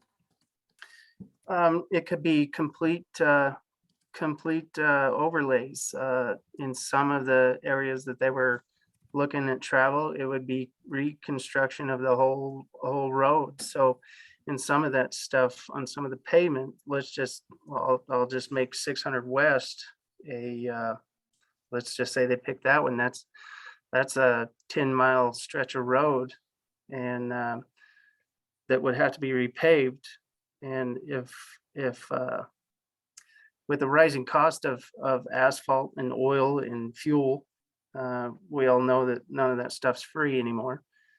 But to pave a mile these days with prices, you're looking in the upper words of $1.2 million, 5 to get a good mile of road. If it's a complete reconstruction, you're looking more than that.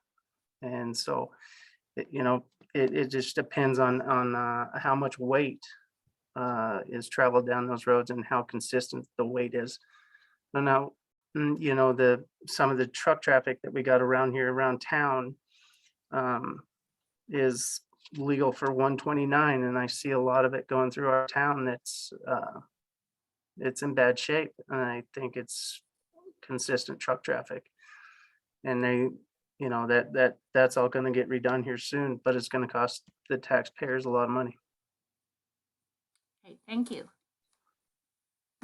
Thank you, Justin. It looks like Scott Nichols has his hand up. Scott, go ahead.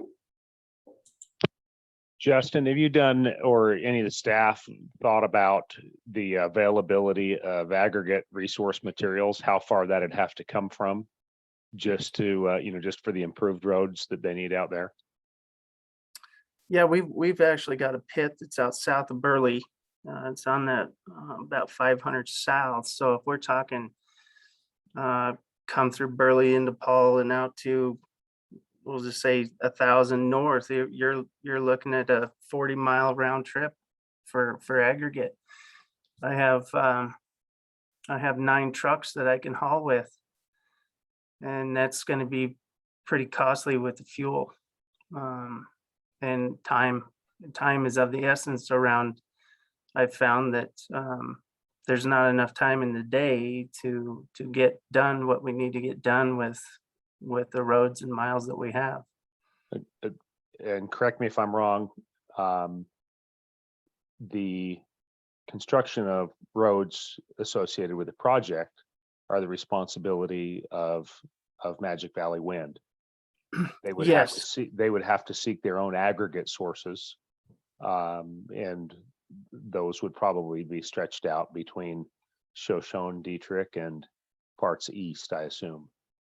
Yes, I would assume so. That is what is in their agreement, that they would maintain roads if they would leave them in better shape than when they came upon them. But like I say, their gravel source would have to come from somebody other than the highway districts.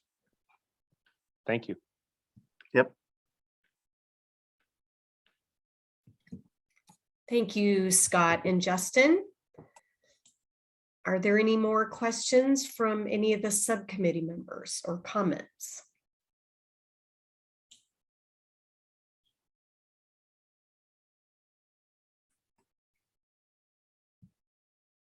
All right. Justin, thank you again so much. It is so greatly appreciated, your time today, and for really being a good sport and stepping up on such short notice and speaking to the subcommittee. It was very helpful to hear your perspective. I hope it helped out. Like I say, I've got concerns of my own, but I'm speaking neutral for the highway district myself. But the concerns that everybody else has is basically the same that I have. And so thanks for having me on. All right. Thank you, Justin. Have a good rest of your day. You're more than welcome to stay on, by the way. Okay, thank you. Thanks. All right. Well, we are actually a little bit ahead of schedule. However, unfortunately, we were not able to get a representative. We were hoping to have somebody speak next from the Idaho Department of Water Resources. Unfortunately, we were not able to, their primary point of contact on this project was not available today. So we were not able to get anyone to speak to from the department. However, Scott Nichols said that he might be able to share some information. So Scott, I'll go ahead and turn it over to you if that's all right. Well, I thought I'd give Leon a heart attack and tell him I passed it off to him. So just kidding. Humor on the Zoom call here. Real quick, I did want to address the response with regard to water resources on the project. I need to ensure that I'm communicating the correct information, but if the water requirements are about 150 acre feet annually, recall for those of you that we were on the tour, we were trying to compare what that would look like in the millions of gallons that they had, how that would compare to an agricultural operation. And the discussed 150 acre feet of water required during construction on an annual basis is about equivalent to an 80 acre irrigated farmland parcel. It's going to be up to Magic Valley Wind to find the water rights or water right that is available to be maybe land bank or banked, sold, transferred, or otherwise utilized during construction. And that will be up to Magic Valley Wind and the Department of Water Resources. I'd still like to hear from them in the future if we have that opportunity, but just for perspective, 150 acre feet of required water for construction, about equivalent to an 80 acre irrigated pasture for that same period. Jennifer, that's all I have. Thank you.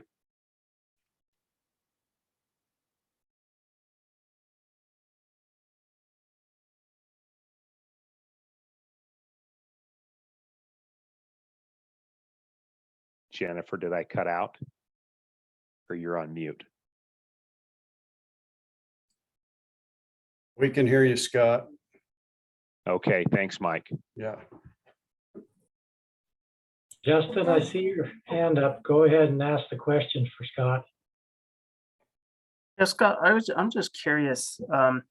You know, I know that that water underneath that ridge out there has a bunch of water veins out there. What's it going to do if they dynamite that rock and shut them veins off? Is it going to be potentially that homeowners out there or farms will go dry of water if that water's relocated after they dynamite? Justin, that is a question that Leon and I have identified also, and that's actually beyond my scope of knowledge. I imagine those things are possible, but I don't know that it would be probable, and I think we have to talk with a hydrogeological type person and to be able to provide that information for us.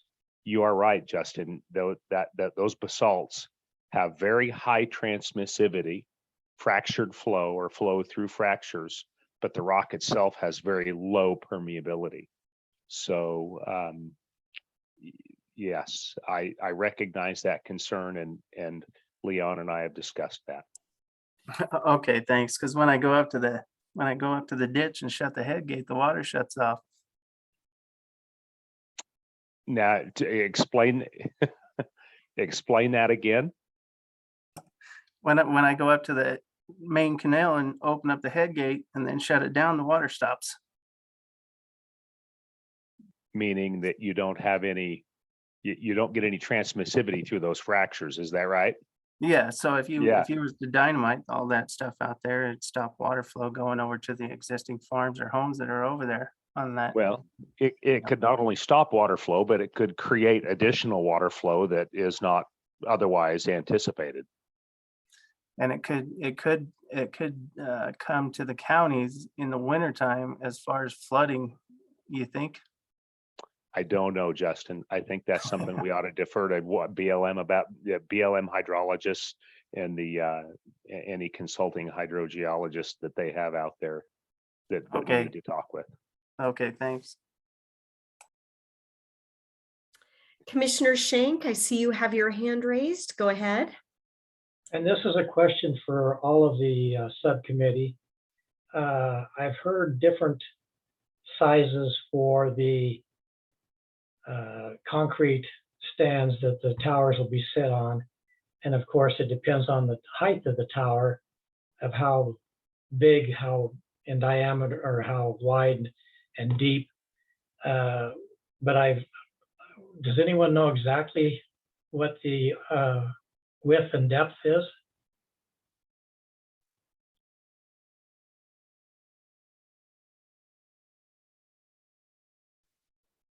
I can try to answer that if that's appropriate. You're on, Owen, go ahead. Okay, so the for a kind of industry average turbine these days, the foundations will be about 3.5 meters deep. But for a 6 megawatt machine on a tall tower, you could be looking at up to 4.5 or 5 meters deep. Excuse me. And you'd be looking at 350 or 400 yards for a industry average turbine right now, and up to 900 cubic yards per turbine for the 6 megawatt machine. And it's all dependent on bearing capacity of the soil and lots of other stuff. Certainly the site specific conditions of the soil, Owen, I would assume that's in a rock foundation. Well, there could be multiple types of foundations that are cost effective here. I mean, seeing as that this rock is very fractured, it's unlikely that they would go with what we call a rock anchor foundation. So likely this would be what we call a spread foot foundation. So it's just a big, raft or a kind of octagonal spread foot foundation. That's kind of the most common foundation type. Understood. So 5 meters, round numbers, 15 to 20 feet deep. And what would be the aerial extent? What do you mean by aerial extent? The surface area. Oh, 10 meter, basically an 8 meter radius for a small turbine. Okay. And then it goes up a little. The angle of the concrete is about a 14-degree slope on the top of I can send you guys some pictures of foundation construction. Okay. Thank you, Owen. For sure. All right, Scott, I had a call from Ted over while you were discussing the water, and they are back on, and Scott, I should say Leon and Scott, and Ted is wondering if Carol could continue on with her remarks that we were having technical difficulties with. Jennifer, I would just say you're managing the schedule, so I'd leave that up to you. Is there any more questions or discussion on water? I would just add a couple thoughts. Excuse me. In Magic Valley Energy, however they acquire the water, whenever you move a point of diversion, it has to be advertised in paper so that the public can comment to it, and any of the farmers, homeowners, ranchers, anybody out there can object to it. So I would say, the BLM's got a voice in this, but Idaho Department of Water Resources has got a lot of responsibility in the decisions that they're going to make. Yeah, that's a good point, Leon. And we were really hoping to have somebody, and they were, very amenable to speaking. It's just today wasn't the time that we could get the main project point of contact on. So that's certainly something I think, at the end, we need to have a discussion with the subcommittee before we wrap today about what, topics the subcommittee still wants to hear about. And I think possibly having the water resources rep speak at the next meeting might be a good opportunity to get some more of this expertise and these questions answered. Does anybody else have any questions or comments on the water issues? All right, if not, since like Leon said, I'm running the schedule, Let's give Carolyn an opportunity to deliver her remarks, because I know she worked awful hard to put them together, and we did try to do a dry run yesterday and everything was going just fine. And then today things kind of went south on us. So let's keep our fingers crossed. We're going to have a little bit better luck this time. And Carol, I would say you probably, I think we had about 15 minutes before you cut out. So maybe if we could try to keep to that, that would be good. And Carol, I'll go ahead and turn it over to you. Well, I won't tell you about Magic Valley ATV riders, that information, but I'll start from the biggest point of my comments. There's a lot of interest in all the wind turbine projects. 900 plus no's on petitions. One Lincoln County commissioner has come out with his no vote. Public meetings have drawn large crowds. People left due to room shortage. Even Twin Falls commissioners have expressed a concern because there is no benefit to Idaho. Let's examine the wind turbines themselves. They are not the green energy you are led to believe. I will use research done on the internet and also page reference to Lava Ridge Wind Project Plan of Development, Magic Valley Energy, LLC, June of 2021. Here's where it gets interesting. The right and the left wing both agree. This is not the correct way to make energy. Planet of the Humans, Amazon, Michael Moore on the left, Blown Away, The People versus Wind Power, Fox Nation, Tucker Carlson on the right, and Apocalypse Now Nation, Michael Schellenberg. On the internet, there's 21 bad things about wind energy. Page 4 shows this project has 400 wind turbines with collector lines. Page 50-52, oil filter change 2 times a year. Internet research shows 80 gallons of oil each time per turbine. Plus page 50 shows 8 other towers, the same size as the turbines. To check wind speed, 5 will stay in place. Heavy equipment used during construction uses gas and oil too. The list is on page 28. That is not green. At the meeting with Twin Falls County Commissioners, pictures of blade graveyards and electric car graveyards, yes, the electric car has problems too, were shown. LS has admitted at the meeting with Jerome County that the blades last 20 years. They are hoping to someday have a recycle program, someday. The batteries they use to capture the electricity for later use will have problems too. The batteries used in electric cars are turning into a real problem. They are more expensive to replace than the car is worth.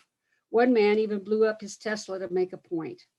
What happens at the end of the storage batteries' lives? How long are they expected to last? No answer has been given from Magic Valley Energy, LLC. Blades are starting to leach toxic chemicals where they have been buried. Is this a green solution? No. Check out the rare earth minerals, nadidium, that only comes from China, used in the magnets. Also Vercan, a rare earth element used. If you have to use rare earth elements in production, how is this green? These are not environmentally friendly. Another dirty secret of the project is the money. This project would not even be considered if it wasn't for tax subsidies and tax credits. A slap in the face of Idahoans. Why burden us, the taxpayer, with a project that destroys our way of life, our multi-use public lands, not to mention the water they have access to from beginning and as long as they run the turbines. Lava Ridge is just a foot in the door. If this part of Idaho gets sold out for bribes and incentives, can you call yourself a true Idahoan or say you have Idaho's best interest in mind? I think not. LS Power has raised $47 billion in debt. Page 24. What does this mean? I know a CPA in Boise that did an audit on one of the largest wind turbine farms in the world. They would not exist if not for subsidies and tax credits. What if the subsidies stop?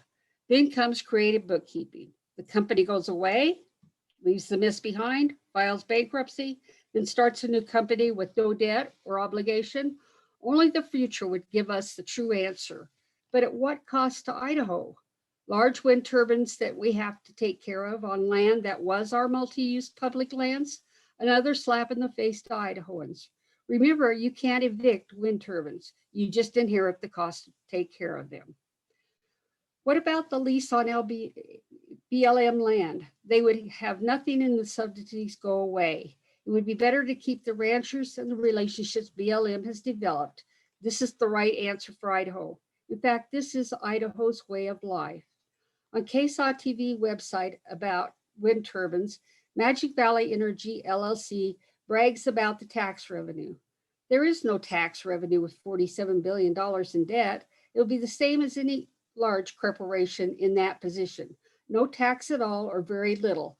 Tax credits and expenses write-offs will take care of any profit they might make. So no profits to share with Idaho. They also say they will bring in new jobs on page 54. Have they looked at Southern Idaho? We have a labor shortage. They would bring in outside labor to get the job done. There is an affordable housing shortage all over Idaho from the Panhandle down. We are one of the fastest growing states. People are coming here in groves. Idaho is one of the best kept secrets. Now the secret's out. Bringing in a project that has lasting bad effects is not the responsible thing to do. Our club has enjoyed this multi-use area for years. We even agreed to a wind turbine project in 2010, China Mountain. We were told our use of the land would not change. They lied. We have very restricted use of the land. Even people in Pocatello bought into all the lies. They regret allowing wind turbines into their area. Let's learn from past mistakes and say no to this project. There are some of the comments being heard at public meetings. Ranchers are being told by Magic Valley Energy LLC they need to move pivots off the land that the company will be using. Ranchers that use grazing on the ground used by Magic Valley Energy LLC would have to pin up their cattle. This could increase losses due to illness. This change in their lifestyle could cause them to go bankrupt. Some of these ranches have been family owned for generations. Why take their way of life away from them so an outside interest can use the land?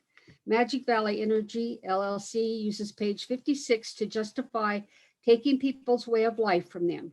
Only prime farmland is exempt from Magic Valley LLC. Does this mean they are planning on taking a lot more of Southern Idaho? Please, BLM, stop them now. Why does this outside interest get to set the rules for Idaho? The land this company is looking at has had valid uses for years. The land has not changed, only the rules Magic Valley LLC is using. We have always had use of BLM multi-use lands. This would make it a single outside interest use. Once they get a foot in the door, all of Southern Idaho will change and not for the best. Look at Lava Ridge. This project as a whole is a bad idea.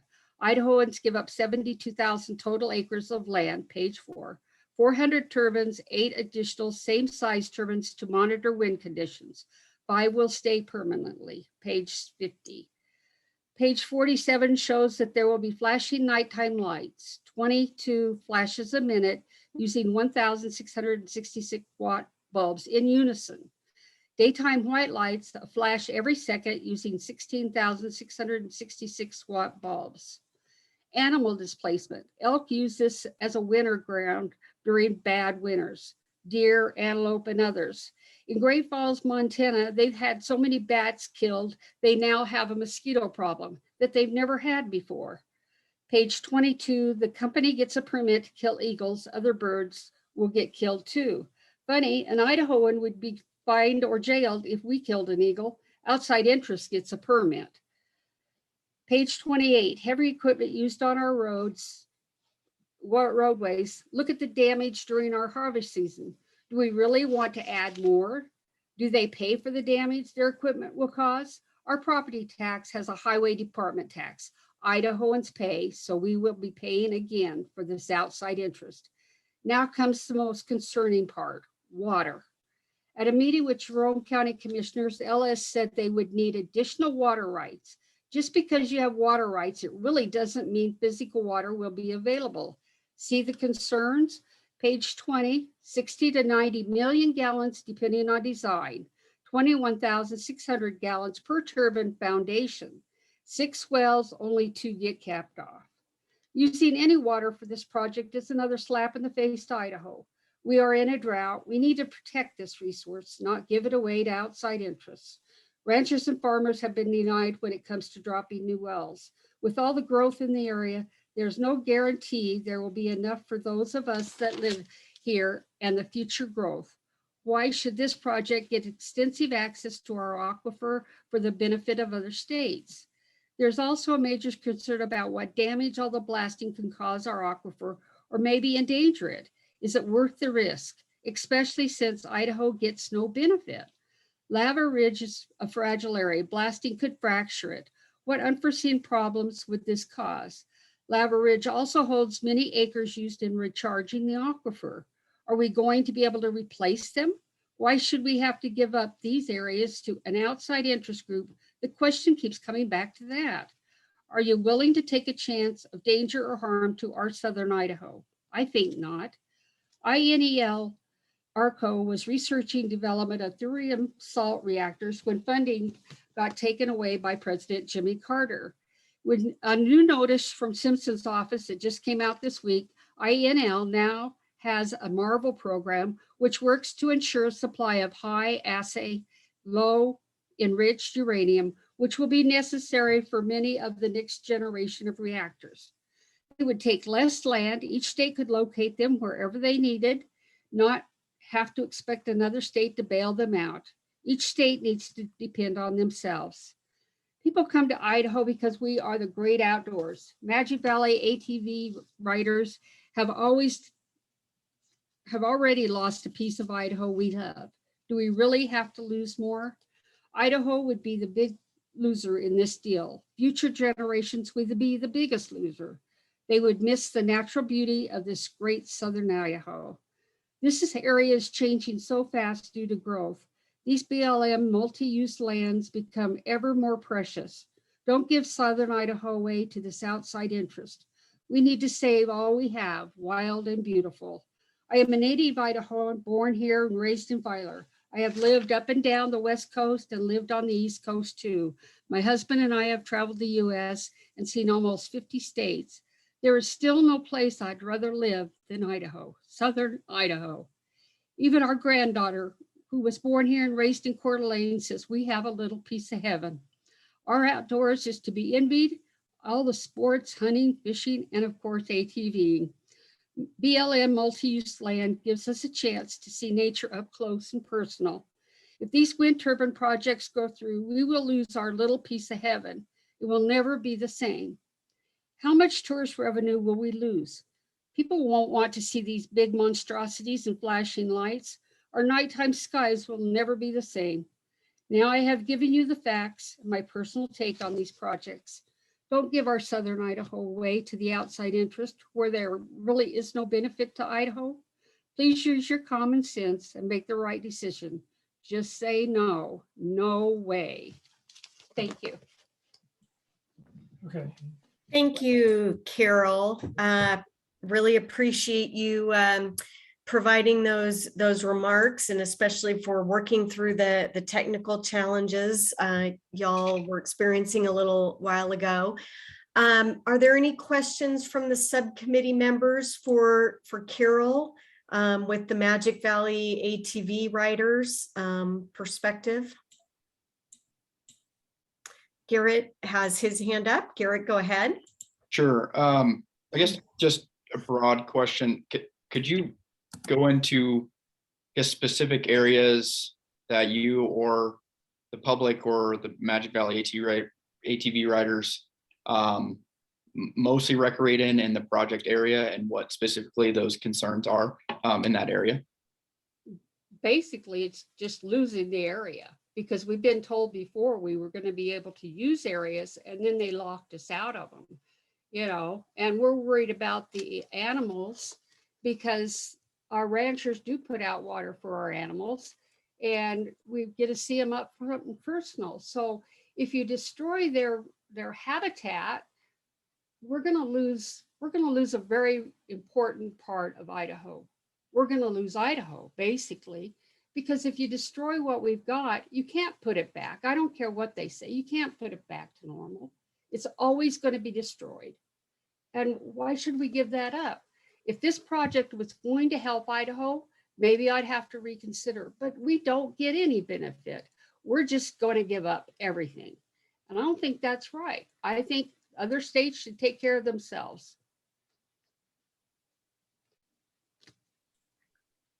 Thank you, Garrett and Carol. Do any of the other subcommittee members have any questions for Carol and the Magic Valley ATV riders?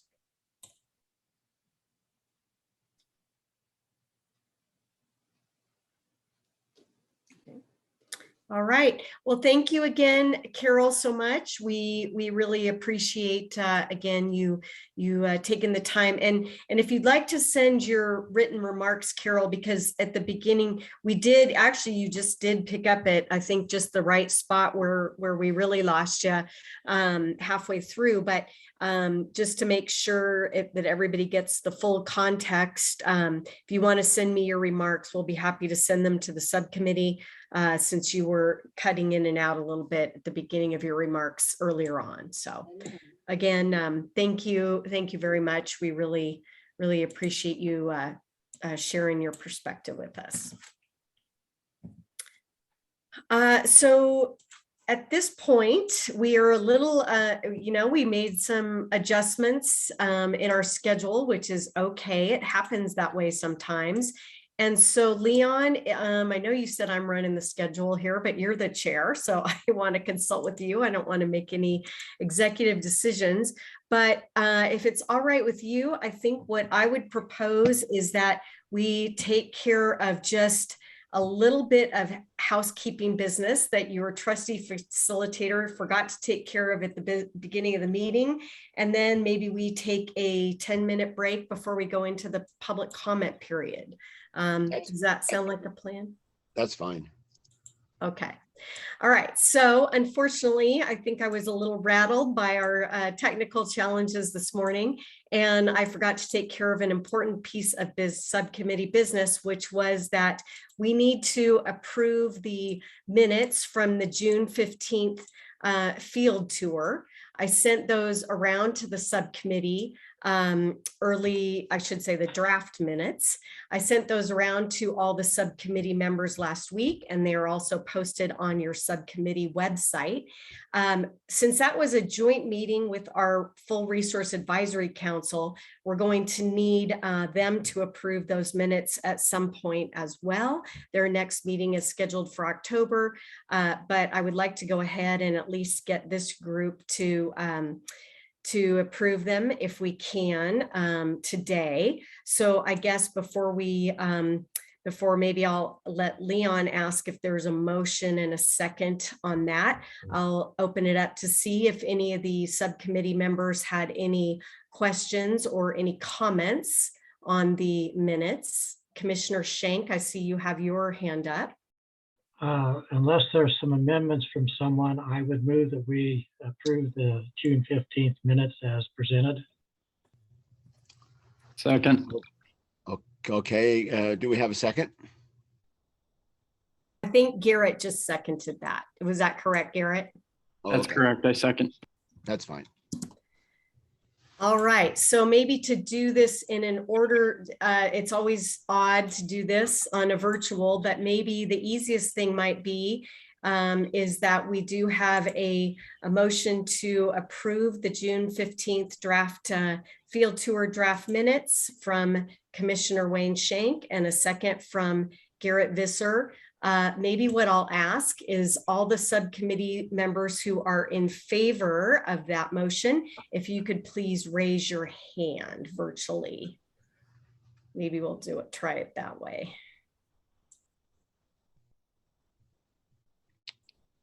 Just for your information, I don't have a hand signal, but I'm in favor. All right. I'm in favor too. I can't find the hand signal. Okay.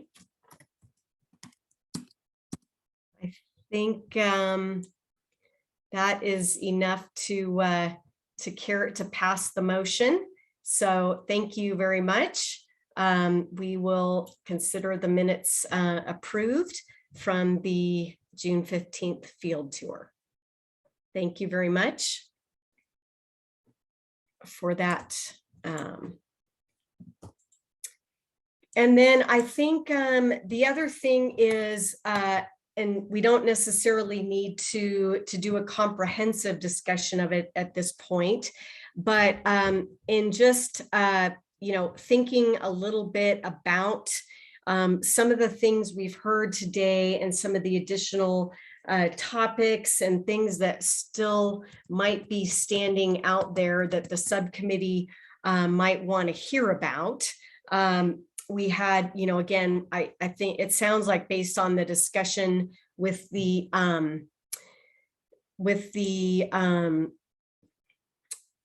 water impacts earlier that we may want to have somebody from the Idaho Department of Water Resources at the next meeting. Is that something that would be a value to the subcommittee?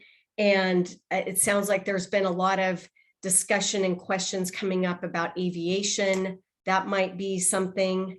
So maybe if we could just talk for the next 10 minutes and hear from the subcommittee members about what are some of the additional topics that you are still feeling like that you would need some information on. That might be a good discussion to have. Like I said, I would like to take a 10-minute break so we can get organized ahead of the public comment period at 4 o'clock. But I think we might as well use the time that we have now to start that conversation. I'll just kind of open it up. Looks like George just raised his hand. Scott, I see you have yours up, but I'm not sure if that was an earlier or not. So let me go ahead and start with George, and we'll go from there. George. Hi. I think just given a lot of the complaints or concerns about the energy going out of state, I think it might be good to have somebody that could explain sort of how regional energy markets work and how, how power that's generated somewhere is sent elsewhere sort of, plays with the entire regional energy system. By the way, I'm going to be typing some notes, so I'm just so I can make sure I capture this. So, all right, and we don't need to, make any kinds of decisions right now. I think just to brainstorm and hear the topics would be really good. So, thank you, George. Scott. Jennifer, I would recommend to the subcommittee we consider a more detailed discussion from Fish and Wildlife Service on migratory bird impacts. All righty, got that down. Brenda? Can we hear a little bit more about bats as well? Okay. I'm particularly concerned about hibernacula and hibernating bats. Thank you. Okay, thank you. Scott, looks like your hand is back up. Again, the other thing that I heard during conversation today was maybe somebody from the FAA. I would recommend the subcommittee consider or figure out if they want anyone from the FAA to discuss impacts to aircraft or aviation in general. Okay. Thank you. I'm done. All right, Commissioner Shank.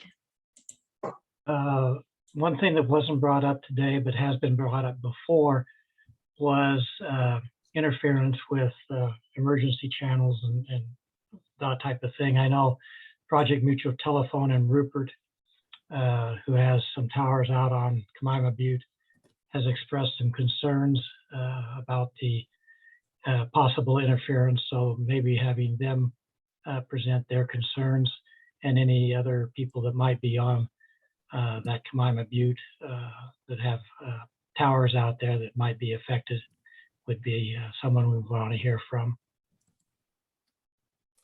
All right, I'm sorry, Commissioner, for some reason my audio went out just a little bit at the beginning of that. Is that pertaining to telecommunications, did you say? Yeah, that's correct. Okay. All right. Great. Anything else from the subcommittee members? Garrett, looks like you've got your hands up.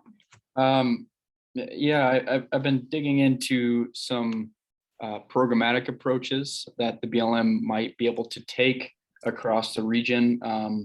I believe that one of the wind energy programmatic EISs was done in, I think, 2006 or so, but it left out this area. And so I'm just curious if we could get somebody present or just give us a rundown on what programmatic EISs have been done across the landscape in Idaho on wind and probably solar and opportunities to address our greater area through a programmatic EIS, if that's at all possible. All righty. Got it. Ted?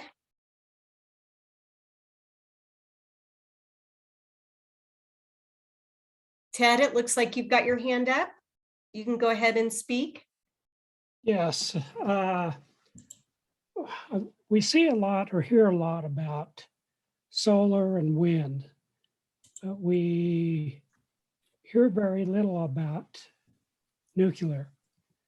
And we have INL here in Idaho that does research. Could we maybe hear something from that end? All right, I've made a note of that. Thank you, Ted.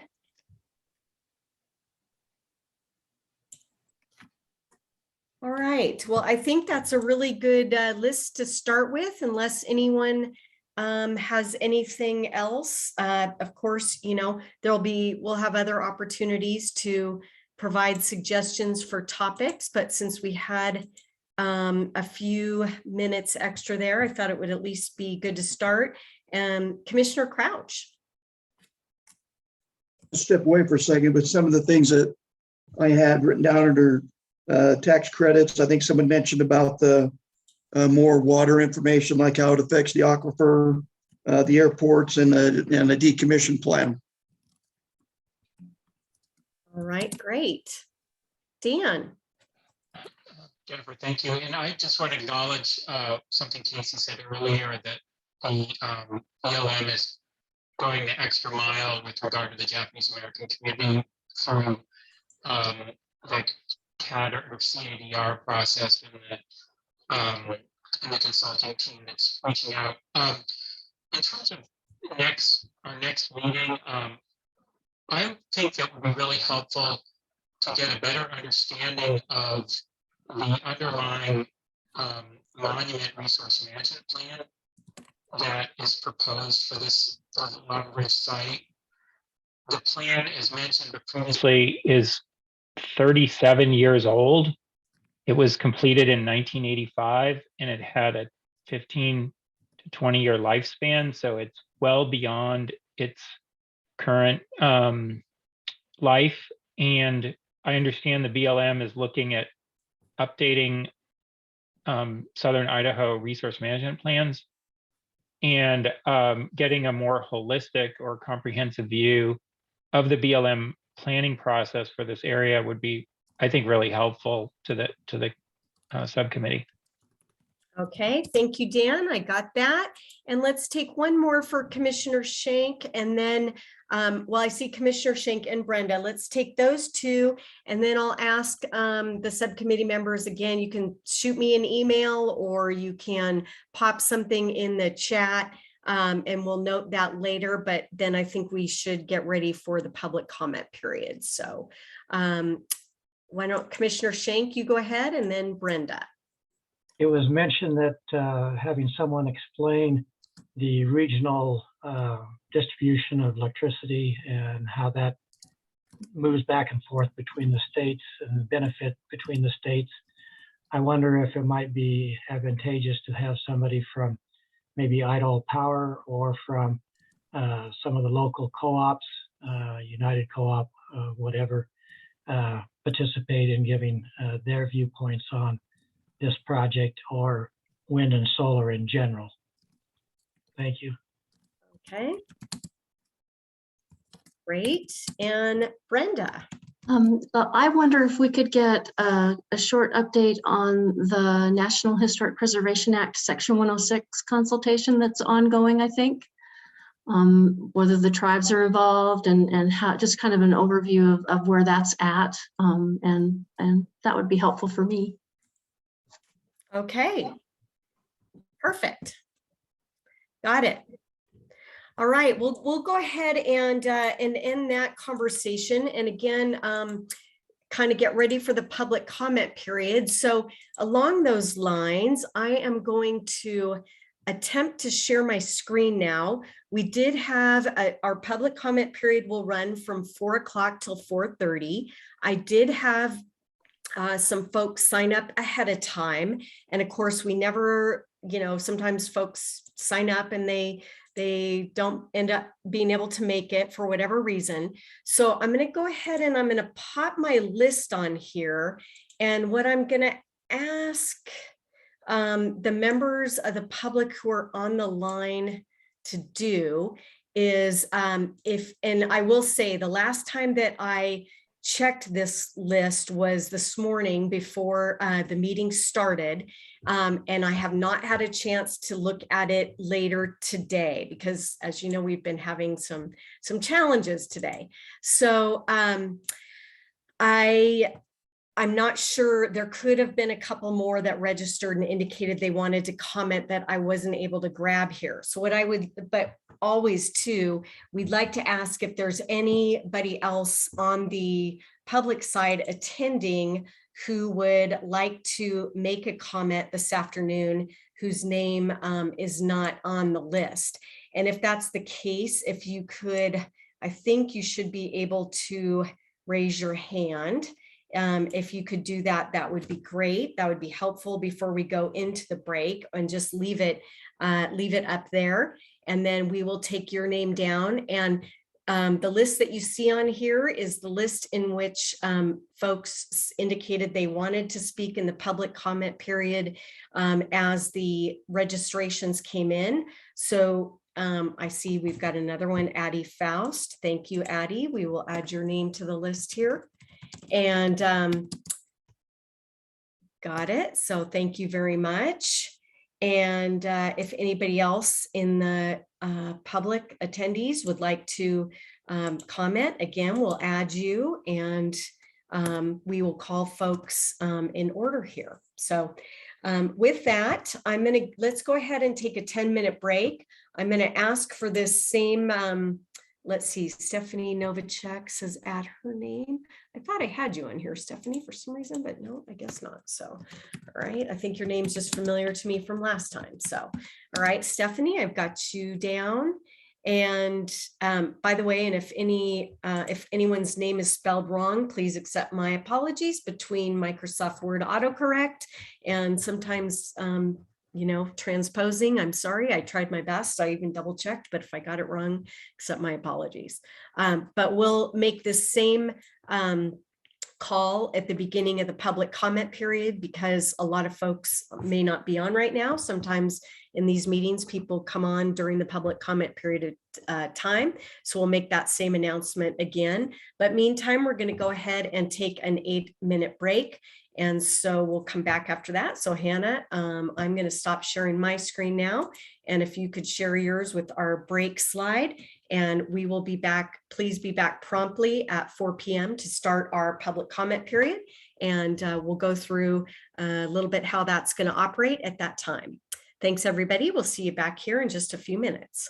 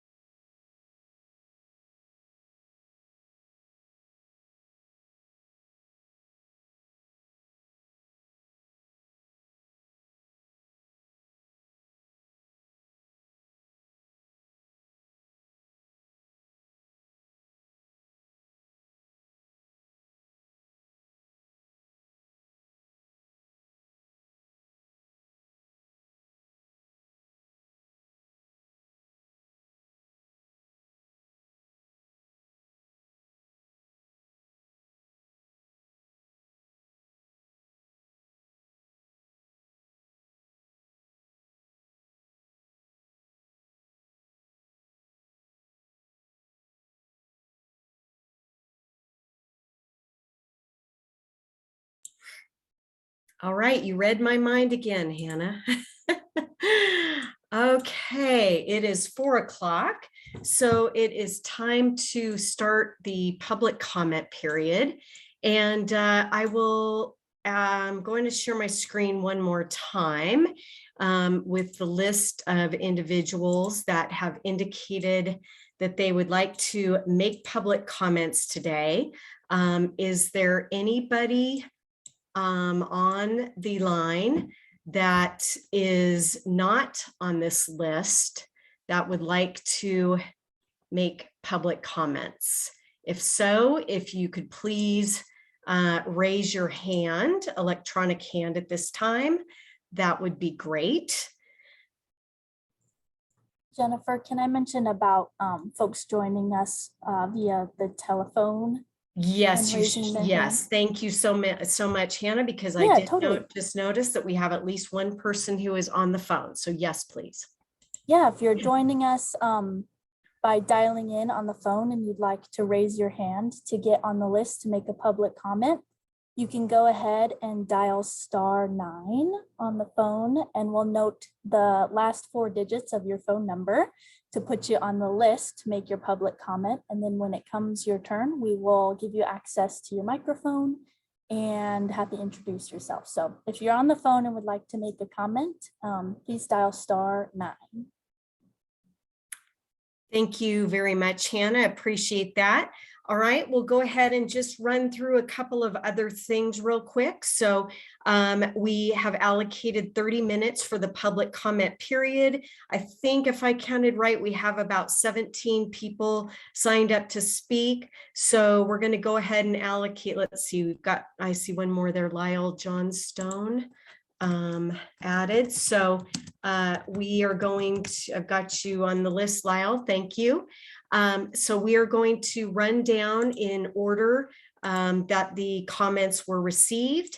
I mean that the people signed up to make comments, and we will try to get through as many as we possibly can within the 30 minutes. So to do that, we're going to limit speakers to about 2 minutes apiece. And we're going to put a timer up on the screen that's got the speaker's name and then the time running. So if you could please keep an eye on that and wrap up after your 2 minutes, that'll enable as many folks to speak as possible. A couple of things to ensure as many different perspectives are represented as possible. Some things to consider might be that if you address the subcommittee during the June 15th field tour, you might want to considering yielding your time to provide an opportunity for someone else to speak who didn't have an opportunity that day. If you're in a group and you have several members who have signed up to speak, you can think about having one person speak on behalf of the group, another to free up time for others. If you wanted to speak, but someone's already made your points, again, you might consider foregoing your time to provide an opportunity for someone else. And then we do have 2 additional subcommittee meetings on the schedule. One is on Thursday, August 25th, and one is on Thursday, September 22nd.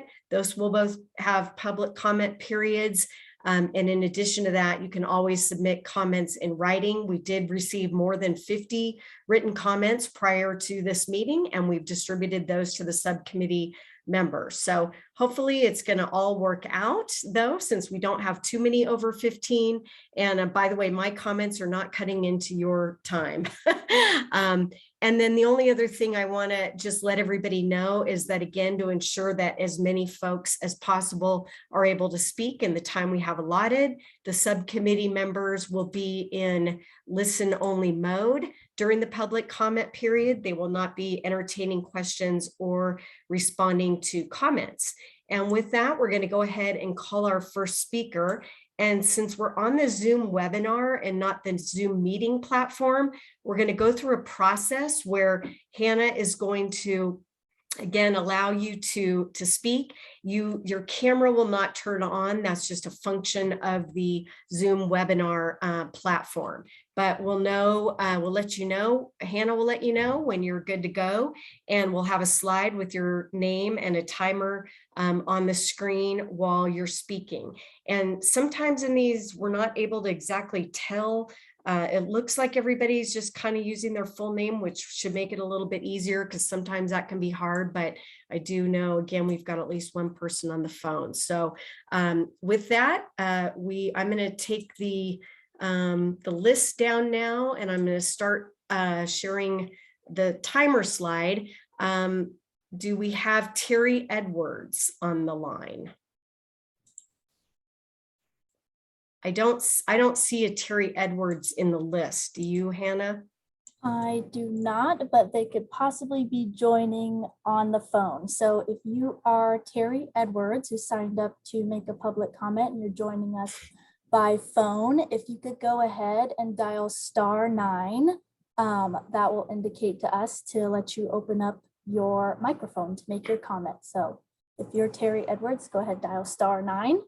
Otherwise, we'll assume they haven't joined us.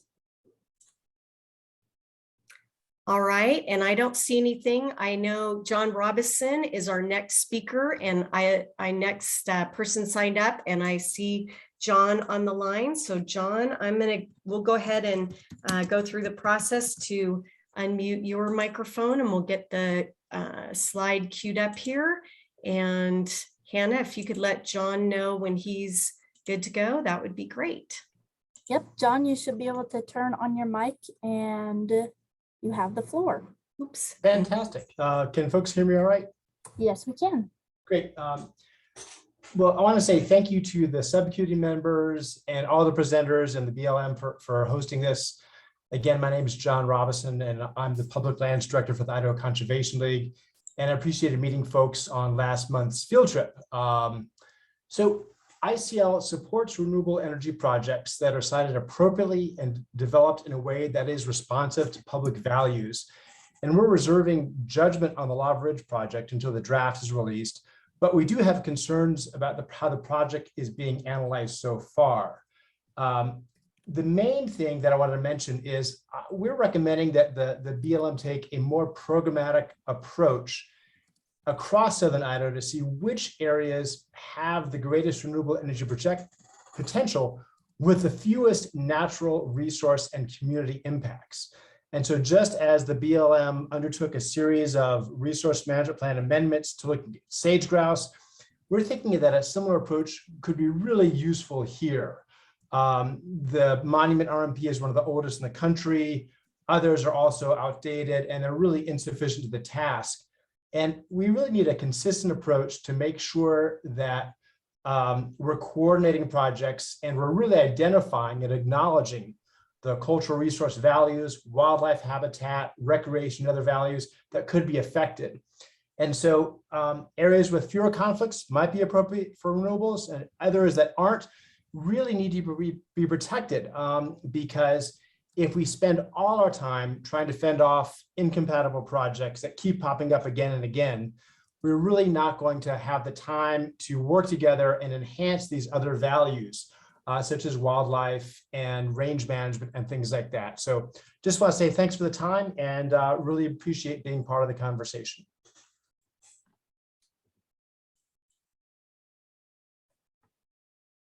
All right, thank you, John. Let's see. Next on the list is Jacob Graham. Is Jacob on the line, Hannah, as far as you can tell?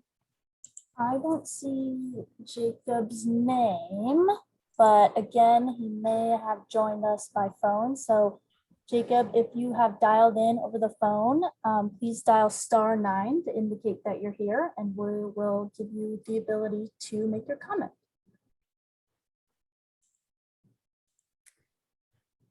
All right, let's go ahead and move on. The next person on the list was Matt Reefer. Do you see Matt? I know he was on earlier. I see Matt Feemster, perhaps. Maybe it was a transpose. Matt Feemster, if you are wanting to, are the same Matt Reefer that signed up to comment, can you raise your hand?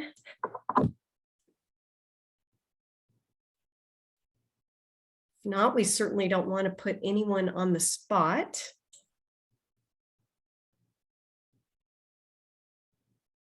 All right, well, we'll go ahead and move on to our next person on the list, and I see her on, and that is Joan Herlock. All right. Joan, you should have access to your microphone, so go ahead and take it away. Hello, yes, can you hear me? Yes, we can. Oh, okay, thank you for letting me speak. Most people addressed what my issues were. I did want to confirm the Twin Falls County Commissioners unanimously voted to oppose the Salmon Falls project. They would like the BLM to possibly pause that project and update the resource management plan, being that it is outdated. Some of my concerns have to do with the housing and labor shortage. Where will all the workers live while they're here on these construction processes? Magic Valley's Energy's answer is for landowners to put RV parks on their property. I don't think that's an acceptable solution. All of our hotel rooms are booked up. Our current RV sites are full, and I don't think that is a good solution. I know anecdotally a small town in South Dakota had these projects come to their town, and it literally kind of destroyed the town for a bit because they brought these man camps in, and when the construction phase was over, the man camps left, and the improvements that people had done to their land no longer produced income. So that created problems. Once you improve your land for things like that and the income goes away, you're still stuck with paying the extra property taxes that you might incur for your improved land. So that is a concern of mine. Another concern also has to do with the construction materials. I know we're in the construction trade, and builders currently right now cannot get concrete. And so that's a concern. Where will LS Power get the concrete from, and will our local people have to forego their concrete for LS Power? Thank you for my time. Thank you, Joan. I'm trying to figure out an easy way to change this slide in motion here. So bear with me for a second. All right, let's see. It looks like Diane Serpa is the next on the list. Is Diane in the queue that you can see, Hannah? Not that I can see by name, but again, Diane, if you have joined us by phone, please dial *9, and that will indicate to us that you're here and that you're ready to make your comment. So if you're here by phone, dial *9. All right, let's go ahead and move on then. Diana Nielsen, I saw her on earlier.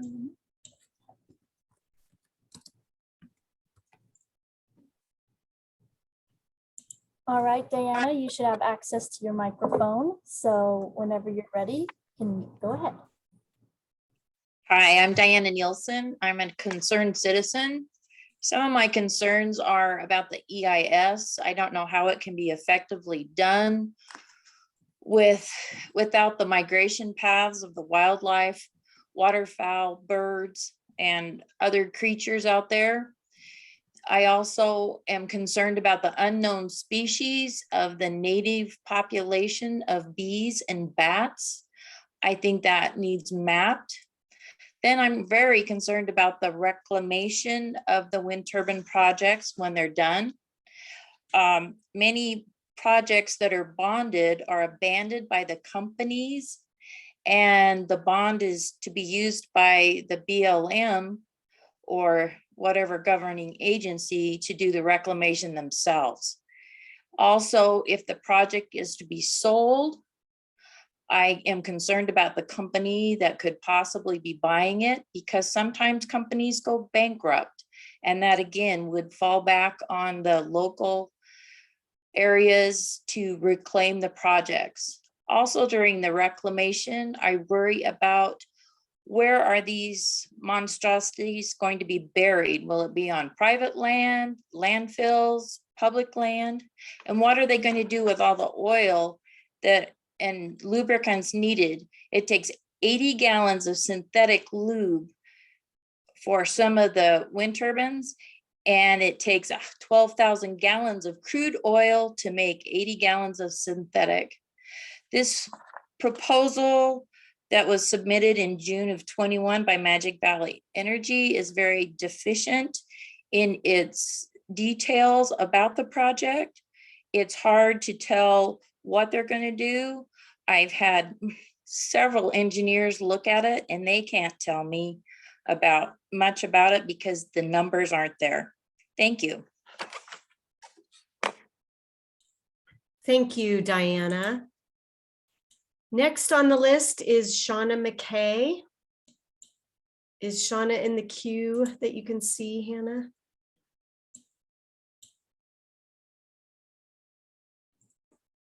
All right, Shauna, you should have access to your microphone. So whenever you're ready, you can go ahead. Hannah's faster than Jennifer is, so bear with me for a second. Okay, get this.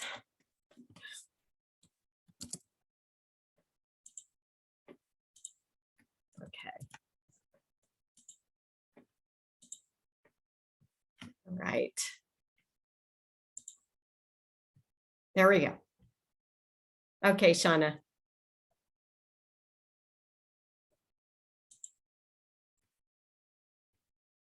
Is Shauna unmuted? Yep, she has access to her microphone. So I'll prompt her to unmute it as well, just in case. So Shauna, whenever you're ready, you have the floor.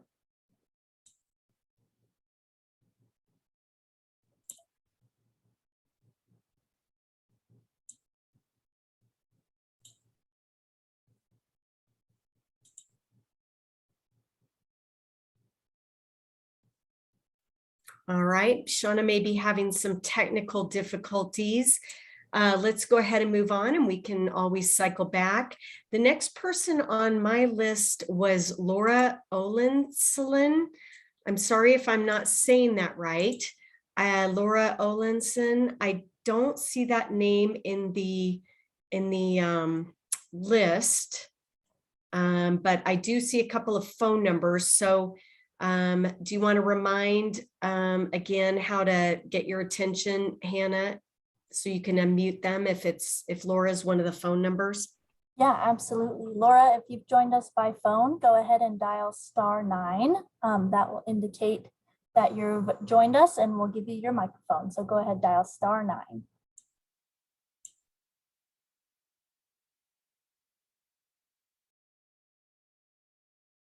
All right, let's go ahead and move on. I do see the next person in the queue, and that's Seth Blick.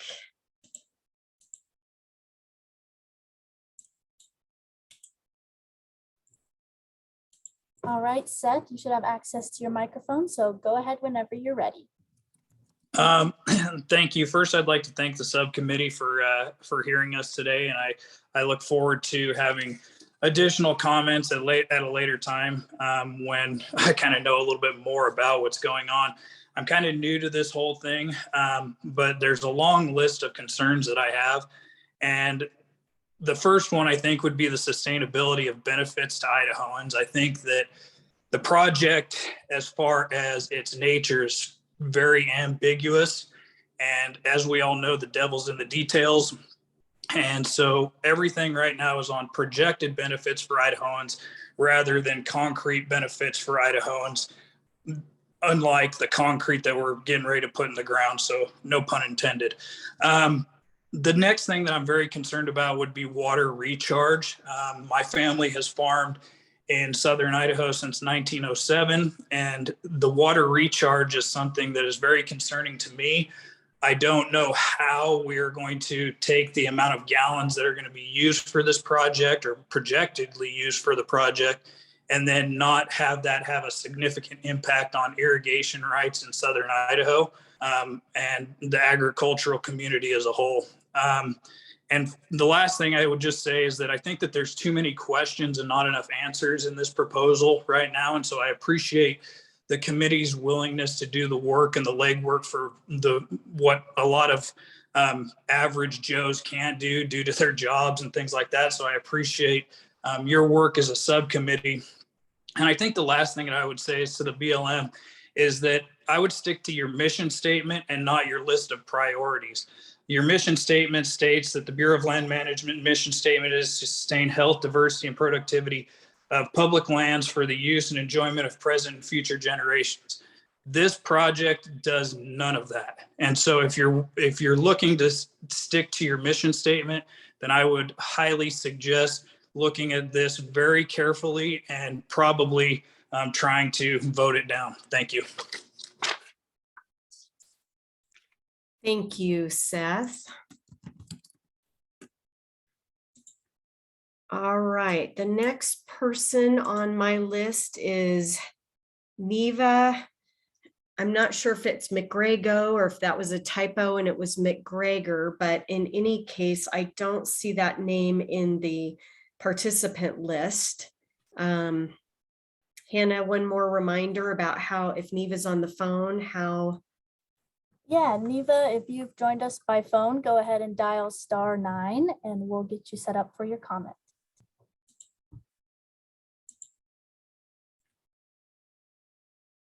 All right, I see the next person in the queue in the list here, and that's Ray Home. And Ray, if I'm not saying that name right, I apologize. So Hannah, if you could go ahead and unmute Ray, that would be great. Yep, Ray, go ahead whenever you're ready. Hi, you hear me? Yes, we can. We sure can. Okay, these are some big electric power projects that are coming in to this state. It isn't just this one, there's lots of them. And I think that sometimes I use we because I worked for BLM for about 30 years, so I'm going to use we. We don't sometimes treat those projects as seriously as we should. We let these applicants slide by with some of their recommendations, and I think we need to look at these projects a little more closely. And we need to look at them in relationship to one another. Now, there's also a bunch of argument about Idaho isn't getting any of the electricity. Well, Idaho gets electricity from all over, and they have in the past gotten electricity from Valmy and from Montana, and there was never any complaint about that then.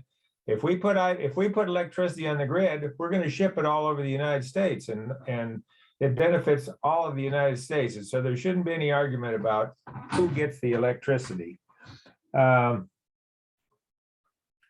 And we need to be very careful how we treat this water information. Water is a very sensitive subject, and I think it needs to be carefully thought through and worked out. We're in a situation now where the United States, particularly the Western United States, is not getting enough water to do all the things that it has already planned water for. So I think, we need to have the people that are looking at this project make sure that they've treated this water resource very effectively. And that's about all I have to say.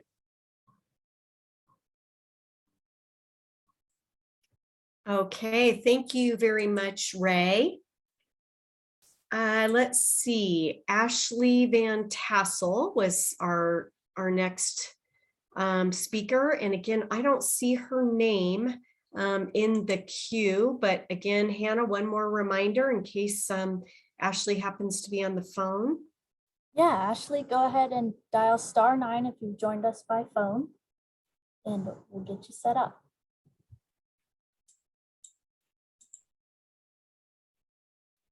All right, we'll go ahead and move. I see our next speaker in the queue, and that is Mary Abo. And again, Mary, if I'm saying your name wrong, please accept my apologies for that. Hannah, so if you could go ahead and get Mary set up. I will try to take care of this slide. Yep, Mary, whenever you're ready, go ahead. My name is Mary Albo, and I'm a survivor of Minidoka. And I was very appreciative to hear your earlier panelists today, especially Carolyn Smith of the Shoshone-Bannock tribe, where she talked about the spiritual value of the land, and then which was like Minidokans, how they feel about the site. And then I was very appreciative to hear John Arkush talk about the livelihood of his cattle ranch and other ranchers in the area. So I feel that not only are the Japanese Americans, the natives and the ranchers and the farmers and the environmentalists are all united in our opposition to the lava ridge as it is. And I'm in favor of a study of the resource management plan so that we can study it, update it, and make sure that all of the stakeholders have a voice so that this does not happen to us. Thank you.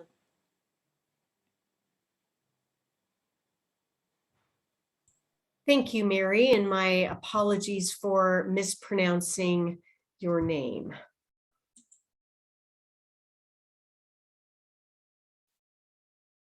All right, the next speaker is Jared Brackett. And again, I don't see Jared on the queue. So let's remind folks one more time, if they're on the phone, how to get your attention, Hannah.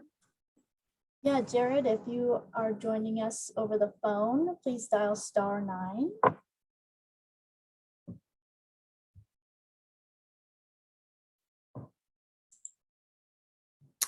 All right, let's go ahead and go to our next speaker, Addie Faust. And again, I will get this slide set up while you get Addie all ready to go. Okay, Addie, go ahead whenever you're ready. Hi, everyone. Thank you for giving me some time to talk. I am with the Department of Agriculture, and I appreciate the opportunity to listen to John's discussion. And some of our concerns with the Department of Agriculture is the lack of details on the alternate forage for a few different reasons. Specifically the coordination with the permittees and their unclarity of what could actually happen to them and their livelihoods. My next point is if this were to go through, the fuel load increase in the vacated or reduced allotments during construction. And that's really a concern, especially if there's some aerial attack issues. High winds carries fuel, carries flames, so that's a big deal. And then for the potential resource damage on the alternate allotments, if the proposal does displace the livestock into a different allotment, are those allotments ready for the additional use? So those are my concerns.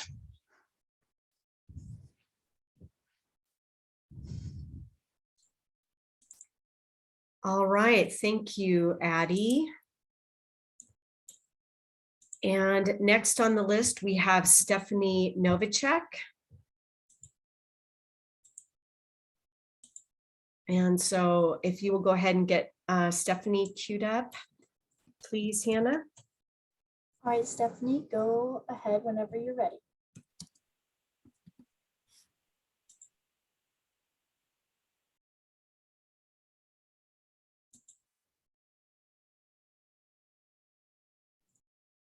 Stephanie, I saw you unmute and then now it looks like you're muted again. So go ahead and try to unmute yourself again.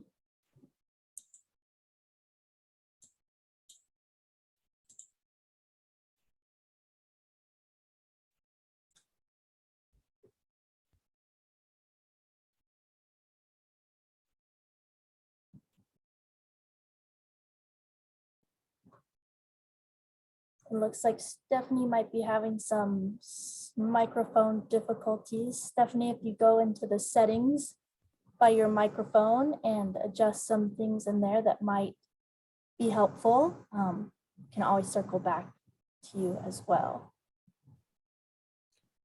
Okay, yeah, let's go ahead and move on to our next person, and then Stephanie will cycle back and see if we can get some audio on you there for you.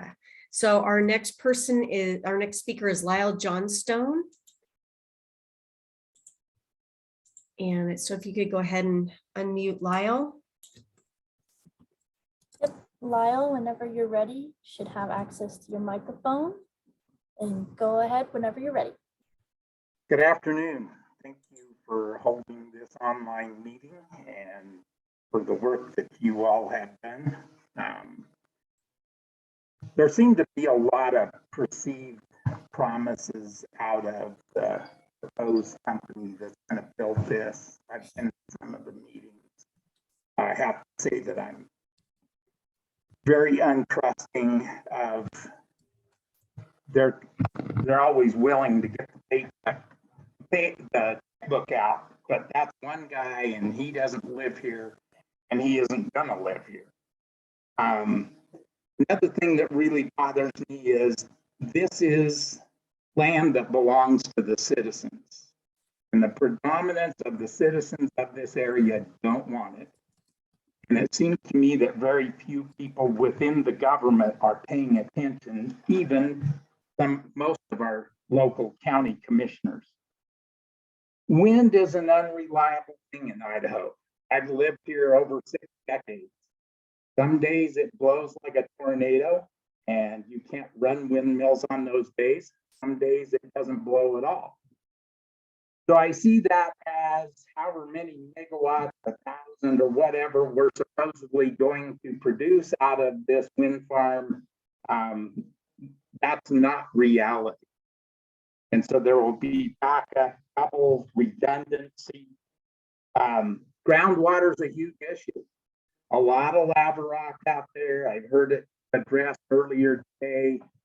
Groundwater expert, I've dealt with them all of my life as a farmer and a lifelong Idahoan, and they don't understand groundwater any better than anybody else does. But they think they do because they have a college education. I really would like to see this whole thing put on the shelf permanently. Thank you. Thank you, Lyle. Hey, Hannah, I had an idea for Shauna McKay and Stephanie Novacek. It looks like Stephanie might have signed off. I don't know, but Shauna, Shauna, can you raise your hand if you're still wanting to speak? Because, okay, I have an idea what we could do. Oh, there's Stephanie. Stephanie's back. Never mind. Okay, let's go back to Shauna first, and then Stephanie, and then that's going to bring us to our allotted time. But since you two did sign up, I really want to see if we can get you on. Hannah, what I'm thinking is, can we go ahead and promote them to panelists since they have had trouble with their microphones from the attendee side, and see if we could get it working that way? Yeah, let's do that. Okay, so this is kind of a strange process. We'll start with Shauna first. So Shauna, what we're going to do is we're going to promote you to a panelist. And at that point, you will be able to unmute your microphone. We're going to ask you not to unmute your camera since none of the other members of the public have been able to do that. But what it's going to happen, and Stephanie, when we do this at your turn, it'll be the same way. It's going to seem like you're getting kicked out of the meeting. Just hang with it. It's going to basically take you out of one virtual room and pop you into another. So Hannah, why don't we go ahead and do that with Shauna? And let's see if we can get that to work.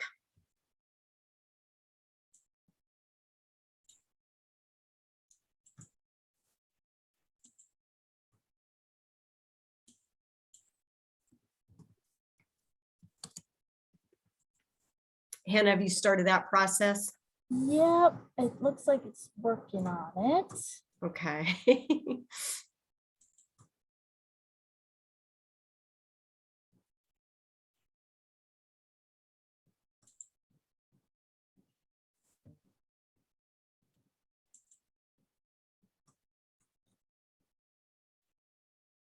Okay, there they both are in the panelist room. Okay, so Shauna, you should be able to unmute your microphone. And again, please don't turn your camera on, but why don't you go ahead and try to unmute your microphone and let's see if we can get this to work.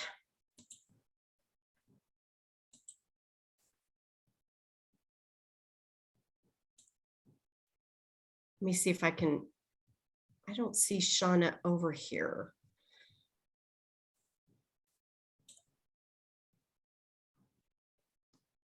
I'm not seeing Shauna in my panelist list. Hannah, are you seeing her in yours? Seeing her in like in the grid, but for whatever reason, it's not moving her over from attendee. But she has.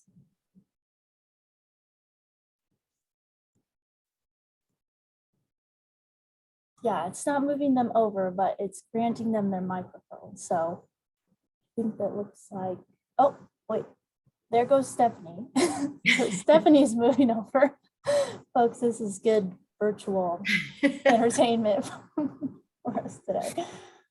All right, well, since we've got Stephanie over, let's go ahead and go with that. And so I'll change the slide here. Stephanie, you should be able to now unmute your microphone.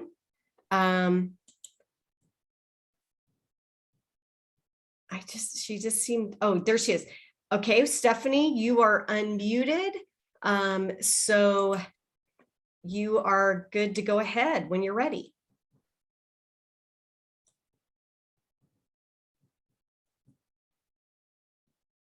But we still don't have any sound. So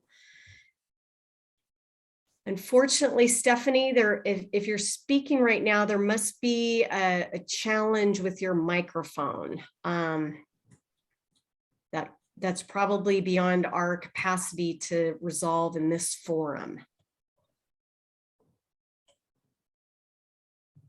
I don't know what else to try, or I would try something. And did we lose Shauna entirely? No, Shauna's still with us, but hasn't turned on her microphone or anything. So, but Stephanie, if adjusting the audio settings using the little arrow near your microphone icon doesn't help, then of course you can always submit your comments in writing and we will pass those along to the subcommittee members. All right, I think just in the interest of staying on time, we're going to need to move on. And I'm sorry, folks, this is kind of sometimes a downside of these virtual meetings. Things don't always go to plan, but we really appreciate all of our speakers today during the public comment period. And again, those who experience some technical challenges are more than willing to submit, more than welcome to submit comments in writing, and we will be more than happy to share them with all of the subcommittee members. So I think that brings us kind of to our next steps discussion and then adjourn. I know it's been a really long day for everybody, but I think we've had a whole lot of very valuable information. And so I guess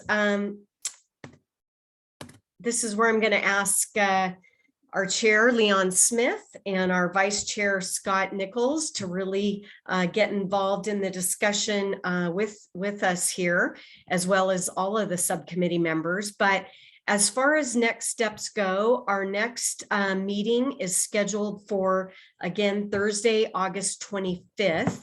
And it sounds like we certainly have a lot of potential topics that the subcommittee would like to hear about. And so no shortage to choose from there. We are working on, we're going to be on our side of the house in a little bit of a a transition from the standpoint that, as you know, I work in the state office, and we've been pretty involved in the subcommittee for the last few months, and we will continue to be involved in the subcommittee. We will also have our Twin Falls District Public Affairs Officer returning, Heather Teal Nelson. You met her at the June 15th field tour. She has been on a special assignment with our headquarters office for the last few months. So she will be taking a little bit more visible and active role, and I'll be kind of, the state office will be taking a little bit of more of a back seat role. We are also in the process of trying to engage a facilitator from our, oh goodness, I want to use the acronym and I shouldn't use the acronym, the CATER staff, the Alternative Dispute Resolution Group. I'm sorry, I'm completely blanking on the first name of that, first start of that acronym. Collaborative. Thank you, Mike. Yeah. Collaborative. It's been a long day. Collaborative Action Alternative Dispute Resolution Group to work with Leon and Scott and the rest of the subcommittee on developing agendas and the meetings going forward. And the reason for that being that obviously the last couple of meetings, we've really focused on, you know, getting the group out on the ground so that you can see, you know, what the project area. Today, hearing from different stakeholders involved in the process. Next meeting, likely some more discussion about, you know, and some more information gathering, I would say. And it sounds like we might have a little bit more, you know, opportunity for the information gathering with the possibly adjustment of the time period of the project. So a little bit more time for that. But at some point, the subcommittee will need to really start rolling up your sleeves and kind of figuring out what are you going to do with all this information that you've put together. Because again, the subcommittee doesn't provide any work products directly to the Bureau of Land Management. Per the charter of our Resource Advisory Council, the role of the subcommittee is to take your findings to our full Resource Advisory Council and present those to them so that they can then form a recommendation to the BLM. And so at some point, you know, it makes sense for the subcommittee to have a facilitator other than a BLM staff member who's here in Idaho, help you, you know, work through that to what sometimes those of you who've been involved in this can be a little bit of alligator wrestling. So we are working on lining up a facilitator for that. Beyond that, we do have a meeting scheduled for Thursday, September 22nd. And when I say scheduled, as you will recall, the reason is that we have to publish notice of all of the subcommittee meetings as well as our Resource Advisory Council into the Federal Register. So those are the ones we have on the books now. And I think, you know, our intention was that the group would then go to the Resource Advisory Council in October, but again, we may be adjusting that time frame. So I think what I would propose, Leon and Scott, is that, and I know, but Scott, you had some other ideas, you and Leon, actually, I should say, had discussed some ideas for the next meeting as well. Is that something you want to share now with what your thoughts were on that? And do you think that still makes sense for the next meeting, or you envisioning maybe we would hold that off a little bit since there's still some quite a bit of information to be gathered, it sounds like, or what are your thoughts there? Well, my thinking is for the next meeting for each of the subcommittee members to do a 5 to 7 minute presentation of their questions, thoughts, concerns, and issues of the specific groups that they're representing. And then Jennifer mentioned we need to compile the information that we have. And so I know everybody's busy and got time for a lot of things, but I think if everybody did like a third of a page, a paragraph of compiling the information that they've got that's pertinent to them. And then we can share that amongst ourselves. And then we can add, more information with the topics that have been suggested for the next meeting, and continue that way. But we're open to anybody who has ideas to try to move this process along, but not make it burdensome. So anyway, those are my thoughts. Okay, thanks, Leon.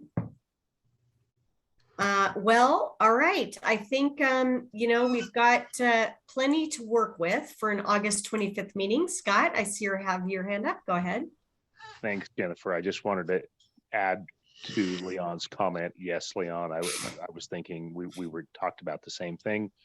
And I think, Leon, that would give us an opportunity, the subcommittee members, to just have a little more open discussion within the subcommittee members about those thoughts, concerns, and where not only their interest groups, but the comments that have been received from the outside expertise that we have heard and will continue to hear from maybe in the next meeting.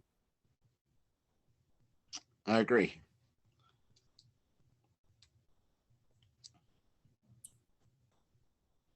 All right, thanks, Scott. Okay, I guess what I think for the next 15 minutes, if we'll just maybe open up the floor to any, maybe for the next 10 minutes or so, if any of the subcommittee members would like to make any closing comments or remarks or observations or anything like that, and then we can maybe turn it over to Mike Courtney to close us out. Does anybody on the subcommittee, would anybody like to offer, anyone on the subcommittee like to offer any comments or observations, or do you have any lingering questions that you would like us to try to address? Dan, go ahead. Yes. First off, thank you so much, BLM, for organizing this. I support Leon and Scott's recommendation. I think that makes a lot of sense to have more open discussion and opportunities for individuals to express their positions on the issues. I think that would help move us towards the ultimate goal. So thank you for proposing that, and I support it. Thank you, Dan.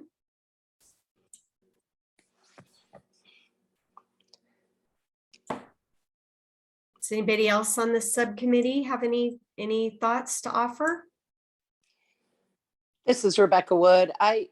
Is there any way to have somebody from another county or another project? We hear a lot about the after effects. I wonder if it wouldn't be interesting to hear from somebody that's had projects and how it's turned out. I'm taking notes, by the way.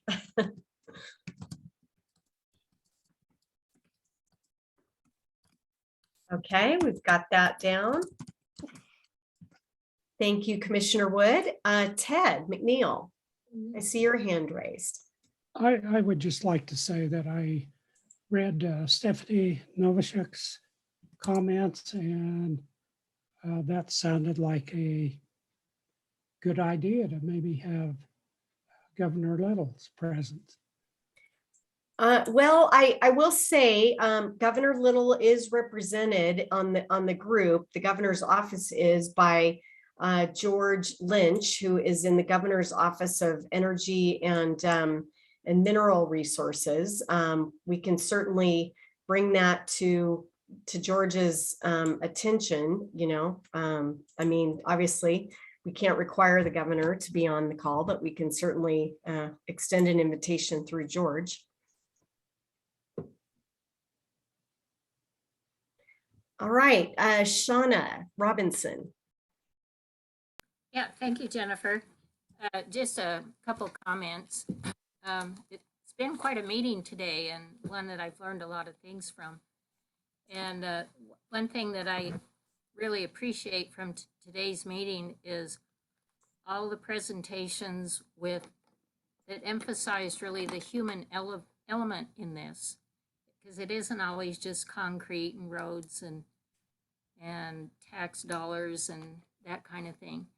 But the difficult part about it is you can't really put a dollar sign or anything on the human emotion, although the connected feelings these people have to the land, the tribes, for instance, the Japanese Americans, to their experience, the ranchers, they're all very valuable.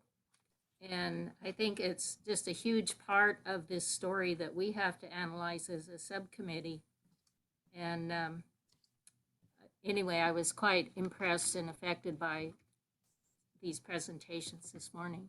So I appreciate the lineup of guests. Thank you. Shauna, that was very well said. Thank you. Thank you, Shauna. All right, any other subcommittee members? All right, well, it's been a long day, everybody. Really appreciate everybody hanging with us through the technical issues. That was kind of off to a rocky start, but we got through it. And I think it was a really good day full of a lot of learning about a lot of different aspects. So with that, I'm going to ask Mike Courtney to close us out. Okay, thanks, Jennifer. Well, I'd like to thank the presenters today for some very powerful and compelling presentations, and the RAC subcommittee for some really high-level engagement. You had great questions.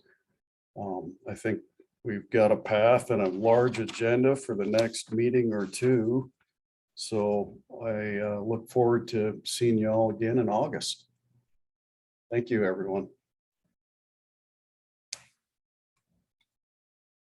All right, thanks a lot, Mike. And we are going to be working our best to get an agenda for this August 25th meeting out by the end of the month, which all of a sudden does not seem very far away. So thanks so much, everybody. We will be in touch, and y'all have a great rest of your Thursday. Bye-bye. Thanks, Jennifer. Thanks, everyone. Thank you.